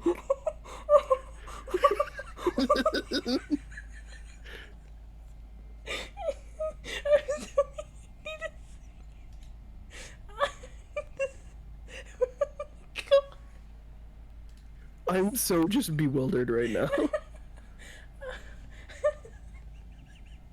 I eventually just picked random slender audio. I didn't look at any comments or anything. Nothing could have prepared me for the horses and the laughing and the person trying to meow like a cat and the back shots and then the slender chicken dance. Oh my god. Okay. Jesus Christ. Okay. Jeff walked out to the yard full of kids, cowboy costumes, and shooting each other with plastic guns. He might as well be standing in a Toys R Us. Suddenly a kid came up to him and handed him a toy gun and a hat. Just a second, I will read. I just needed to do something really important. Oh no. Hold on, it's almost done. Oh my lord. Okay, cool. Oh. Here you go, chat. Here you go. I did my due diligence. Oh no. There you go. Thank you for the clip. Okay. It was just one of the craziest things to ever fucking happen in the history of streaming. Yeah, like jump Okay. scares, perfectly timed things. Slender Man chicken dance. Well, I was literally about to say chicken dance because I heard it kind of come through the static, and you're like, you just have to see this. I have it's also when other people stream so I can like peek in on their stuff. I have the pop-out windows automatically on. And I looked over and all of a sudden I just see Slenderman chicken dancing out of the corner of my eye, and I was like, I can't be alone in this experience. Okay. Hey, wanna play? He said, no kid, I'm way too old for this stuff. The kid looked at him with that weird puppy dog face. Please. Said the kid. Fine, said Jeff. He put on the hat and started to pretend to shoot at the kids. At first he thought it was totally ridiculous, but then he started to actually have fun. It might not have been super cool, but it was the first time he had done something that took his mind off Liu. So he played with the kids for a while until he heard a noise. A weird rolling noise. Then it hit him. Randy, Troy, and Keith all jumped over the fence on their skateboards. Jeff dropped the fake gun and ripped off the hat. Randy looked at Jeff with a burning hatred. Oh, Jeff? Is it? I can't remember his name. His voice. We have some unfinished business. Jeff saw his bruised nose. I think we're even. I think we're. Oh, yeah, there you go. You're good. I think we're even. I beat the crap out of you and you got my brother sent to JDC. Randy got an angry look in his eyes. Oh no, I don't go for even. I go for winning. You may have kicked our asses that other day, but not today. As he said that, Randy rushed at Jeff. They both fell to the ground. Randy punched Jeff in the nose, and Jeff grabbed him by the ears and headbutted him. Jeff pushed Randy off of him, and both rose to their feet. Kids were screaming, and parents were running out of the house. Troy and Keith both pulled guns out of their pockets. No one interrupts, or guts will fly. They said. Randy pulled a knife on Jeff and stabbed it into his shoulder. Jeff screamed and fell to his knees. Randy started kicking him in the face. After 3 kicks, Jeff grabs his foot and twists it, causing Randy to fall to the ground. Jeff stood up and walked towards the back door. Troy grabbed him. Need some help? He picks Jeff up by the back of the collar and throws him through the patio door. As Jeff tries to stand, he's knocked down to the ground. Randy repeatedly starts kicking Jeff until he starts to cough up blood. Come on, fight me, Jeff. Come on, Jeff, fight me. He picks Jeff up and throws him into the kitchen. Randy sees a bottle of vodka on the counter and smashes the glass over Jeff's head. Fight. He throws Jeff back into the living room. I love how he's just picking up. These are like 11, 12-year-olds, and the one is just picking the other up like a fucking ball and throwing him around the house. Again, if Jeff was like 16 and these guys were like 18, 19, I'd believe it. Yeah, but like Like, this would make more sense. Come on, Jeff. Look at me. Jeff glances up, his face riddled with blood. I was the one who got your brothers into the JDC. And now you're just gonna sit here and let him rot for a whole year? You should be ashamed. Motherfucker, stop. Slowly turning into Green Goblin. Oh, you ain't no. Oh, you out. I'm sorry, I'm just envisioning the entirety of this story taking place in Spider-Man. And just Jeff the Killer looks at his reflection and sees Jeff the Killer. Meanwhile, on the outside, he's just Jeff. Oh my god, also thank you for the hydrating t-shirt, Dragomir, and fuck you for the breathing. I am a... Jeff starts to get up. Oh, wait, hold on. Oh, finally. You stand and fight. Jeff is now to his feet, blood and vodka on his face. Once again, he gets that strange feeling. The one in which he hasn't felt for a while, aka like 4 days?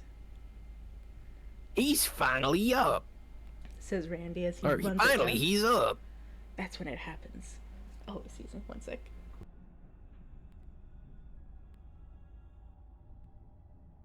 I pray none of that gets... I constantly mute my mic and I'm like, I hope nobody hears me burping out as I mute myself.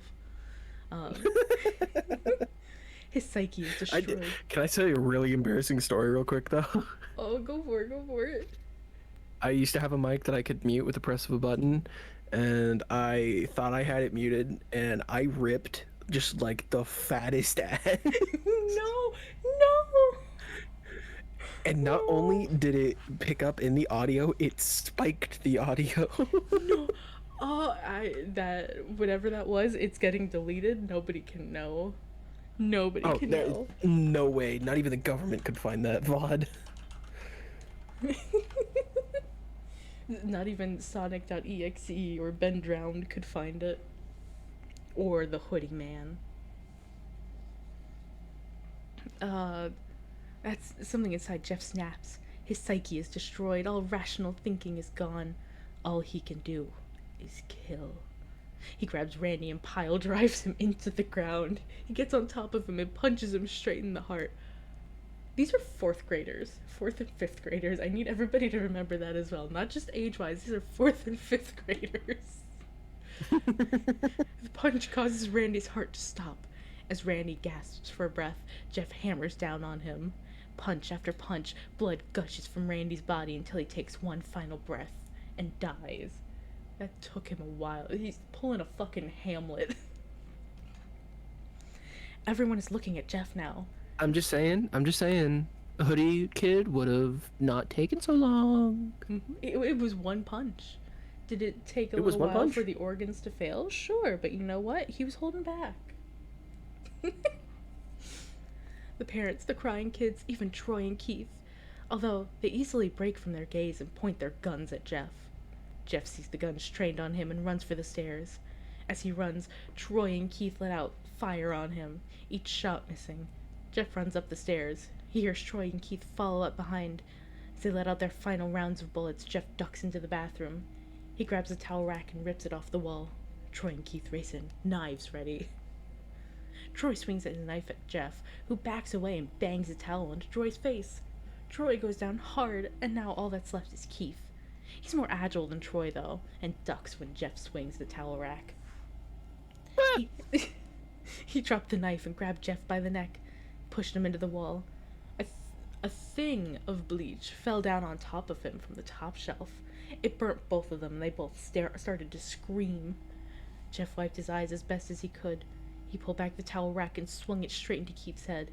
As he laid there, bleeding to his death, he let out an ominous smile. "What's so funny?" asked Jeff. Keith pulled out a lighter and switched it on. "Would you like to be What's... Keith?" Oh. Yeah, I'll do it, yeah. What's funny He said. is that you're covered in bleach and alcohol. Jeff's eyes widened as Keith threw the lighter at him. As soon as the flame made contact with him, the flames ignited the alcohol in the vodka. While the alcohol burned him, the bleach bleached his skin. Jeff let out Really? Bleach? Bleaching? Fuck. Why doesn't my bleach do that? All it does is yell at me, "Free me! I wish to be free from this container of which you have trapped me in for my eternal being." I don't know if that's bleach or if that's just like, you know, Well, I mean, then something else entirely. I put in some water then, like some hot water, and then I wash my floor, and then it goes, "Ugh." And then my floor is like really clean afterwards. So like whatever it is, doing a good job. Tuck's hair behind me. Did you imprison Flubber in a bottle of Clorox? Does Flubber talk? I forget. Flubber does not talk. It goes, and then it bounces. I'm trying to think what I Goes- could have imprisoned in that bleach bottle. And then Robin Williams sleeps with a Roomba. That's right. It's a crazy movie. No, you just saying that makes me think of the stupid Martin Short thing. What the? Do you want to explain that? No, I'm gonna piss myself laughing if I do. No. Go ahead and explain it. Go ahead and explain it. You gotta remind me what the other guy's name is. Oh, come on. Shit. Is it not, something Quaid? Randy Quaid? Dennis Quaid? Oh, yes.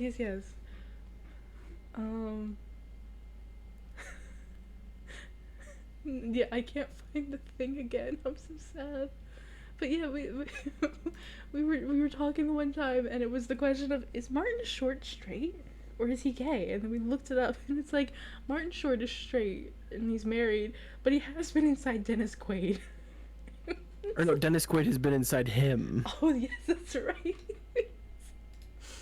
I wish I could find that again. Again, it wasn't, we were all in the hotel room, and I was starting to kind of get gone. Like, I was fully woo-woo. I was... And no one prompted it. I just went, is Martin Short gay?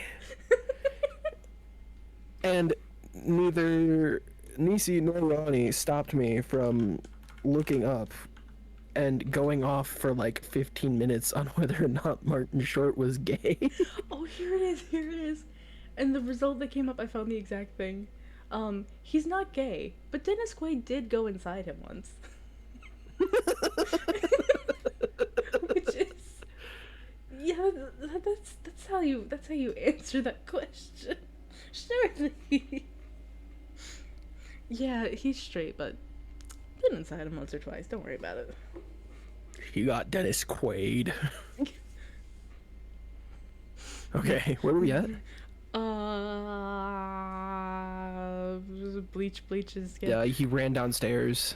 Jeff let out a terrible screech as he caught on fire. He tried to roll out the fire, but it was no use. The alcohol had made him a walking inferno. He ran down the hall and fell down the stairs. Everybody started screaming as they saw Jeff, now a man on fire, dropped to the ground Good nearly movie. dead.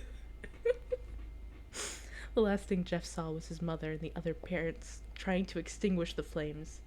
That's when he passed out. When Jeff woke, he had a cast sorry. wrapped... Oh, you good? Yeah, no, go ahead. Sorry, I lost my place. Oh, you're all good. When Jeff woke, he had a cast wrapped around his face. He couldn't see anything, but he felt a cast on his shoulder and stitches all over his body. He tried to stand up, but he realized that there was some tube in his arm, and when he tried to get up, it fell out, and a nurse rushed in. I can go out for it. Oh, sure. I don't think you get out of bed just yet. She said as she put him back in his bed and reinserted the tube. Jeff sat there, with no vision, no idea of what his surroundings were. Finally, after hours, he heard his mother. Honey, are you okay? She asked Jeff. Jeff couldn't answer, though. His face was covered, and he was unable to speak. Oh, honey, I have great news.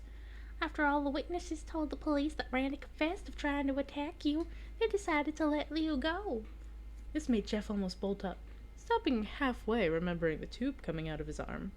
He'll be out by tomorrow, and then you two will be able to be together again. Jeff's mother hugs Jeff, a smart decision to do to a guy covered in casts and stitches, and says her goodbyes. The next couple of weeks were those where Jeff was visited by his family. Then came the day where his bandages were to be removed. His family members were all there to see it, what he would look like. As the doctors unwrapped the bandage from Jeff's face, everyone was on the edge of their seats. They waited until the last bandage holding the cover on his face was almost removed. Jesus. Let's hope for the best, said the doctor. He quickly pulls the cloth, letting the rest fall from Jeff's face. Jeff's mother screams at the sight of his face. Leo and Jeff's dad stare awestruck at his face. Speaker mute. /speaker mute. What happened to my face? Jeff said. He rushed out of bed and ran to the bathroom. He looked in the mirror and saw the cause of the distress. His face. It's horrible. His lips were burnt a deep shade of red. His face was turned into a pure white color, and his hair singed from brown to black. He slowly put his hand to his face. It had a sort of leathery feel to it now. He looked back at his family, then back at the mirror. Jeff, Said Leo. it's not that bad.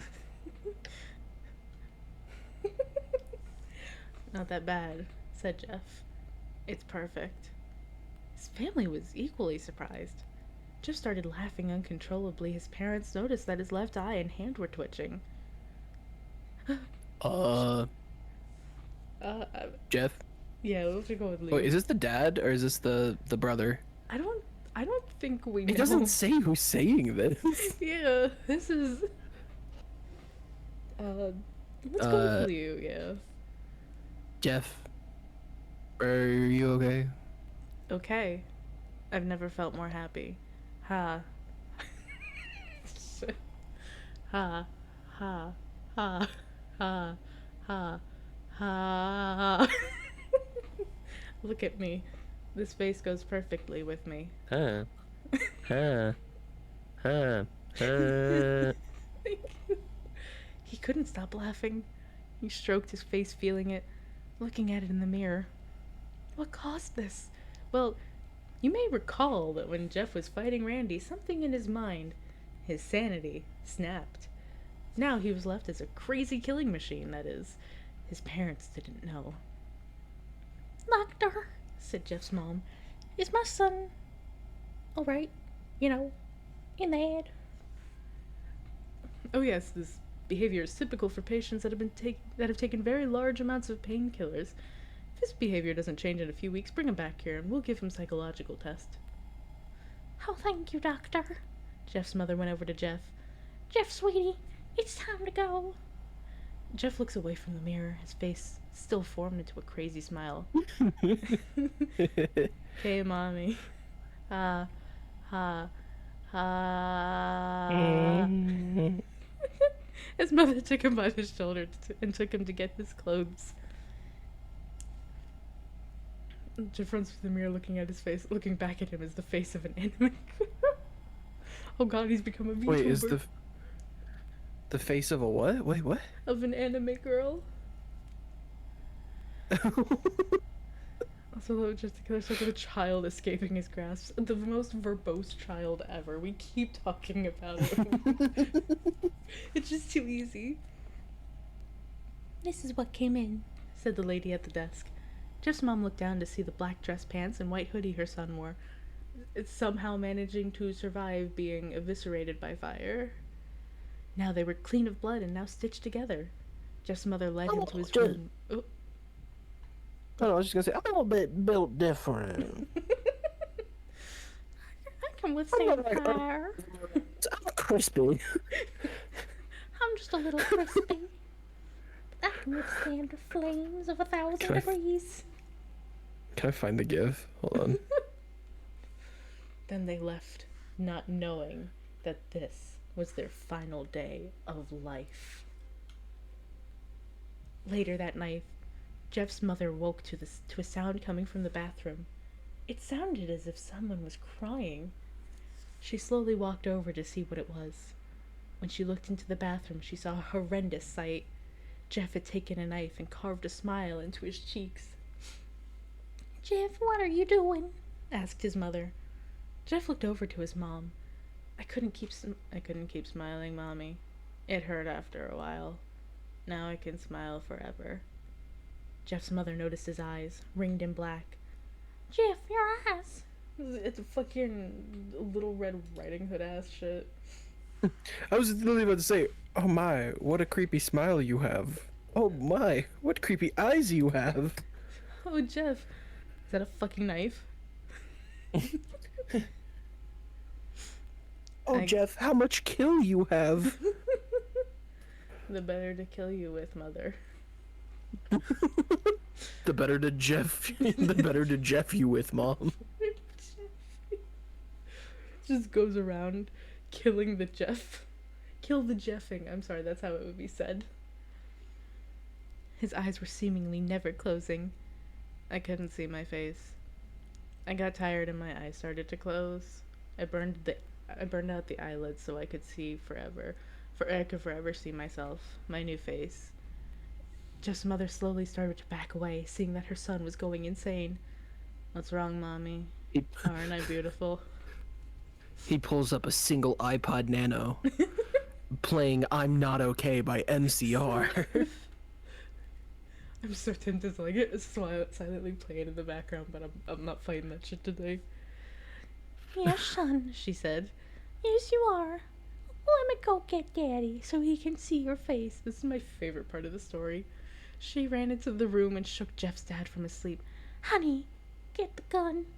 She stopped as she saw Jeff in the doorway holding a knife. Mommy, you lied. That's the last thing they hear as Jeff rushes them with the knife, gutting both of them. His brother Lee woke up, startled by some noise.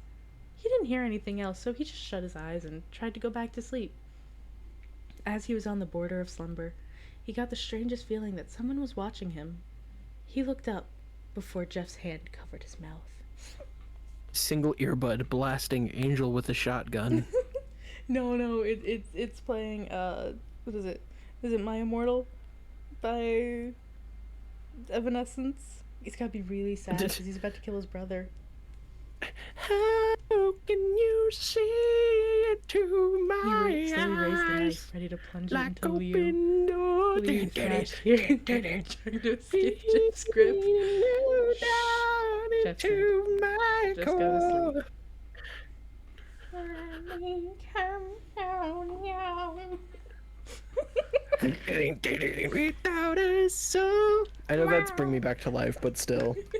It feels really good there. What is? So well. How does My Immortal go?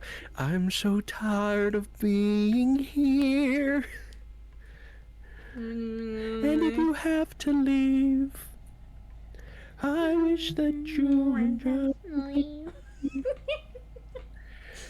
these wounds don't seem to heal. It's just so much that time cannot erase. Fun fact, that song was written for the really shitty Ben Affleck 2003 Daredevil movie. Fuck, that's right. It plays at Elektra's funeral. If truly the most heart-wrenching moment of the entire movie. No better song could have played. No. Fucking album. Every time I hear a sound effect starting this stupid ambiance, I'm like, is it coming back? Am I gonna get chicken danced again?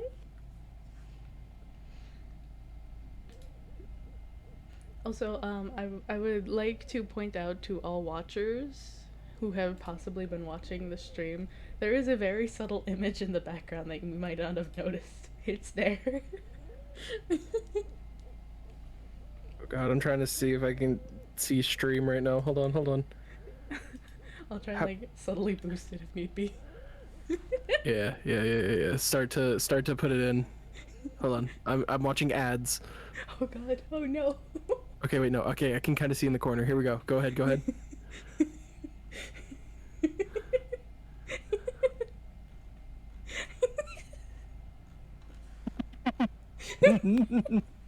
This is like the dumbest thing I've ever done with my streams, but there's just something about it. Oh, well, never was there ever A cat so clever as magical beast, the best of all these. Just watching him appear more and more is so scary. It is actually really kind of quite terrifying. Oh my god, this helps. This makes it even easier. Y'all have been James Corden, I'm sorry. Oh, don't apologize to James Corden, he's an asshole. Oh, I'm apologizing to the people. Oh, yeah. Oh my... I'm gonna put him at like 0.1% opacity. We just... There we go. Just censor the cat butt behind me. Oh my god. This was so much fucking fun. Thank you, Ben, for being here. I don't wanna hold you up too much, 100%. just in case you got stuff you want to do. What? I don't know if you're like doing anything else, but I don't want to hold you just in case. I might have to go get food, Yes, and please. I gotta go walk my dog, I think. But I had a fucking blast. This was. We gotta do this again and just grab random fan fictions and just read on streams. I literally, if you find a fan fiction, I will read that shit in a heartbeat. Oh, we'll get a compilation.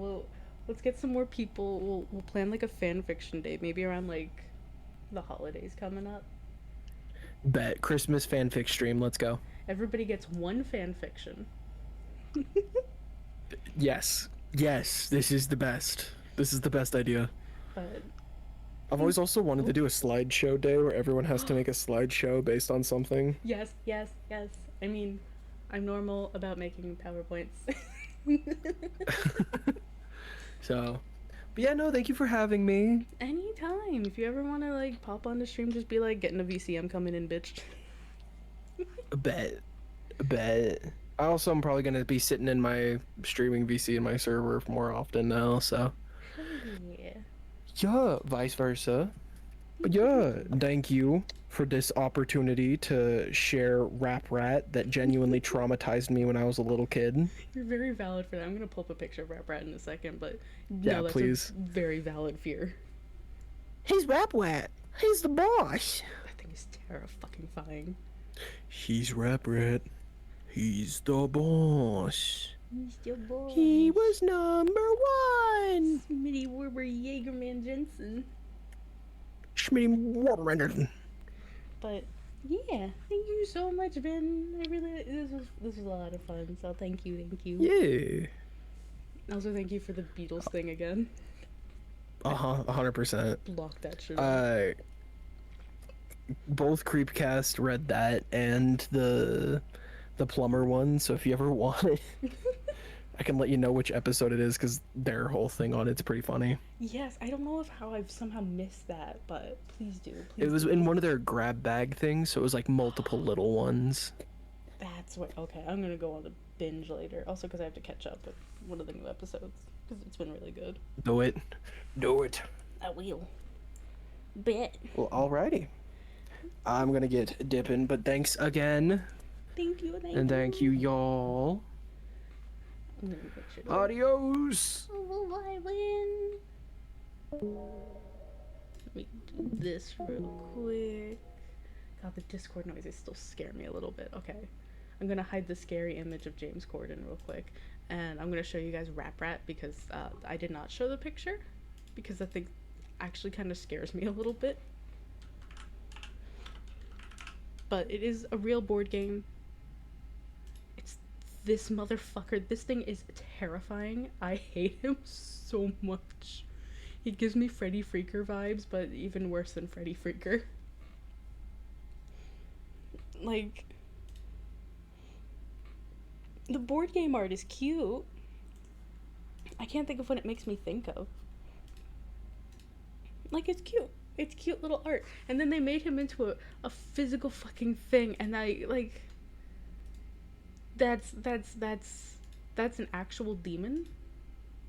I'm pretty sure I've seen this thing in, like the Bible. The Bible. Like, fuck that thing. Fuck that thing. I don't know, I thought he looked like. I would prefer that. That'd be so much more fucking pleasant. Also, before I forget, I'm pretty sure everybody here is already. But if you're not following Bin, you definitely should be. I love chilling in his streams. There's chaos. It's chill. It's just a fun old time. But yeah, I fucking hate this thing. I don't blame Tiny Bin for being afraid of that. If I read this and saw this as a kid, I would absolutely be afraid of this thing still. I'd probably have a nightmare or two. I also want to, before I end off stream, I would like to talk about the Slenderman creepypasta wiki page. This is another thing I genuinely cannot be alone in seeing. Hold on, let me amp up some like the filter so people can see it better. A little more contrast because y'all have to read this shit. Can I do a thing? Appearance, blah blah blah. It doesn't do it. Oh fuck. Okay, I'll just zoom in. Because I know Slenderman is supposed to be super powerful and everything, but like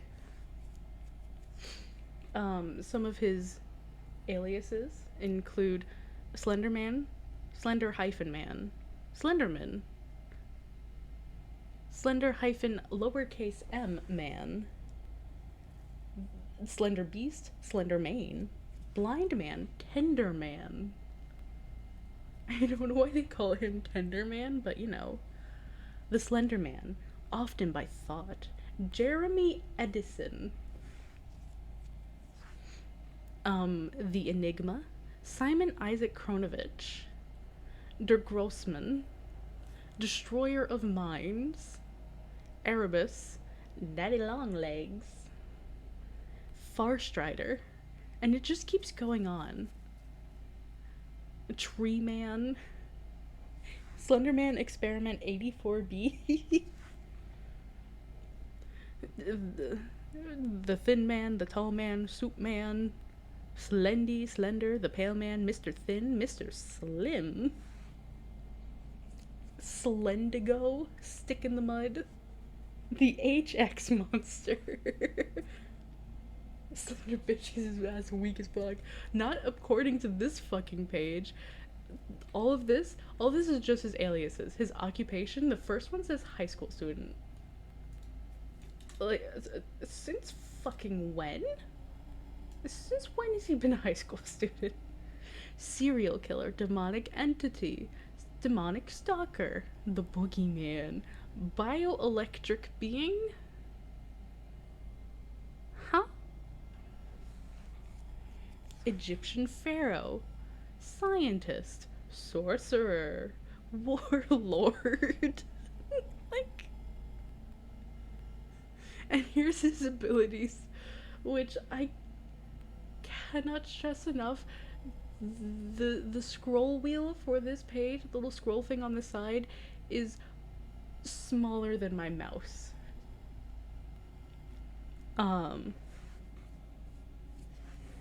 I'm sorry, what did I say? Limitless sensuality? He has all forms of intelligence. He's got low intelligence, low level intelligence, below average intelligence, extraordinary genius level intelligence, on and off intelligence. Me too. The limitless sensuality is what's kind of scaring me a little. Feral instincts, limitless detection, magnetoreception, tulpa physiology, Slenderman physiology. They really said, how many things can we give him? Galaxy Brain.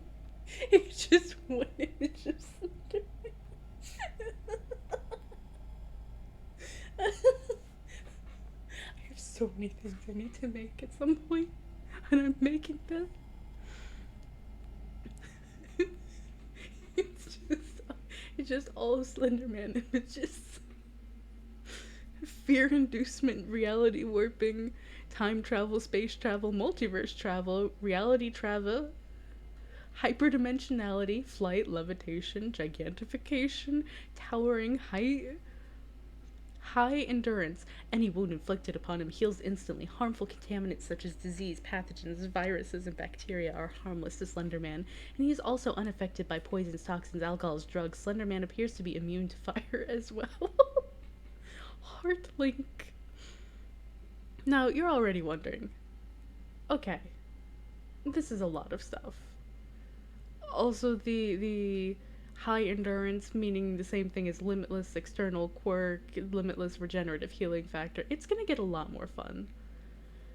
Because then they start bringing up kinesises, or kineses, however you say it, and it's like, at some point you're kind of making shit up, or just say he can do anything. You don't need to list all of this. You don't need to list all of this.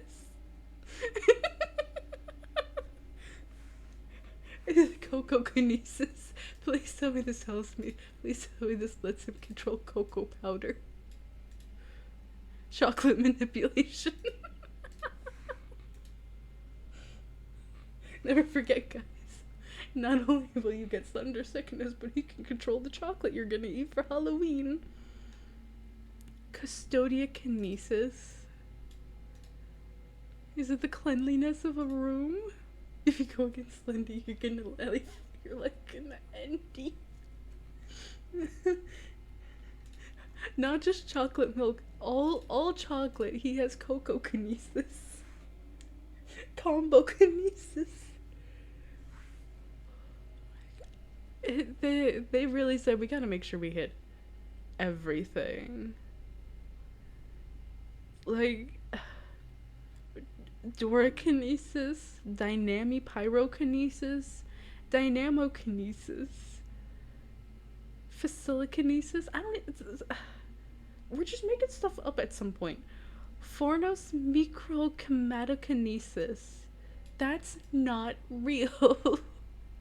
Does he control microwave? Oh my god, GPS kinesis.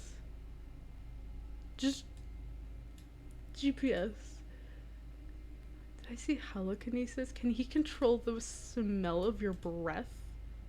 Salt tectonics. Guys, if we're not nice to Slenderman, he's gonna take away our table salt. Like, this is excessive. And you're thinking, okay, we're at P, or at S, it's gonna end soon, right? No, we're just gonna keep going. We're just gonna keep going. He does have bilingualism and multilingualism, which is a power on its own. Do not let this Cocoa Puffs bird find this motherfucker. Keep the Cocoa Puffs bird safe. We can't lose our Cocoa Puffs. Those bitches are delicious. Fucking corpse possession, sure. Pain manipulation, infection, tentacle appendages. Yeah, stuff we've seen before. Tendril generation. Don't have to specify that twice. But sure. Tendril grabbing.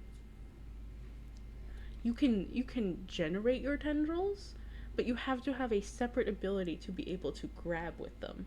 Everybody knows that.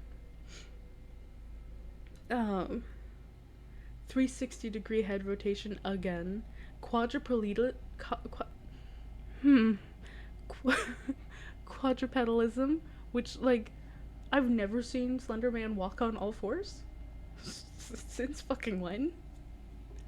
He is also immune to fire, electricity, radiation, magnetism, disease, magic, and dark magic immunity. Yeah, I've barely seen him walk, let alone, like, scuttle about like a fucking lizard. He's got hand-to-hand combat skills and prowess, unarmed combat mastery, non-corporeality, killing empowerment, apathy. Fuck, guys. He's apathetic. We're gonna lose. We're gonna absolutely lose. Aura concealment. He has a bunch of aura stuff in here too. He's got like fear and paranoia aura, and it's like he's truly aura farming. He wants all the auras. Is Slenderman just like a playground kid who gets told they were hit with a laser? Yes, it really feels like, nuh-uh. I have murder mastery and expert marksmanship. You can't kill me. Literally, or exactly. Nocturnal animal manipulation. Lust inducement, lust manipulation, and lust embodiment?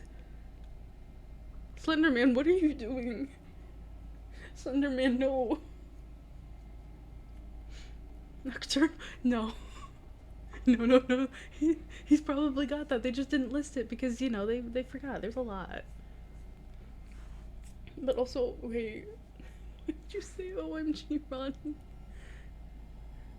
Since when can he asexually reproduce? I thought there was only one Slenderman. Absolute summoning. Law manipulation? Are we talking the laws of the universe? Or can he, like... Is he a That's why he's wearing the suit. He's a member of our fucking government, and we just don't realize who it is. Because he can also transmutate and change himself to look like other stuff. God, it all makes sense now. It's still going, by the way. Radio wave manipulation, radio broadcasting. He is a disc jockey, absolutely. Goddamn FBI. Real deal. Guys, fuck. He can make deals. He can make deals. We're screwed as a society. Forget his outfit alteration and his marksmanship. He's gonna make a deal with us. Pursuit of truth, analytical appraisal, pain nullification, psychometry, video game manipulation, surgery. He could do surgery. Shape-shifting healers. Oh no. Spider physiology since when? Planning and conspiracy. Air manipulation, biological. He's got sewing skills and medical mastery. He like, he really is just the ultimate being. Reptile physiology.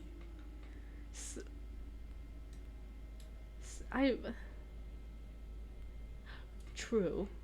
You know, that's probably where like him walking on four limbs comes from. It's probably from the tendrils. You right. But is seismic smell so we have boy smell and we probably have girl smell. Is this just the third gender smell? Oh my god, seismic smell. I can smell the plates of the earth moving. There's gonna be an earthquake coming soon. I guess that's what they call them, plates. Sea serpent physiology. Ocean lordship. Absolute wish bestowment. Slenderman can grant my fucking wishes? Oh, this was one of the ones I saw earlier and was like, oh no. Oh no. Gut imprisonment and storage. This is official. I believe we can say it here. Slenderman is into vor apparently somehow. I don't know how he's eaten, but he's into it. Manipulation and embodiment of gluttony, food empowerment, plastic creation. This is chameleonic nature, instant steps, so well known that it even has its own term, slender walking. he's got He's got both a menacing aura and great charisma. You're gonna look at him and be intimidated for a moment, but then you're gonna be like, wow, actually, I'm so charmed right now. Slenderman, what are you doing? And then that's when he invokes his lust embodiment. And then he kills you or eats you or whatever he does. He slawns you. Oh fuck. He's got vast wealth, vast resources. He's a master interrogator and a master torturer and a highly skilled warrior. He's also got his terrifying aura. Memory wiping, we all know that stuff. Codification and decoding. Slenderman, where do you truly work for the FBI? He studied the blade, oh my god. That makes sense why you can see Slenderman in so many fucking images throughout history, though, because he was there mastering all of the arts of everything. Murder skills, causing nightmares. You know, some of the stuff, it's like, okay, yes, I remember this. I know that this is Slenderman lore, and then you get to some other stuff, and you're like, magical immunity.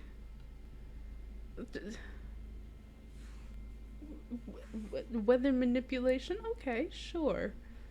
Scientist tools. Temptation. Syringes tools. Sewing methodology. He can bake. Guys, Slenderman is the ultimate man. He can make you laugh. He can fix your clothing. If you get hurt, he can help you. He can bake. Like, we're sleeping on Slenderman as a partner again. You know, the time in between when Slenderman first arrived into the internet's awareness and now we've gone on a hiatus, and yet he can do all this stuff. Name erasure? He can erase a dead name? Large size, if that's what you're into. Although he is a great liar. But he does come with vast resources and wealth. Second time this is mentioned, as well as sorcery. So, like... And he has limitless dream walking, so he could probably stop any nightmares.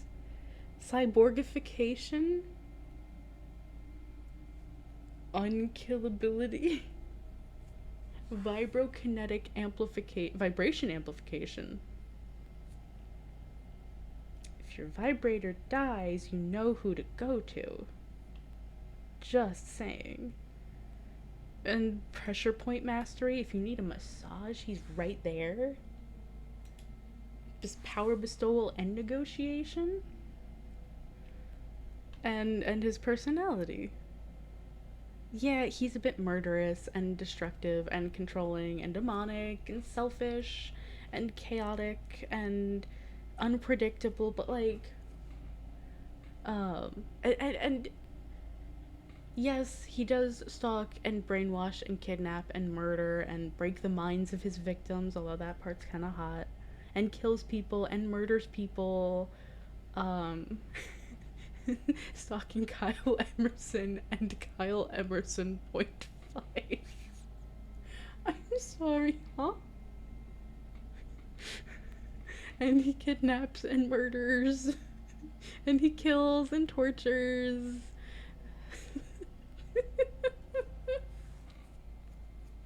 But you know.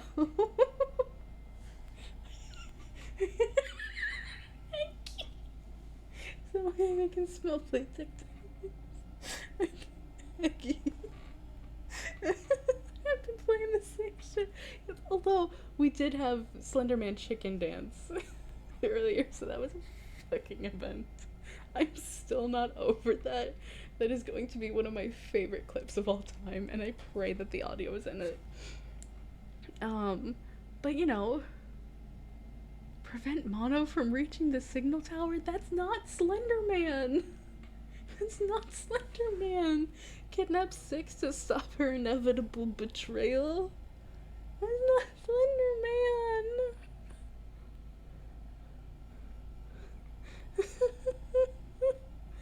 But yeah, I felt the need to share this because this was absolutely fucking bonkers. I So good. Honestly, that is a genuine mood at this point. So long as food is being had, nothing else matters at this point. Everything is fucked. But I also wanted to bring up Liu from Jeff the Killer, if you didn't know, also apparently can become a killer depending on if people want to write that fan fiction, and it's a whole fucking thing. And it's even got little facts. He's got a theme song. If you were not aware or in the creepypasta stuff back then, holy shit, it is a time. It is a fucking time. But yeah, I'm probably gonna get headed out because I have been chit-chatting and speaking and reading for like the past 5 hours. So my voice hurts a smidgen, and I would also like to get food and maybe play myself some loud funky jazz. But yeah, thanks again for hanging out and putting up with and also providing some stories. I do hope to, at some time around like the holidays, I would really like to like grab a bunch of people and just everybody brings in one fan fiction and we all read it for a stream. I think that'd be so fun. I don't think there's anything else.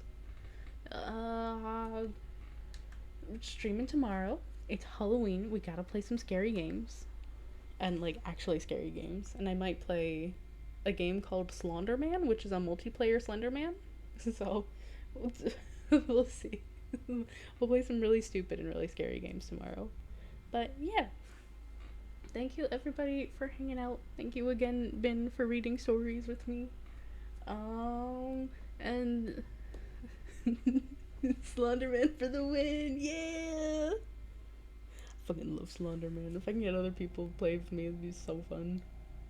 Slenderman tournament. Ben, I know what I'm doing for next Halloween is a big event, and we're doing a Slenderman tournament. I'm gonna do a Slenderman tournament, best Slender versus best team. It's gonna be stupid but fun. But, this is everybody's final boarding call to get up and go hydrate, eat, sleep if it's time for you to sleep. Take any medications you gotta take. Don't forget to unclench your jaw. And I'll see y'all next time. Bye-bye. Bye-bye. Oh wait, hold on one sec. Yeah, I'm gonna head out because my voice is starting to... I'm starting to get both hungry and my throat needs a rest for a little. But I'll see y'all next time.